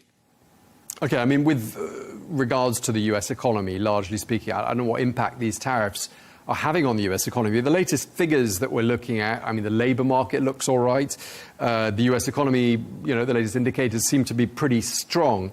I mean, is that how it feels? Does it feel like 6 months since President Trump returned to the White House, like the economy has taken a significant turn for perhaps the better? How does it feel? It feels amazing, actually. You see more and more people working and going back to the office. There are people spending. In fact, we have an egg index here because the egg prices were through the roof during the Biden administration. They've actually gone down tremendously. Our gas prices are back to 2017 levels. We're in good shape right now. We're feeling pretty good. Again, the runway I thought was going to be quite short with these tariff talks because I know Wall Street was panicking when President Trump rolled out his tariff deals early in April, I believe, of this year. But now it seems like calmer waters. We are very, very hopeful that we're going to have a great, successful next 4 years because President Trump is literally resetting the world economy by putting America first and making sure that we get the greatest deal out of this. He's the ultimate deal maker. OK, and the last story, Angie, that we've picked out for this week, the US President Donald Trump has been meeting with the President of Liberia, President Joseph Boakai, and he complimented the visiting president for his English. Now, critics have questioned whether President Trump was aware of the fact that English is, in fact, the official language of Liberia. Let's take a listen. I want to thank you so much for this opportunity.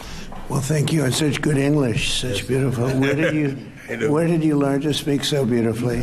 Where were you educated? Where? Yes, sir. In Liberia. Yes, sir. Well, that's very interesting. It's beautiful English. Sure. I have people at this table can't speak nearly as well.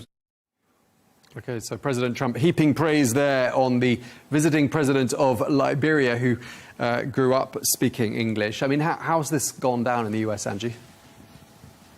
Certainly, he's allowed a couple of gaffes. You know, President Biden certainly had plenty.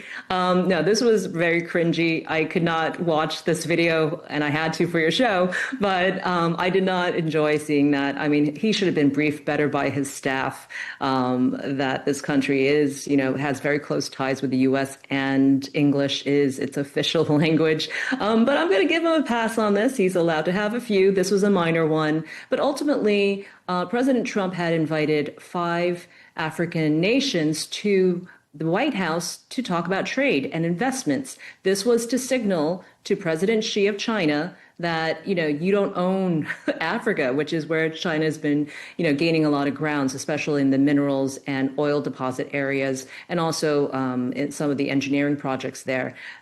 President Trump also wants to have those deals, and he wants to show China that we can get in there too. So I think that's what this was intended to be. Unfortunately, the media focused on, well, that President Trump didn't know that this country spoke English. So this is, you know, unfortunate, but I'm hoping that they get over it, and that we have amazing trade deals.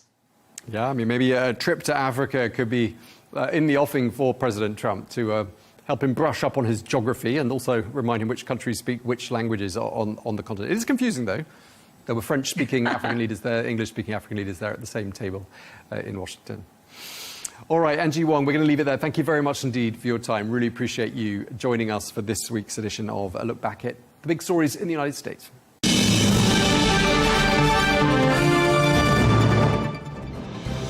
Well, that's all we have time for on today's edition of Global News Today. Thank you very much indeed for watching. Be sure to join us tomorrow for a special edition. We take a look back at some of the best interviews of the week. Until then, bye-bye.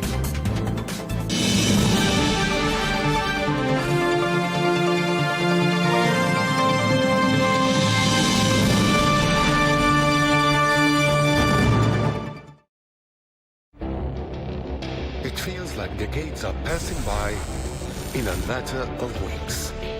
Seismic shifts in the world order. Never, ever will be part of America. With so much happening and so much noise. Whether it's political upheaval, Canada has been ripping us off for years. economic shifts or social movements, No one wins from tariffs. I think America can be more friendly to the rest of the world. The in-depth analysis and all the latest developments across the globe. To have an inclusive policy together. The meetings with Hamas gave me some hope. We're in another nuclear arms race. the most important development straight to your screen. Welcome to the dressing room. I'm on my own. I need backup. And an insightful look at the issues shaping our world today. It was not going to happen, that war, and it happened. Join us on Arabiya News, where the world talks.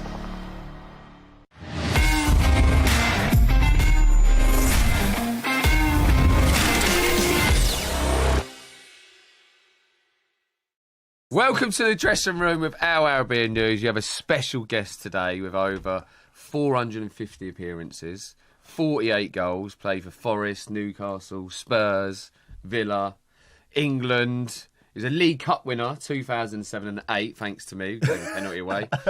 And PFA Young Player of the Year 2002-03, Jermaine Jenner. Thank you very much.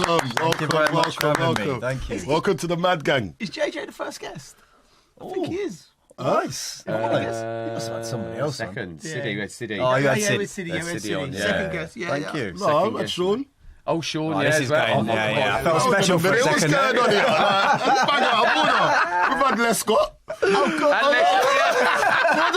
Hold on a minute. I like it. Just cancelling everyone out, man. What happened to our friends? We said the same thing the last time. It's kind of start of a new season, though, isn't it? I think that's where his head went. Pre-season, new season. That makes sense. Yeah, I get it. So, what we've been up to this week, Bridgie? You go. Me go. Mate, I've had a heavy week. So I had a. First of all, I had a wedding on Tuesday night. Oh yeah, got messy. So you know when your two worlds collide. So I do a bit of work at Brentford, do a bit of coaching and ad hoc. So there's some of the guys there, great guys, the Brentford coaches. So I've been going into that with my professional head on. Do you know, like you go to a football club, you're responsible for looking after the players, helping them. But it was actually with the lads from Lillishall. It was one of the guys' weddings. So you know when you ain't seen your mates who for years and they're like, they're 15 last time you saw them, 16. So by the end of the wedding, like you're acting like a 16-year-old and you're throwing burgers around the wedding party. Burgers. Mate, Showed him the real Joe. What's going on in this wedding? Yeah, so like the mask slip, JJ. This is good for. I feel like people can come here and say, I'm. Yeah, so that happened. Ended up in the back of my mates. The wedding finished at 1 a.m. And then you don't want to stop, do you? Like Tuesday night in Manchester, so we're searching. One of my mates is a delivery driver, so we had a white van. So we was about 6 of us in back of the white van driving around Manchester looking for a bar. What the hell? Yeah. What's going on here? It was a great night, mate. It was a great night. We've seen your old mates. Yeah. It was fantastic. Done that, mate. Nice. That was good. What else I do? I had the boys played a tournament. Cool. In Bedfont. Both of them on a Saturday Saturday and Sunday. Bedfont. That's Bedfont near in Feltham. My neck of the woods. Yeah. I didn't. Your name was mentioned. Is it? Yeah, your name was mentioned. When you come around them zones there, it was exalted. People were like, this guy. Yeah? Okay, King of the Manor. I like it. Yeah, no, well, it was good. I don't know about that, but there was we had the little fella got to the semi-final, and then the big fella. He won it on the Sunday, so there's a little bit of friction at home. Oh, Is nice. there? One of them won a tournament, one of them didn't, but that's football. What else did it? Yeah. Kids playing football is class, isn't it? Do you know what? We had one of them. normal football. So good, isn't it? Yeah, I love it. We had one of them intense, moments. Yeah. I need to tell you this. We had one of them moments on Saturday where they're playing against semi-final. Kids got fouled. There's a foul. The ref didn't give it. Fellas chirping up at the ref, and it was getting a bit heated. And the parents, and you're like. And then guys had to come onto the pitch and tell the parents to calm down. Yeah, it's mad. And it's just, the geezer's just gone again. And it's just like, I'm thinking, oh, mate, do you know, only kids football does that to people. Yeah, Normal people sends them mad, doesn't it? Yeah. I run the line on a Saturday for my daughter's team. Cool. It's like the best thing I do. So good, but obviously, like the parents give it to you every now and again when you're given certain decisions. I'm having to give a few looks, like don't even know the rules. Biased. Like, just shut your mouth. Do you know what I mean? But no, those like kids football. It's so weird, like when you kind of in our world and it's like go. You're playing football, then you retire, and then obviously you stumble across like your kids get to that age, don't they? Where all of a sudden you're mixing with different dads, different people, and I find it amazing, to be honest with you. I really enjoyed it, and then it was like on a Saturday. It was one of the things actually that kind of pulled me back from doing Match of the Day so much, because on Saturdays I was always in Manchester and it was like such a long day, and my daughter was playing and I was like, I'm missing it. Yeah. So I was like, I need to just get back down there and running the line, man. You hear some stuff. I've done that. I wouldn't want to be a ref for a kid's game. Mate. Nah. Do you know what happened to me? I got dragged in. I got stitched up. Mate, I've gone there. I'm all like. I've got designer wear on. Yeah, it's a bad start. So I just because I was gonna just watch the game, then I was gonna be off because I had something to do. Okay. So what did you have to do? I had things to do, man. On a Sunday, you know what I mean? Let's go to church. So I was dressed to the nines, innit? And then no one, like all the other parents, I think they'd had their turn to do it. Right. Okay. I was the only one. I'm like the guy that. Not interested in it. I've come in designer wear, head to toe. They've asked me, I've gone, you want me to run the line like this? I said, they go, Colton, you've never done it. I was like, do you know what? I'm going to do it this time. Your turn. mate, I'm on the side on the grass with my Travis Scott's on. That's not going to work. And the worst thing about it, I said, you know what? I'm not moving from this spot. But because I've never done the line before, mate, it's hard work, you know. I know. Mate, you got to keep on lining. Listen, I was getting all the calls wrong because I couldn't keep up with the team. So when they're bolting for, I'm like, oh man, and I'm there hobbling. And you know, I got to hobble with it. That's why I don't do it. It's easy way to get out of it. Yeah, I did say that, but I had to do it this time. What do you mean? The way you get out of it? Well, I can't run, can I? What do you mean you can't run? I've seen you bouncing round places. I've seen you. That's under the influence. I've seen you dancing on the ceiling. You fooling. Yeah, but I wake up in the morning, mate. I can't get down the stairs. Mate, I call you Lionel Richie, mate. And you enjoy pain. There's a difference. Do you know what I mean with us lot? So running the line, that's a no-go for me. But it's nice to go and watch the kids and that. But I get so frustrated at kids' football because when you like my son, I tell him something. Now he's playing academy football.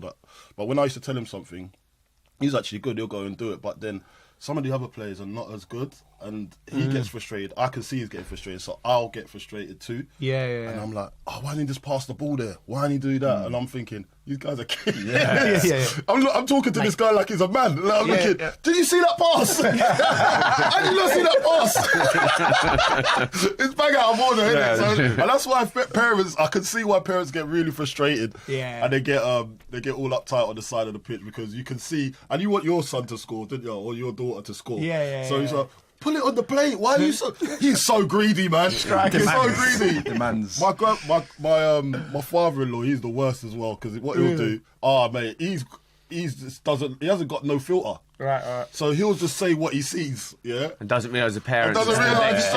Mate. So as soon as he says it, I'm like Homer going into the bushes. You just got to be quiet and let him enjoy the game. And then I'm like to my missus, I'm like, come on, calm him down. It's embarrassing us. He watches this as well, and he knows. He just got no filter. Good old Pete. But yeah, what else have you been on? What have you been doing? Like you usually. He's been quiet this week. You've been quiet.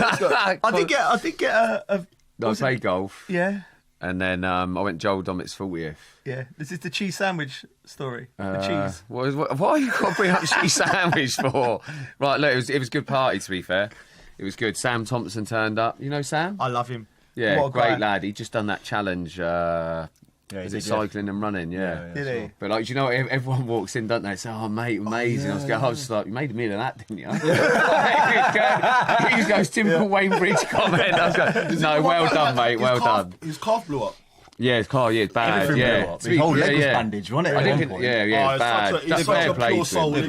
That's a good word for him. Pure soul. Oh, he's a great lad. He brings so much energy, doesn't he? Chelsea fan. Yeah. Oh yeah, because he's done that. He's made in Chelsea. Yeah. You can see that when I see him in the jungle. Yeah. He looked really like warming. Like I wanted him to win. He's a top guy. Do you know JJ? Yeah, I do. Yeah, I know him well. Yeah. I've just come across him from working in television for years. But I think I worked with him like one time on this show I was doing called MOTDX. And then I think I saw him. That's a good show, by the way. Yeah. Well, it's not anymore because it's not going. But it was a good show. Yeah. They lost something there, but. And then I remember I went to House Festival. Like Soho House did that festival in the summer, and I was just walking through. And I saw you. Yeah. And I just saw this guy just like in the distance just running, and I was like, and it was him, and he just made a beeline for me, and literally next thing I know, he's ran and jumped in my arms, and I've had to catch him. Catch him midway, and he's like rubbing my head. He's like, oh my god, so good to see you. And I was just like, this guy's energy is mad. It's hard to not love him. Do you know what I mean? He's a great guy. Everyone does. Yeah, it was good though. A lot of dancing. It was good. Yeah. So that must have been. There's a lot of vibes at that party then. You and him together. Yeah. Right. Lee Mack was there. He's good lad. I love Lee Mack. Yeah, great lad. How quick is he? He's got to be wicked. sharp around those comedians, don't you? Like he's watched that 1% fit. Have you watched that 1%? I saw it last night. It was on last night. It was quite funny. I know. Hey, see, he went out first. Who went out first? Yeah. The ref went out first. I thought Marlon Harewood would have gone out first. Who was it? Marlon Harewood was on it. Marlon Harewood's on it. Because Pugach was out early as well, weren't he? They were talking about that. If you went out, mate, I would have done all right, you know. Would you get in? I was thinking, I'm all right. See, that's where you get sucked in. I'll tell you what. What did you do? Come on, man. Oh, the chase. We had a poker night round my house. And we were having a good time. My missus come run up and go, Carlton Cole's on the chase. And we were like, what? He's on TV. So we're playing poker. We stopped to watch him on the chase. Oh, yeah. Yeah, it was quite bizarre, isn't it? It was bizarre. Yeah, because me on the I was playing poker with you lot, and then all of a sudden I'm on a TV show, and I'm watching myself fail. And when you got a question right, everyone was like, yeah! And I was like, yeah, I knew that. Fair play to you. Fair play. But listen, this is like, what did I do this week? I didn't. Oh, actually, I went to watch my son. He had finals at schools. He had like district finals. So yeah, he played and didn't really do too well. Wow, you're calling him out on listen, on the airwaves. He knows, because he'll be watching this. And, but do you know what it is? I think because he's had such a long season, so he started from grassroots to the start of the season. Right. You've been on trial with one particular club, done really well, aced it, and then didn't get in. And that was quite of a sucker punch, you know what I mean? Yeah. Like to ace a trial and not get in. Yeah. So that takes a lot of energy away from you. And so I've been trying to just like be a dad. Yeah, try of course. and help him through that.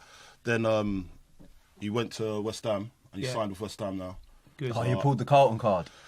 Well, no, because he's a good player. He's actually a good player. Was he a you know what I mean? striker? Or? Striker. Okay. He's a striker. And my older son's up at Hull, so he's down as well. Oh, wow. So he's just got a girlfriend as well. So that's a whole new thing that I've got to deal with this week. I met his girl. And I'm like, mate. So how old is he? He's 17. Well, the older one's 17 next week. Wow. So you had to do the meeting, the girlfriend thing. Yeah. So I was doing the dad thing. It's better that way than the way I've got to do it with my girls. Yeah. To tell you that. If you bowl through my door at 17, bro, it's not happening. Do you know what? I was a good guy. We were all good guys. We're all good guys. I was a great guy. Like, you would love to have me walk through your door. Who would you rather, Colt or Joe? Oh, here we go. Anyway, moving on swiftly. 1, 2, and 3. Bridget, I choose your poison. Choose your poison. Choose your poison. It literally is. I think, listen, that's a good. Can I throw that there? Go on. Players you've played with. Yeah. Who would you want your daughter to come in with? What players are like you like? That's a good guy.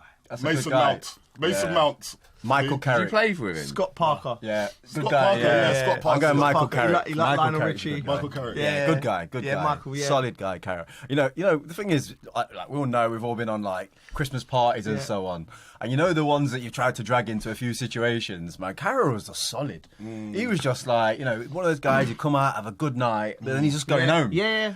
I was always just chasing the night. I was just like, there's got to be something else to do. Do you know what I mean? Yeah. There's always a couple of like. Look at me, I'm 43. I'm sitting in the back of a white van, riding around Manchester at 1:30 in the morning trying to find something. Yeah, but do you know what? I like that though in somebody as well. If my daughter's going to meet someone, then gotta be real. I just think they've got to have that little something as well. Do you know what I mean? Because I'm gonna have to chill them at some point. Yeah. Do you know what? I'd go for Saka.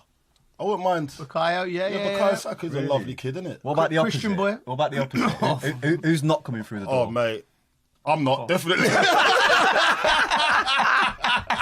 Definitely not me. I'm not. I don't know. God. Oh, man. There's too many. Too many. Basically, all of the above. That's true. It's very true. Everyone's got some kind of nonsense that they go through. We know too much. That's the problem. That is the problem. We know too much in our industry. And then we've got a bad rep as well. Yeah. People like myself and you. Yeah.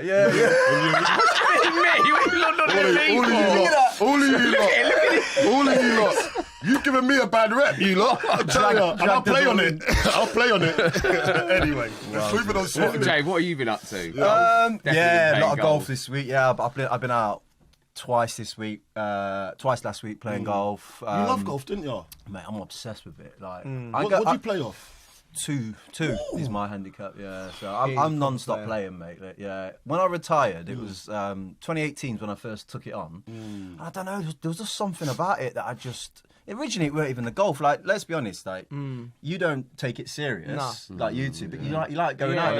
Love it. And I think almost like that kind of like mental health part of it, of like, there's nothing else I do where I get my phone, I stick it in my bag, and it don't come out for 4 hours, and I just talk to my mates. Do you know what I mean? And we go around, you play. I'm competitive with it, but it's still the best thing I do with regards to like just walking, talking. I think as men in particular. Like, there's not really a space like pubs it used to be, didn't it? Yeah. No one really goes down the pub anymore and just chat. So having a group and keeping it competitive. I like it, but it's just like it's different, isn't it? It's not. It's lovely being on a golf course. I think so. And going to the pub every day and getting on the sauce. It's a bit like you know. I didn't get into it when I was playing. No, I didn't. I didn't either. I was like, no, but I wanted to. It's not like I went and had a few lessons, but I was just like, do you know what? With my swing, I was practicing my swing and I done my back. I blew my back out. Yeah. And then, sorry, kids. It's stiff, innit? You don't strike me as someone who can rotate. I'm like, you got to have that short backswing and follow through. Like the buffalo don't have them sort of movements in the lockup. Have you had loads of lessons? Activate your glutes. Loads, yeah. I mean, I have lessons. Like at one point, I'm having them like once a week. Then when I kind of get it, like I get to summer usually, I just leave it alone and I play. But as soon as winter kicks in again, I'll be like once every other week. I had one lesson. It just sent me sideways. Yeah, it does some people. I've had like 4 different coaches though. I mean, you got to find the one that works for you. Really? Yeah. What I'm doing this summer, because the boys are starting to want to play, I'm going to go over like it's a little par 3 course, like when they're and just go and have lessons with them, and play the little 9 holes and just try and get to a level they get into it. Yeah. Because playing with your kids would be great. Yeah, they'll be better than you, I reckon. Of course they will. I'm terrible. It's like, because Carter's had lessons. He's 9, mate. He's better than me. Mate, I saw him. See, like in that little video that you sent. I see him practicing. Mate. But he's got it to a T, innit? With the little leg. Yeah. Really? Kids are free though, aren't they? That's why kids are free in their minds. Whereas we're like, got to get it here, and you think about it way too much, and that messes I have like my life flashes between my eyes by the time I hit the ball backswing. There's so many things going on. I'm like, that's hitting like baseball, you know. I played with him in Tell, like about 3-4 years ago now, or something like that, at the Shire in this golf day, man. These two are giving gimmies that are like off the green. It's off the green, and they're like, "That's fine, JJ, take that." And I'm like, "Mate, I ain't trying to win this tournament. Like, I'm not getting up there with some mad amount of points that I've won." Yeah, that's crazy. Oh, mate. But yeah, that's it. That's golf for you, though, man. That's golf life. Oh yeah, I love it. Like, listen, we've got to talk about your career, JJ. Yeah, man. You know what I mean?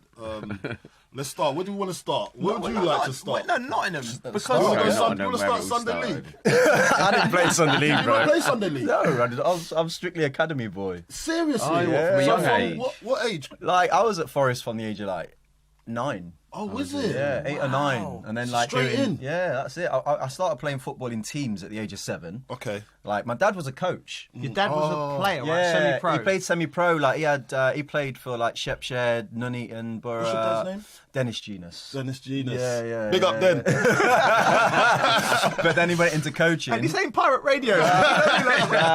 But he was a good coach, and he was like in my area, so he was coaching people like Darren Huckabee. Michael Johnson, who went to Notts County, he was at Notts County as well, so he kind of developed them as kids, and I just used to go along whilst he was coaching all the older kids, and it got to an age when I was about 5 or 6, and he was like, "Oh, just come and do these drills." He's just doing like figure of 8 drills, step overs, and I was joining in, and he was just like, "Geez, he's like better than this lot." So it can't. And then obviously you get the bug. But yeah, Forest from the age of 9, and it was, you know, it's like Tuesday, Thursday, centre of excellence type times, and I just kind of centre of excellence worked my way through basically, and so no Sunday League for me. Thankfully, those leagues were brutal, man. I used to go and watch, and it was just like I used to love it. So much freedom. I think you learn a lot at those times. 7 to 14, I think I played Sunday League. Yeah. Did you? Who did you play for? Oliver's Battery. Oh, was it? Yeah. Yeah, terrible. They weren't terrible. We go up to the Premier League, get relegated, win the first division, go up, get relegated. It was a bit like that all the time. Okay. Yeah. But at least you're learning those things. Yeah. So I think that you don't get taught those things really as a kid, because you're just playing, and all of a sudden it's like you go to play first team football, and it's like, no, every single point matters here. Yeah. That's the problem they're trying to address with because they're doing a lot of good things with the academy, and one of the things that when they go and I know people I talk to, there's not a the kids want a league. They want to know where they are. If you're Brentford and you're going to be playing against Chelsea, Spurs, Arsenal, Fulham, like it's right. You play the game and it's like a friendly every week. Correct. Yeah. They don't get tournament football until they play an actual tournament.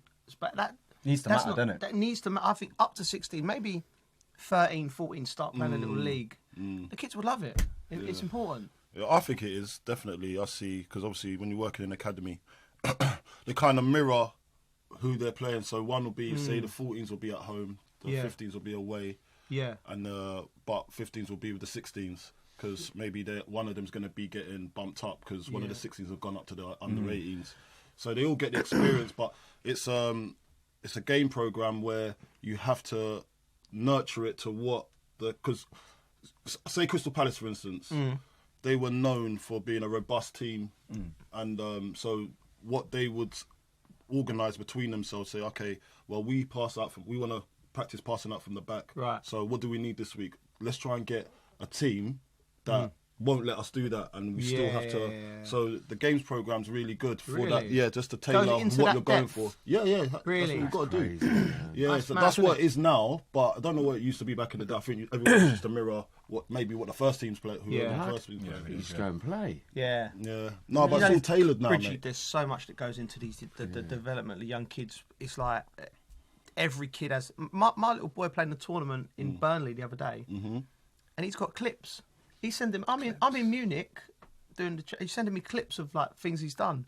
Wow. So they're getting that level of detail. So if you're smart now, as a young player, and you can take on information, you've got all the information there to help you become a player, ain't you? Yeah. Because you've got cameras. Yeah. Like, see, look, when we were growing, we didn't have no cameras. So I don't know if I don't like that.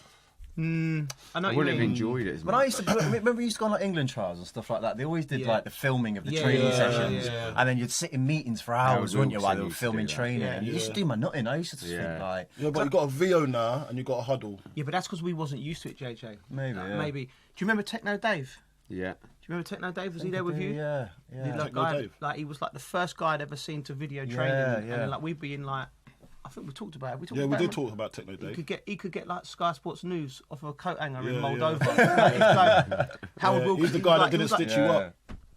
Was he the guy that didn't stitch you up? A lot of guys didn't stitch you up. You know what? I do remember when you went out and you weren't supposed to be out one time. There's a lot of that. I remember going to La Manga once with England. I think I was with the 21s or something. It was like a post-season tour. Yeah. And I remember Harold Wilkinson was there. I think the first team was there. I was there. I was going to say, and you probably trained where he had the headset on. Oh God, yeah. And he had all the speakers around the pitch and all that. And the first time I saw that kind of level of technology, it was like it was. Oh, this is serious. Oh my God, yeah, it was. You were watching it thinking, these guys know what they're doing. I was here for a post-season bit of a jolly up. This is legit. Yeah. Man had the beat speakers on the side of the bit. But the thing was, I remember him like because he had the. It does make sense though. And he would like say, and it'd be like, Cole, tuck in. Yeah. and he'd forget he'd have the speakers and he'd go, oh shit. You can hear it. I'm sick of him, man. He's not coming back. This guy. What is he doing? But I love. Listen, so you started that. Obviously, you started playing for England and that, and then obviously, what was the? So was you playing for Forest first team? Yeah. Before you went to England? Yeah. I didn't get picked. I didn't get picked for the 21s until I went to Newcastle. Oh, yeah. Really? Yeah, but I was in the first team at like 16, 17 at Forest. Like David Platt. 16 was it? I got into the squad at 16. Okay. Like one of the first, I remember it was like the end of one of the seasons, and I got a phone call from Paul Hart, who was our youth team manager at the time. And it was, I think it was the last game of the season. The first team were playing Crystal Palace away. And he's like, right, you're going with the first team tomorrow, so you're not with us. Bring your boots. This is what time you got to be at the training at the stadium. Coach leaves, blah, blah, blah. So I've turned up my boots and everything. Anyway, got on the coach. As I was about to get on the coach, Paul Hart was stood by the coach at the City Ground.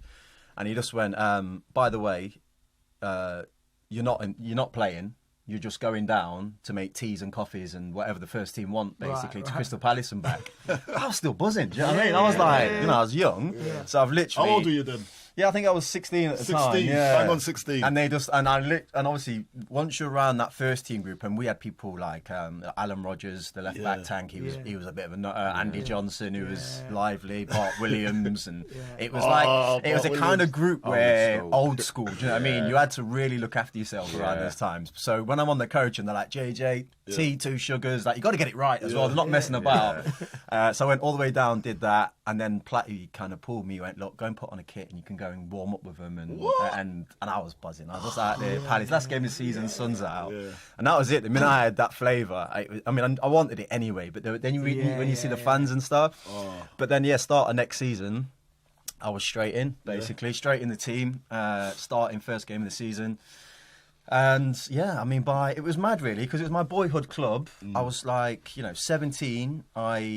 I was given the armband as well. I was captain of the club at 17. At 17? That's mad, that's incredible, JJ. Yeah, it was mad. Incredible. I think it's when you think of that now. I know, it's mad, yeah. Captain of Nottingham Forest at 17. Unbelievable. Yeah. Really, It was mad. That's like Jude Bellingham status. Yeah, it was insane. I think that my younger years, I was very mature as a footballer. I was very fearless. Do you know what I mean? And also, I think the beauty of being at a club like Forest, like you was at Chelsea, weren't you, at a young age and stuff. So. You might not have felt it. You two may have at your football clubs, but I remember, you'd play on a Saturday morning for that youth team.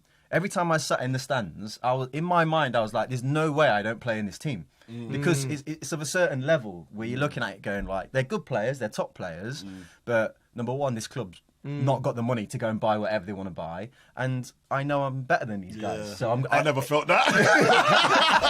I didn't think that either. You was watching Franco Zola. I was watching Zola. That's what I'm saying. That's what I'm saying. Johnson. I'm thinking, oh mate, I've got my work cut out. That's why I always used to say to kids, like when I was at Spurs, I was like, get out of here, go and play Championship football or League One football or somewhere where you're going to get some confidence. I was like, I was thrown in. Like, and when they gave me the armband, I remember they pulled me and I'm thinking, I've got to go back into this dressing room, and there's like Ricardo Schumacher's in there, and like experienced pros. Do you know what I mean? And I thought, are they going to respond? How did they? They were brilliant. Yeah, and can I ask you, what do you think that was in you at 17 for the manager to go, that's my captain? Was it your dad? How long was it? You made your debut. Yeah. How long did you got made captain? I reckon it was within 2 months. Oh. Yeah, pretty much. So they lined you up early then? Yeah, because look, as you get older, you realise a couple of different things. You know what I mean? Like, I was always going to be the one where Forest were going to make their money. Because Forest was struggling at that particular time, I think. And there was talk about the club going into administration, or they were trying to sell it or something. And I was, even just coming out of the youth team, I was their most prized asset at the time. So kind of when I look back on it now, I'm like, there's some smart stuff going on with regards to like make him captain, that'll add another $1 million and stuff like that. But at the same time, you still got to be respected by your peers. You know what I mean, in the dressing room. And I think that I'd captained, at every level for England in my career, from the age of 15 all the way to 21s. I'd captained, all my youth teams and so on. So I knew what kind of like leadership and all that was about. And it was just a matter of, like walking in and just owning it a little bit. And then I think when you go into the game and you're on the pitch, you just do what you do, don't you? Yeah. And then everybody was like, oh, we can handle it. It's fine. So, yeah, it was a mad experience, I think, still to this day. I'm the youngest. What kind of skipper were you at 17 when you're talking to the older pros? Like, what would you say to them? Nothing. You got to run. You got to run more. Yeah, I think like when you go onto the pitch, you just naturally start doing stuff, don't you? I wasn't at that age. Lead by example with your actions. You was a talker. I was a talker, yeah. On the pitch, when we played for England, I remember. Yeah, on the pitch, I was definitely a talker. Yeah. I think in midfield, you're always trying to get not other people to do your work, but the more talking I do, the less running I say that to these kids now. Yeah, and that's the bottom line of it. So you got that at an early age? Yeah, I think I figured it out. Yeah. See, that's what any of these kids that's watching this, like, when we say talk more, there's a reason, because it's a form of defending. Yeah. Do you know what I mean? So you don't have to go and do... You're helping everyone as well. Yeah. Talking, yeah. I had a big, awakening when I went to... I used to go on England trials, and I was so shy.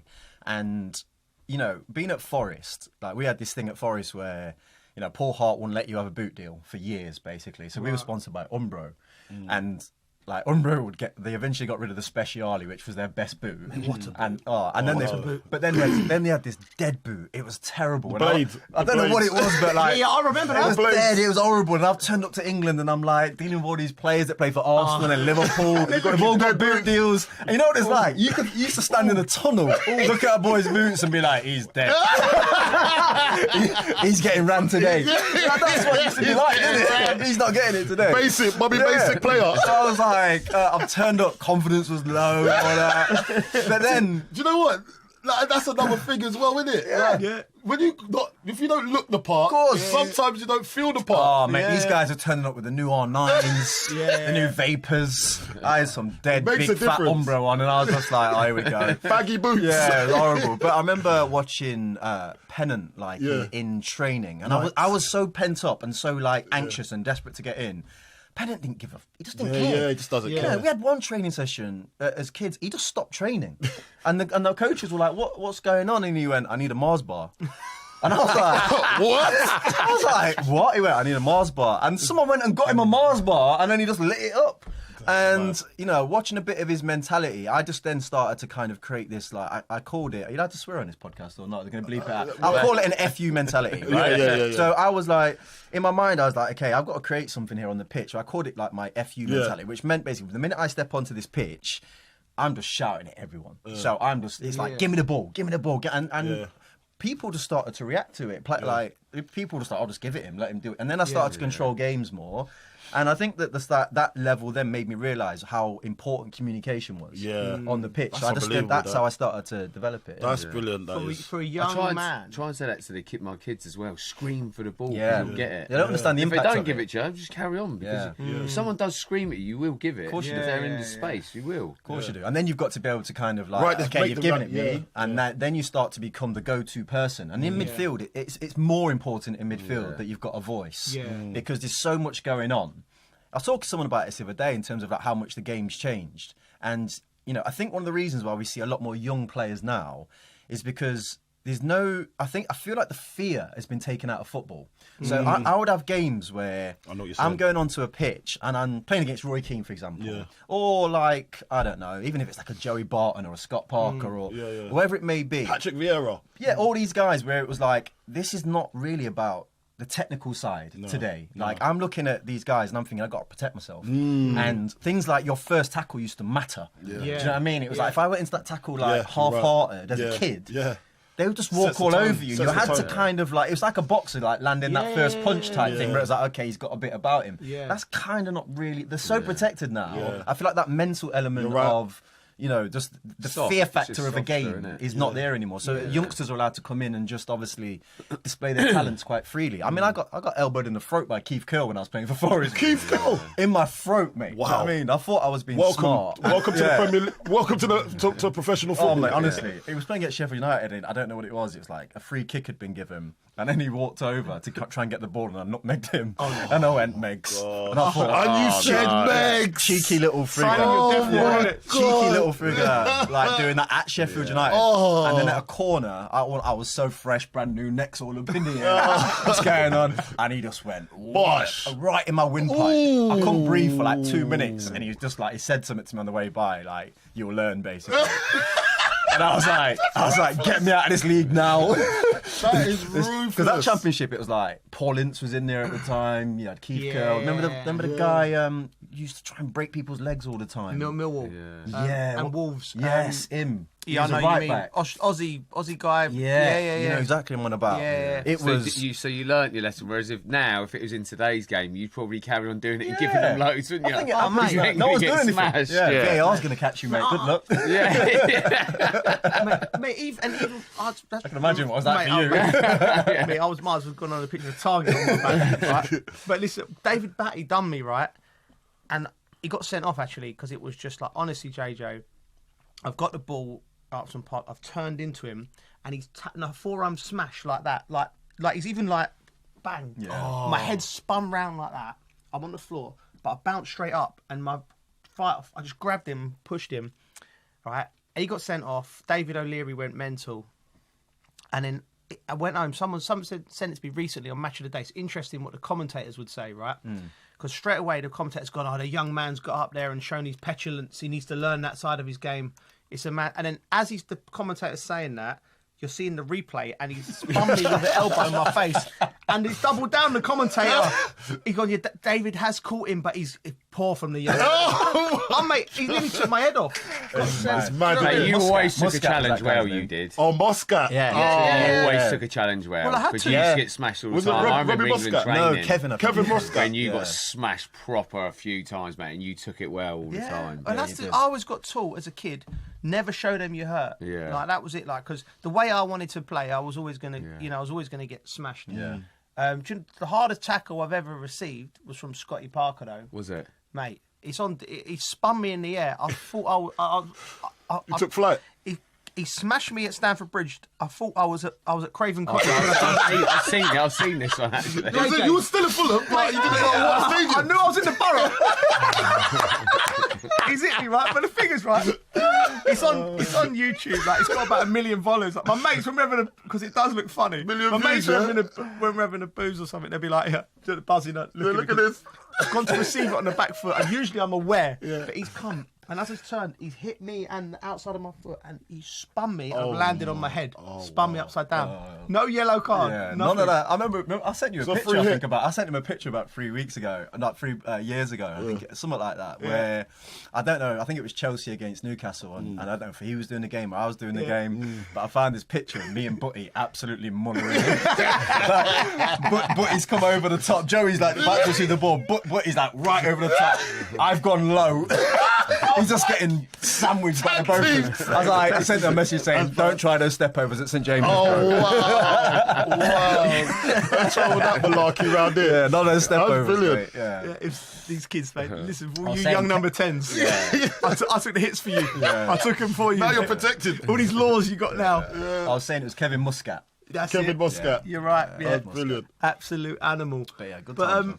So you went to Newcastle. I didn't realise it was that early. How much did you go for? What was the transfer $5 fee? million at the time. Yeah, $5 million at the time. Maybe, What'd that be in today's market? Yeah, well, it may be the third most expensive teenager in the world. Behind, Wow. R9, Brazilian R9 was number one. Then Robbie Keane was Inter Milan number two, and then it was me going to Newcastle. Wow! So it was like it was massive at the time. Yeah. But when I look back, I didn't feel it, but I remember the best parts of it were. I mean, I told like the story about kind of when I got the phone call from my manager, come in, and he was like, "We've had 3 offers. David O'Leary wants to, because Leeds wanted me. They offered 5. Ferguson had offered 3 million because he said it's a privilege to play for the club, so he's only offering 3. Yeah. And then they were like, "Oh, Newcastle's offered 5, and the car's going to be here in like an hour." And I was like, "It takes longer than that from Nottingham." And it's mad. Like Shaka Histop's brother was a driver. He picked me up. Really? Mad, yeah. He picked me up. Like Shaka. I He's a cleaned ledge, Shaka's by the way. boots. Did you see? They were like size 15. monsters, Like, how was he on the accelerator? Wait, I'm cleaning this boot now. He got me up there quick. But no, and to be fair, like O'Leary was trying to call me. My agent was taking my phone off me and was like, "Don't speak to him. You're not going Leeds or whatever." And then Bobby Robson rang me, and once he rang me, I was like, sold. Yeah, I was in. I was done. Oh, that's a brilliant. So you just knew I'm Premier League now. Yeah. As soon as like you get in, what was the mood like when you walked in the doors? Cause who did you know there already? No. Shola. I knew Shola. You knew Shola. Yeah. Was you the first of? See, like, because the Ipswich boys came as well, didn't they? Dyer was there before me, and Titus came afterwards. Oh, okay. Yeah. All But right. yeah. So Shola was the only one I knew. And my first thing I got there, I was like, right, Shola, one of the brothers. Yeah. Where do I get a trim? Yeah. Oh, mate. Oh, Where do I get this is important. Shola was like, what do you mean? I was like, been wondering why he's been bopping around this baby throw for God knows how long. Man just been going like that. So I was like, okay, no barbers up here. I had to drive to Leeds to go and get a trim. That's how mad it was. There was no barber shops. I used to have to go to Leeds or back to Nottingham. See what happens to for get a us trim. black people. You see what we've had to go through. The struggle was real, mate. The struggle was real for us, man. You lot don't think about this. Mate, I swear, I remember I went up north one time. On loan. And I was like, I think I was at Wolves, and I just went to look for a barber. And back then, it should have been more. I don't know what's going on, but there was a massive queue for this one particular barber, and I was like, I need to get in there. Yeah, that's the one. That's the one. Yeah. So I've like queued up, and then I get close. Obviously, you're sitting down, and I get close, and then they said, "You got an appointment." What? Man, I got turned away. I got turned away. What are you like? I can't do nothing without you. I got turned because they didn't know me or anything like that at the time. Really? I thought I was like the Tony, and then it just didn't work out for me, so I had to flip and go home and do it myself. I had to go and get a babyless. You know what I mean? Wow. But the rest of them at Newcastle, like obviously Sholo I knew, but that was the first dressing room I walked in, and you're like, was there any other brothers in there? Carl Court was there. Carl Court. He went with braids at the time. He gave in and went, I'm just going to grow it. I'm growing this out. I think he found some like African girl up there that knew how to braid his hair, and he was like, yeah, this will do me nice. Do you know what I mean? But it was more to do with like Bellamy was in that dressing room, and Shearer, Gary Speed. It was the first dressing room I walked into, and I was like, oh, these guys are not messing about. And it was also, in terms of like games and training and stuff like that, the standard would like of expectancy. There was arguments every single day. Like you'll know yourselves. I think when you're playing with like these top players, the standards are just like through the roof. And honestly, my first 10 days of training, I still to this day say were probably the worst 10 days of training I've ever produced. Like I mean, honestly, was you nervous? Without knowing, and like, I've got like the lads like shouting non-stop. How much have we paid for him? That's the worst. I'm thinking, when the lads are shouting that in training, it was a I nightmare. can imagine Bella's giving you a piss. Bella's didn't ruthless. stop. Bella's was just ruthless. But there was all these other elements as well that I didn't realise. So Rob Lee was still at the club at the time, and Rob Lee's a legend at Newcastle, and what a player, by the way. And without knowing, Bobby Robson had took his shirt off him and giving it to me. Oh, mate. And he's Shearer's mate, isn't he? Yeah, so he just said, I arrived and Bobby was like, what shirt do you want? I want you to wear number 7. And I was like, buzzing, yeah, I'll take the 7 all day. And then I've sat down in the dressing room and Rob Lee's just grilling me. And I'm like, wow, what's going on here? I don't even know the guy, do you know what I mean? What was he saying? He just wasn't really talking to me. And like, I think when a young lad comes in, you're expecting a little bit more warmth. From the oldest. Do you know what I mean? Yeah, and then guidance and so on, especially as a midfield player. To be fair to him, like he went to Derby. And it was I won Young Player of the Year that year, and he came up to me after the game and was just like, "Look, I'm really sorry. Do you know what I mean? I was just in a bad place, and you know, well done, keep it up." And I really like respected that. Yeah. That's the end of part 1. Thank you for listening to The Dressing Room with Al Arabiya News. It feels like decades are passing by in a matter of weeks. Seismic shifts in the world order. Never, ever will be part of America. With so much happening and so much noise. Whether it's political upheaval, Canada has been ripping us off for years. economic shifts or social movements, And no one wins from tariffs. I think America can be more friendly to the rest of the world. For in-depth analysis and all the latest developments across the globe. To have an inclusive policy together. The meetings with Hamas gave me some hope. We're in another nuclear arms race. the most important developments straight to your screen. Welcome to The Dressing Room. I'm on my own. I need backup. And an insightful look at the issues shaping our world today. It was not going to happen, that war, and it happened. Join us on Arabiya News, where the world talks.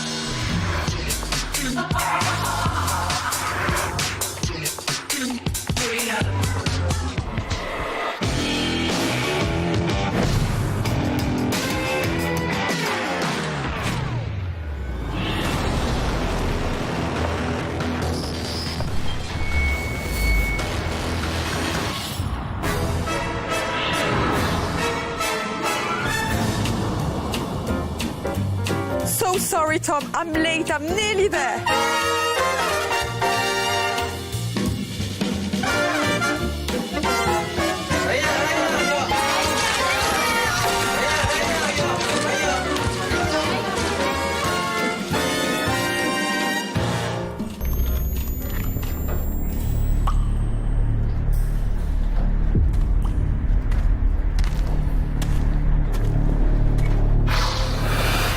Hello. Hello.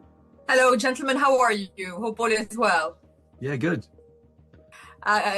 Congratulations on the film. How much juice did you feel the story had from the very first one? Well, more story you wanted to tell after the first one. the petrol, if that's the juice, was the audience's enthusiasm for the first film was undiminished. You know, most films you make, they kind of fade away. They take their place in the pantheon of whatever it is. But this one just seemed to be still alive, and had been replicated, or it had inspired so many other different TV shows and other movies and things like that.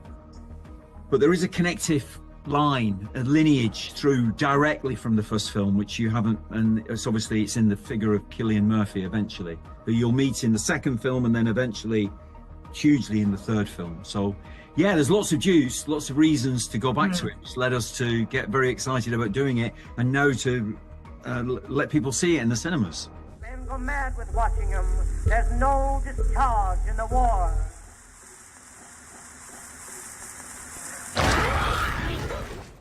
How exciting is it for the both of you to build those characters as if it's a little bit in a painting, each one of them so specifically different that they kind of match the whole picture?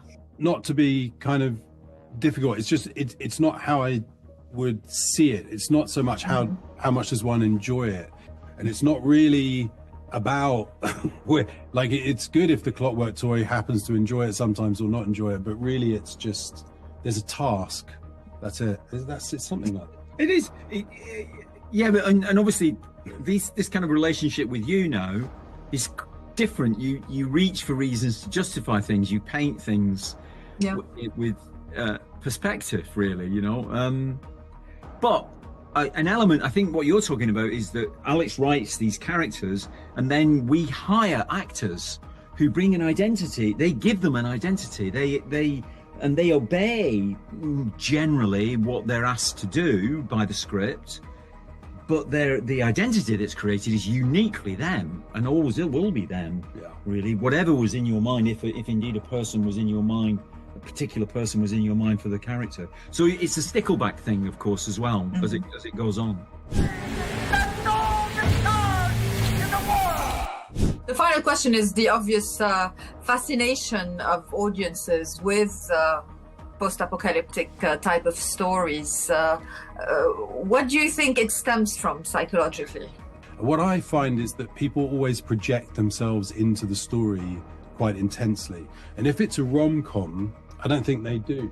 I don't think they think, yes, I'll be like Jennifer Lawrence. You know, I don't think that's what happens exactly. I'm going to be taken to this Italian island and charmed by this person or whatever it is. I think with a zombie apocalypse or any kind of apocalypse story, nuclear, whatever it happens to be, aliens, they think, what would I do in that circumstance? Who would I go and find? Would I get in a car or a bike? Or they sort of project into the stories in a different way.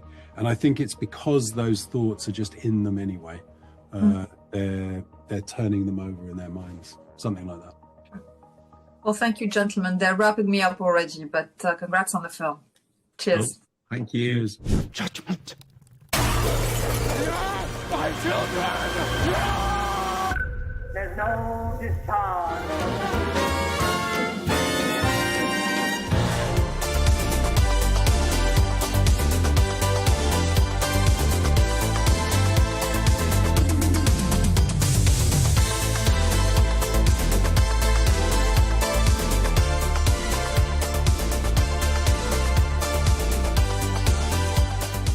A lot of anticipation, a lot of excitement. I think over the years I've been one of those canned red carpet stalkers, waiting for all of the looks to arrive, and especially with Aishwarya Rai Bachchan, who has walked the red carpet for over 20 years now.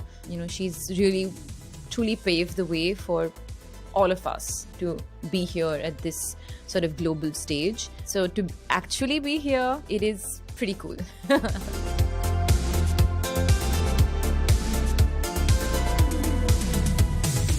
just from when I started 12 years ago, there was not as much focus on creating the same amount of opportunities for women than there is now.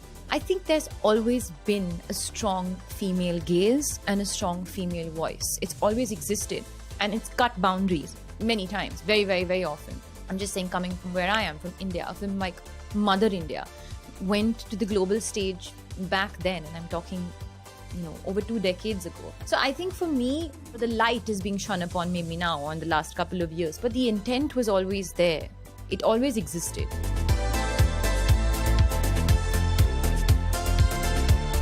It was my first co-production to go into a cinema, which is a different ball game altogether. The first time I produced a movie that I also starred in, came directly onto streaming, onto Netflix, and it did really well. I was very grateful for that opportunity. It's a partnership that we all thoroughly enjoyed. This one was completely different because you have the pressure of box office numbers, you have the pressure of bringing people to the cinema. And while I do have some learnings from that experience, I think for me, my drive somehow has always been about the process. The process of bringing people together and working on a collective vision and being a part of that vision from the very beginning, which is not just as an actor. I think that's something that I enjoy the most. But the learning of what the public and what the audience wants to see, along with the vision and the story that you want to put out, is something that I'll take a couple of years to understand. India पर attack कर innocent civilians को क्यों मार ध्यान से देखो तो हर शहर में एक जंगल है. This is my first action film. It's my first film with Yash Raj Productions. It's my first spy universe film, and they have, really mastered that space over the last couple of years. Shiv is a, wonderful guy. This is his first feature film as well. He's done a show before this, which again did exceptionally well. Really had a blast working on this film because it's been extremely challenging.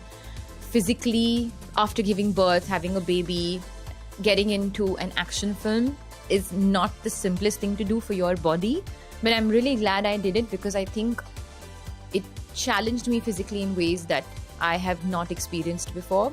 I've also got to share screen space with Sharvari, who is my co-actor in the film. I won't speak too much about it, but she's also wonderful, and I think we've struck a very special bond. And since we're here talking about Worth, and we're talking about L'Oréal Paris that is known for promoting the feeling of sisterhood, it's something that I keep very close to my heart because I think in gossip circles, you always like to pit women against each other. I think that's something done very casually. Whereas actually, if you actually put us together in a room and there is a mutual love and admiration and respect for each other's being, personality and craft, it's actually really powerful, and I think that's what scares people sometimes, because if you come together, the power is sort of infinite. So this film is really about that power. I'm really curious to see how people take to it.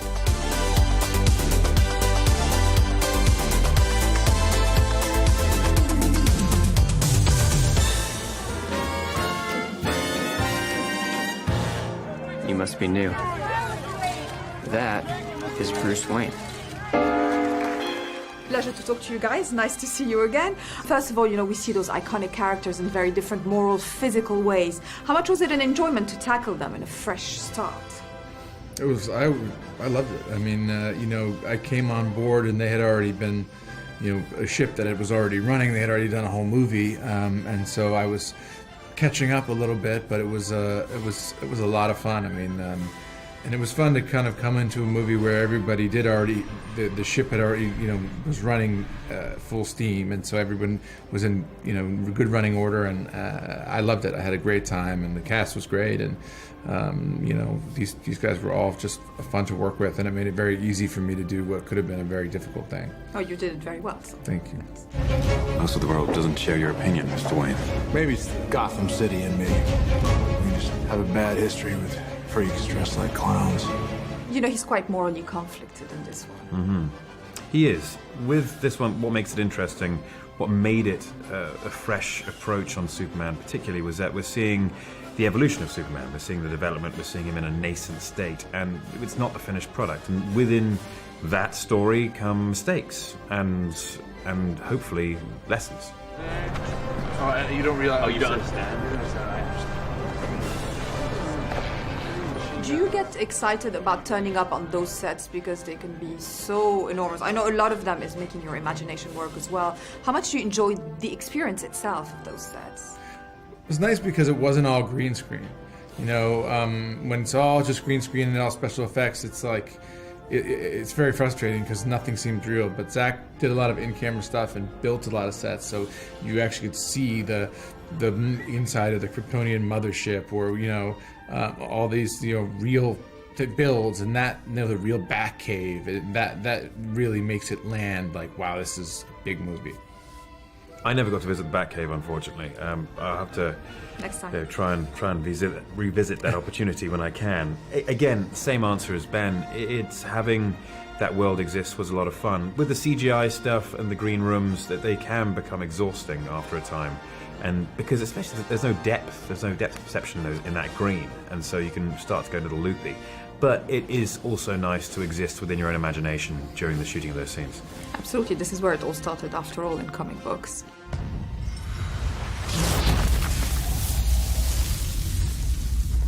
Do you get as excited as the fans, to put them all together even on the same screen?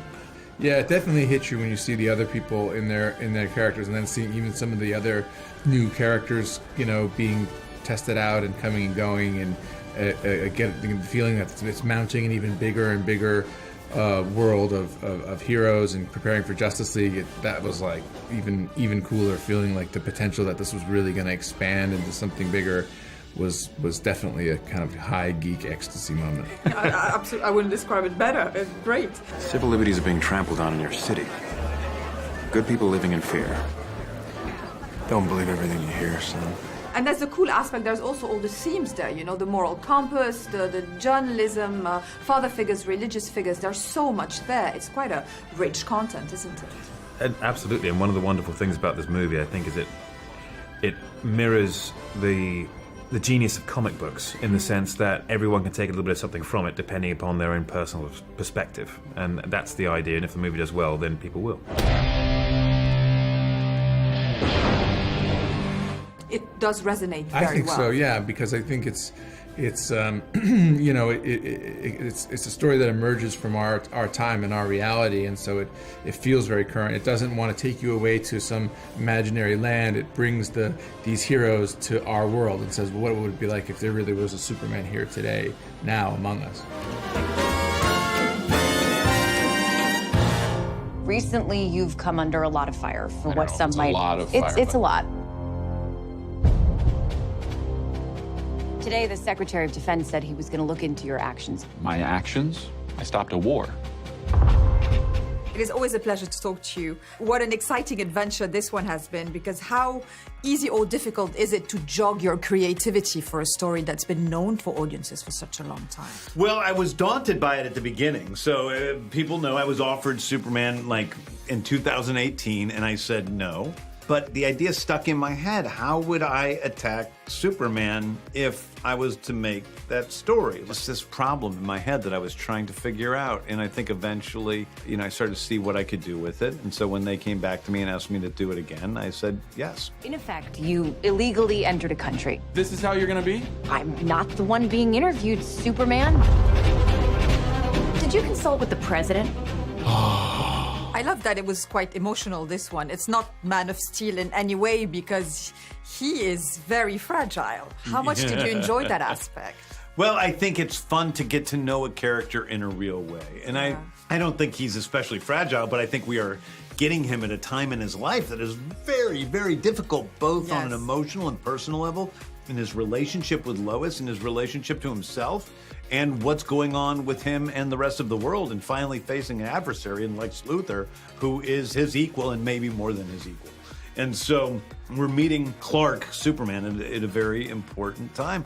But I love getting to know these characters in a way that we get to see what their personalities are, what his flaws are, what his strengths are, and really getting to know him in a way that maybe we haven't been able to do in other movies. You seemingly acting as a representative of the United States. I wasn't representing anybody except for me around the world. And doing good. I suppose the challenge was when you cast, not only to find David, but to find the matching actors where they would all work together. Totally. Yes, it was not only finding one person, it was finding the energy of all of them. And in fact, David was one of the easier people to find, as was Rachel. The hardest people to cast were Mr. Terrific, who was Eddie Gathegi, and Eve Teschmacher, who's Sarah Sampaio. Those roles we looked at, so many people for, because I couldn't find somebody that was speaking in the voice that I heard in my head. Whereas other people, like Skylar, was at the top of my list for Jimmy, so he was pretty quick.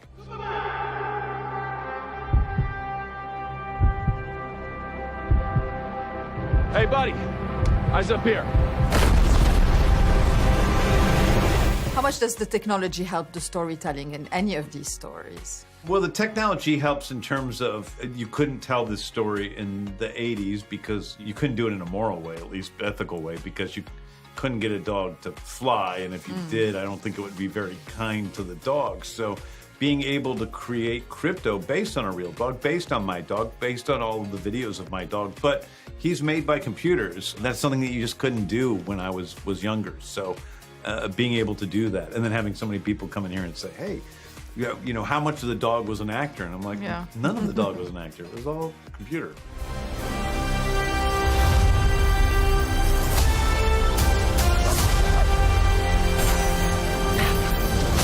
Your choices. What are you most hoping for audiences to find in this one? Obviously, as we said, this is a story that's been around for decades. This is a new flair to it. Yeah, I think that hopefully, younger audience will come to love Superman as I did when I was young and saw Superman the movie. And also, I think that Superman exemplifies a sort of kindness or earnestness that can be considered old-fashioned in some ways, but I think is really the most rebellious thing you can do in a world that is so overcrowded with meanness and irony, that being pure and simple and true is really the coolest thing you can do. Your actions. That's what makes you who you are. That's about working with Nicholas and the other flair that he brings to Lex Luthor. I love it. Nick is just such a great guy. People know he auditioned for Superman first. And I think it's only fitting, like Lex, that he became Lex. And I think that Nick brings a depth to Lex Luthor and really is the truest version of this character ever in film. So eaten up with envy that he's taken it upon himself as almost a spiritual quest to take down Superman, and really has rationalized that he's doing something good for the world because of it. Yeah, he does believe it. He's not a man. He's an it. He's somehow become the focal point of the entire world's conversation.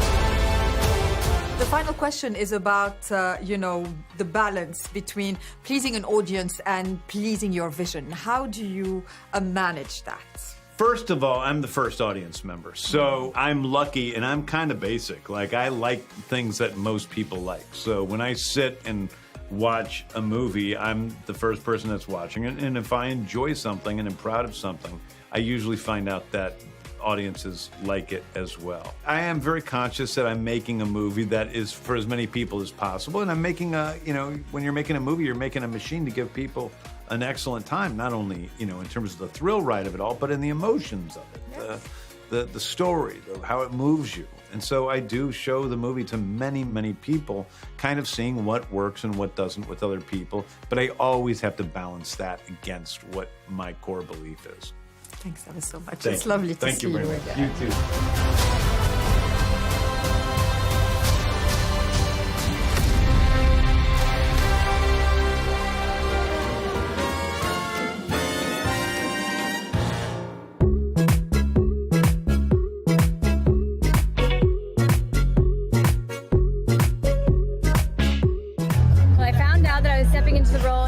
Toilet, so I was praying that somebody didn't flush one behind me, and then I was very intimidated, but also really excited to get started.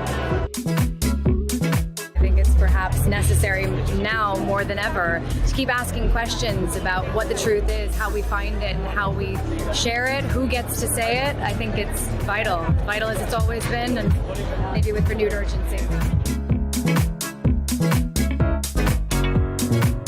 I think that Superman at the end of the day is somebody who wants to be human. I think that we all want to be him. We want to fly and have beams come out of our eyes and do all of that stuff. But what he wants is what we have, being one of us, being able to connect with each other, to love and be loved. That's what Superman wants at the end of the day. Rachel is a lot like Lois Lane, so I really love her as an actor. She's a very controlled, dynamic actor who is able to be assertive in the same way that Lois is. She questions everything in the same way that Lois does, and she really puts herself completely into the role, and she's amazing as Lois Lane.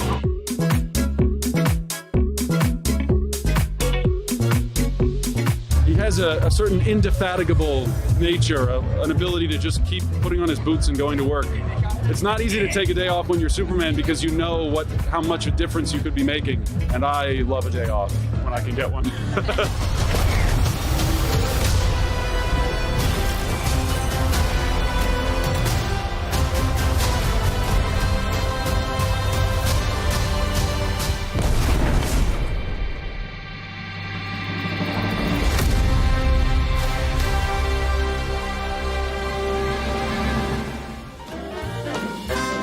وهلا للبيج اكسكلوسيف انترفيو مع كل فريق عمل الفيلم بنشوف سوا.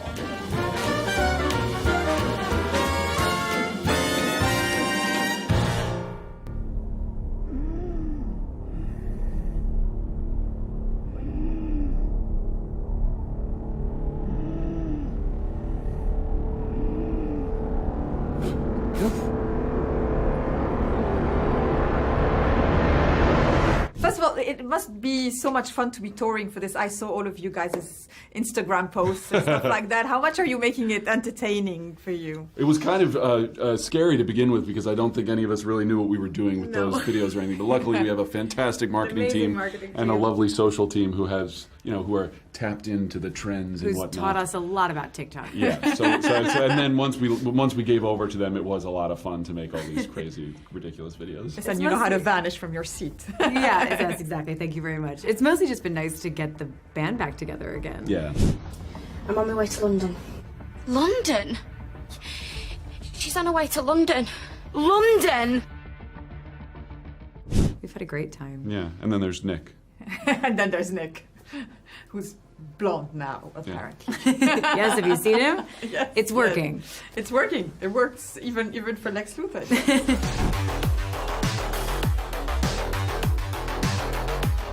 I just asked James, it's not only a question of, you being a Superman and you being Lois Lane. It was a question of the whole group having this cohesion and chemistry together. Is it the right impression? Yeah, James does ensembles very well, and although this isn't an ensemble film in the same way that Guardians of the Galaxy is, he knows how to populate a world with characters who feel full and vibrant and where you sort of do feel like I'd go watch a whole movie, with just Guy Gardner or just Hawkgirl or Jimmy Olsen's spin-off series, and that it's bittersweet because on the one hand, it's amazing to have so many great actors come and give such love to these parts, and on the other hand, you feel like you don't get enough of all of them because the movie does have its central focus and its central relationships, but then you feel like you want more of all of it. Being a child, I loved the purity of Superman. It was a time when I was starting to understand what movies were. How did you feel the Lois and Clark chemistry needed to be? We talked about this a lot. Because we're dropping into the middle of their relationship and we're not meeting them when they meet each other or when she discovers that he's Superman, as we've seen in the past, we felt like we needed to give them history and wanted to make sure that you felt the intricacies of their relationship, the intimacy of their relationship as soon as you come into the movie with them. And so we spent some time together. We spent some time with James figuring out what that would look like at this point, 3 months into their relationship, where they're wondering if this was a fun fling or a forever thing.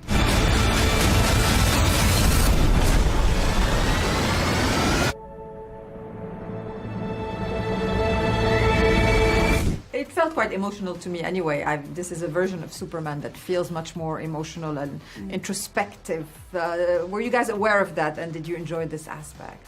Yeah, well, it's always great as an actor being presented with a character, especially a character with such a rich, storied history, to see that your writer and director wants to explore all the interesting things about them. And James has said he was led by the question of what if it were real? And it really did feel like, as you were reading these scenes, what would this fantastical character in this fantastical world really feel and really think and really be worried about, really be affected by? And that's all you do as an actor is just try to figure out what this person would do. Yeah, we get asked a lot what it felt like to take on these iconic roles. And of course, we knew, that we were stepping into big shoes, but at the same time, because it felt so real, in a way it felt like the work was exactly the same. We just had to find our way into these characters, and James laid such a fantastic roadmap for us and was a real guiding force for us throughout the process.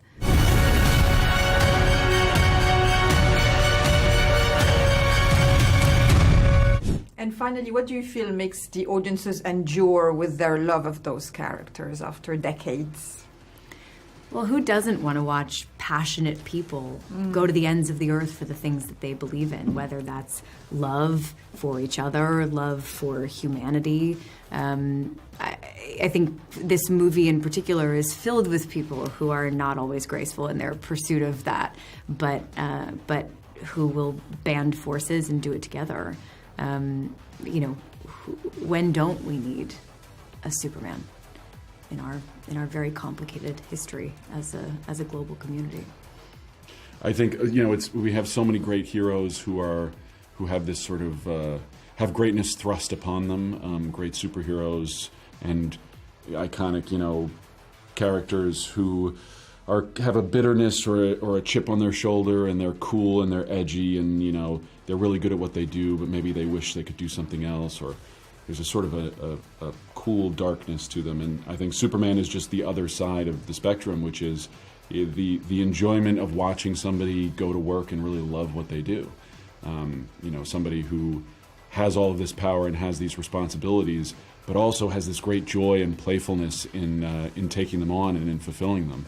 It's not to say that he doesn't have his struggles, but ultimately he loves what he does. You've talked a lot about that hope being contagious. That kind of feeling of stepping in and helping and doing the right thing. When one person does it, and especially someone as aspirational as Superman, it inspires other people to do the same. Yeah. And he can lift a girl up. Thank you. Yes, exactly. Effortlessly. Thank you so much. Superman is a character who's good. Who is filled with hope. He saves people because it's the right thing to do. We could use a little bit more of that.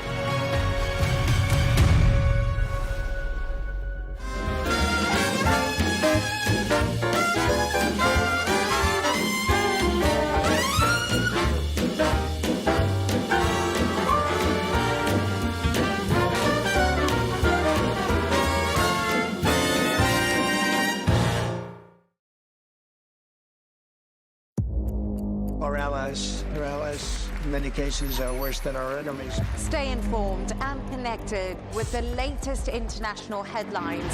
There obviously is a risk. From breaking news to in-depth analysis, it would appear that this war is coming to an end. Who buys this stuff? Investors, pension funds. we deliver the most important developments straight to your screen. Iran always wanted to deal with militia. Join us for compelling, expert-driven conversations. A curfew order has been established. And an insightful look at the issues shaping our world today. There are lots of proposals about European architecture for security. I'm Leigh Ann Gerrans, and this is W News. We dealt with this when I was Chief of Staff in the first term. Where you don't just hear the headlines, you get the full story.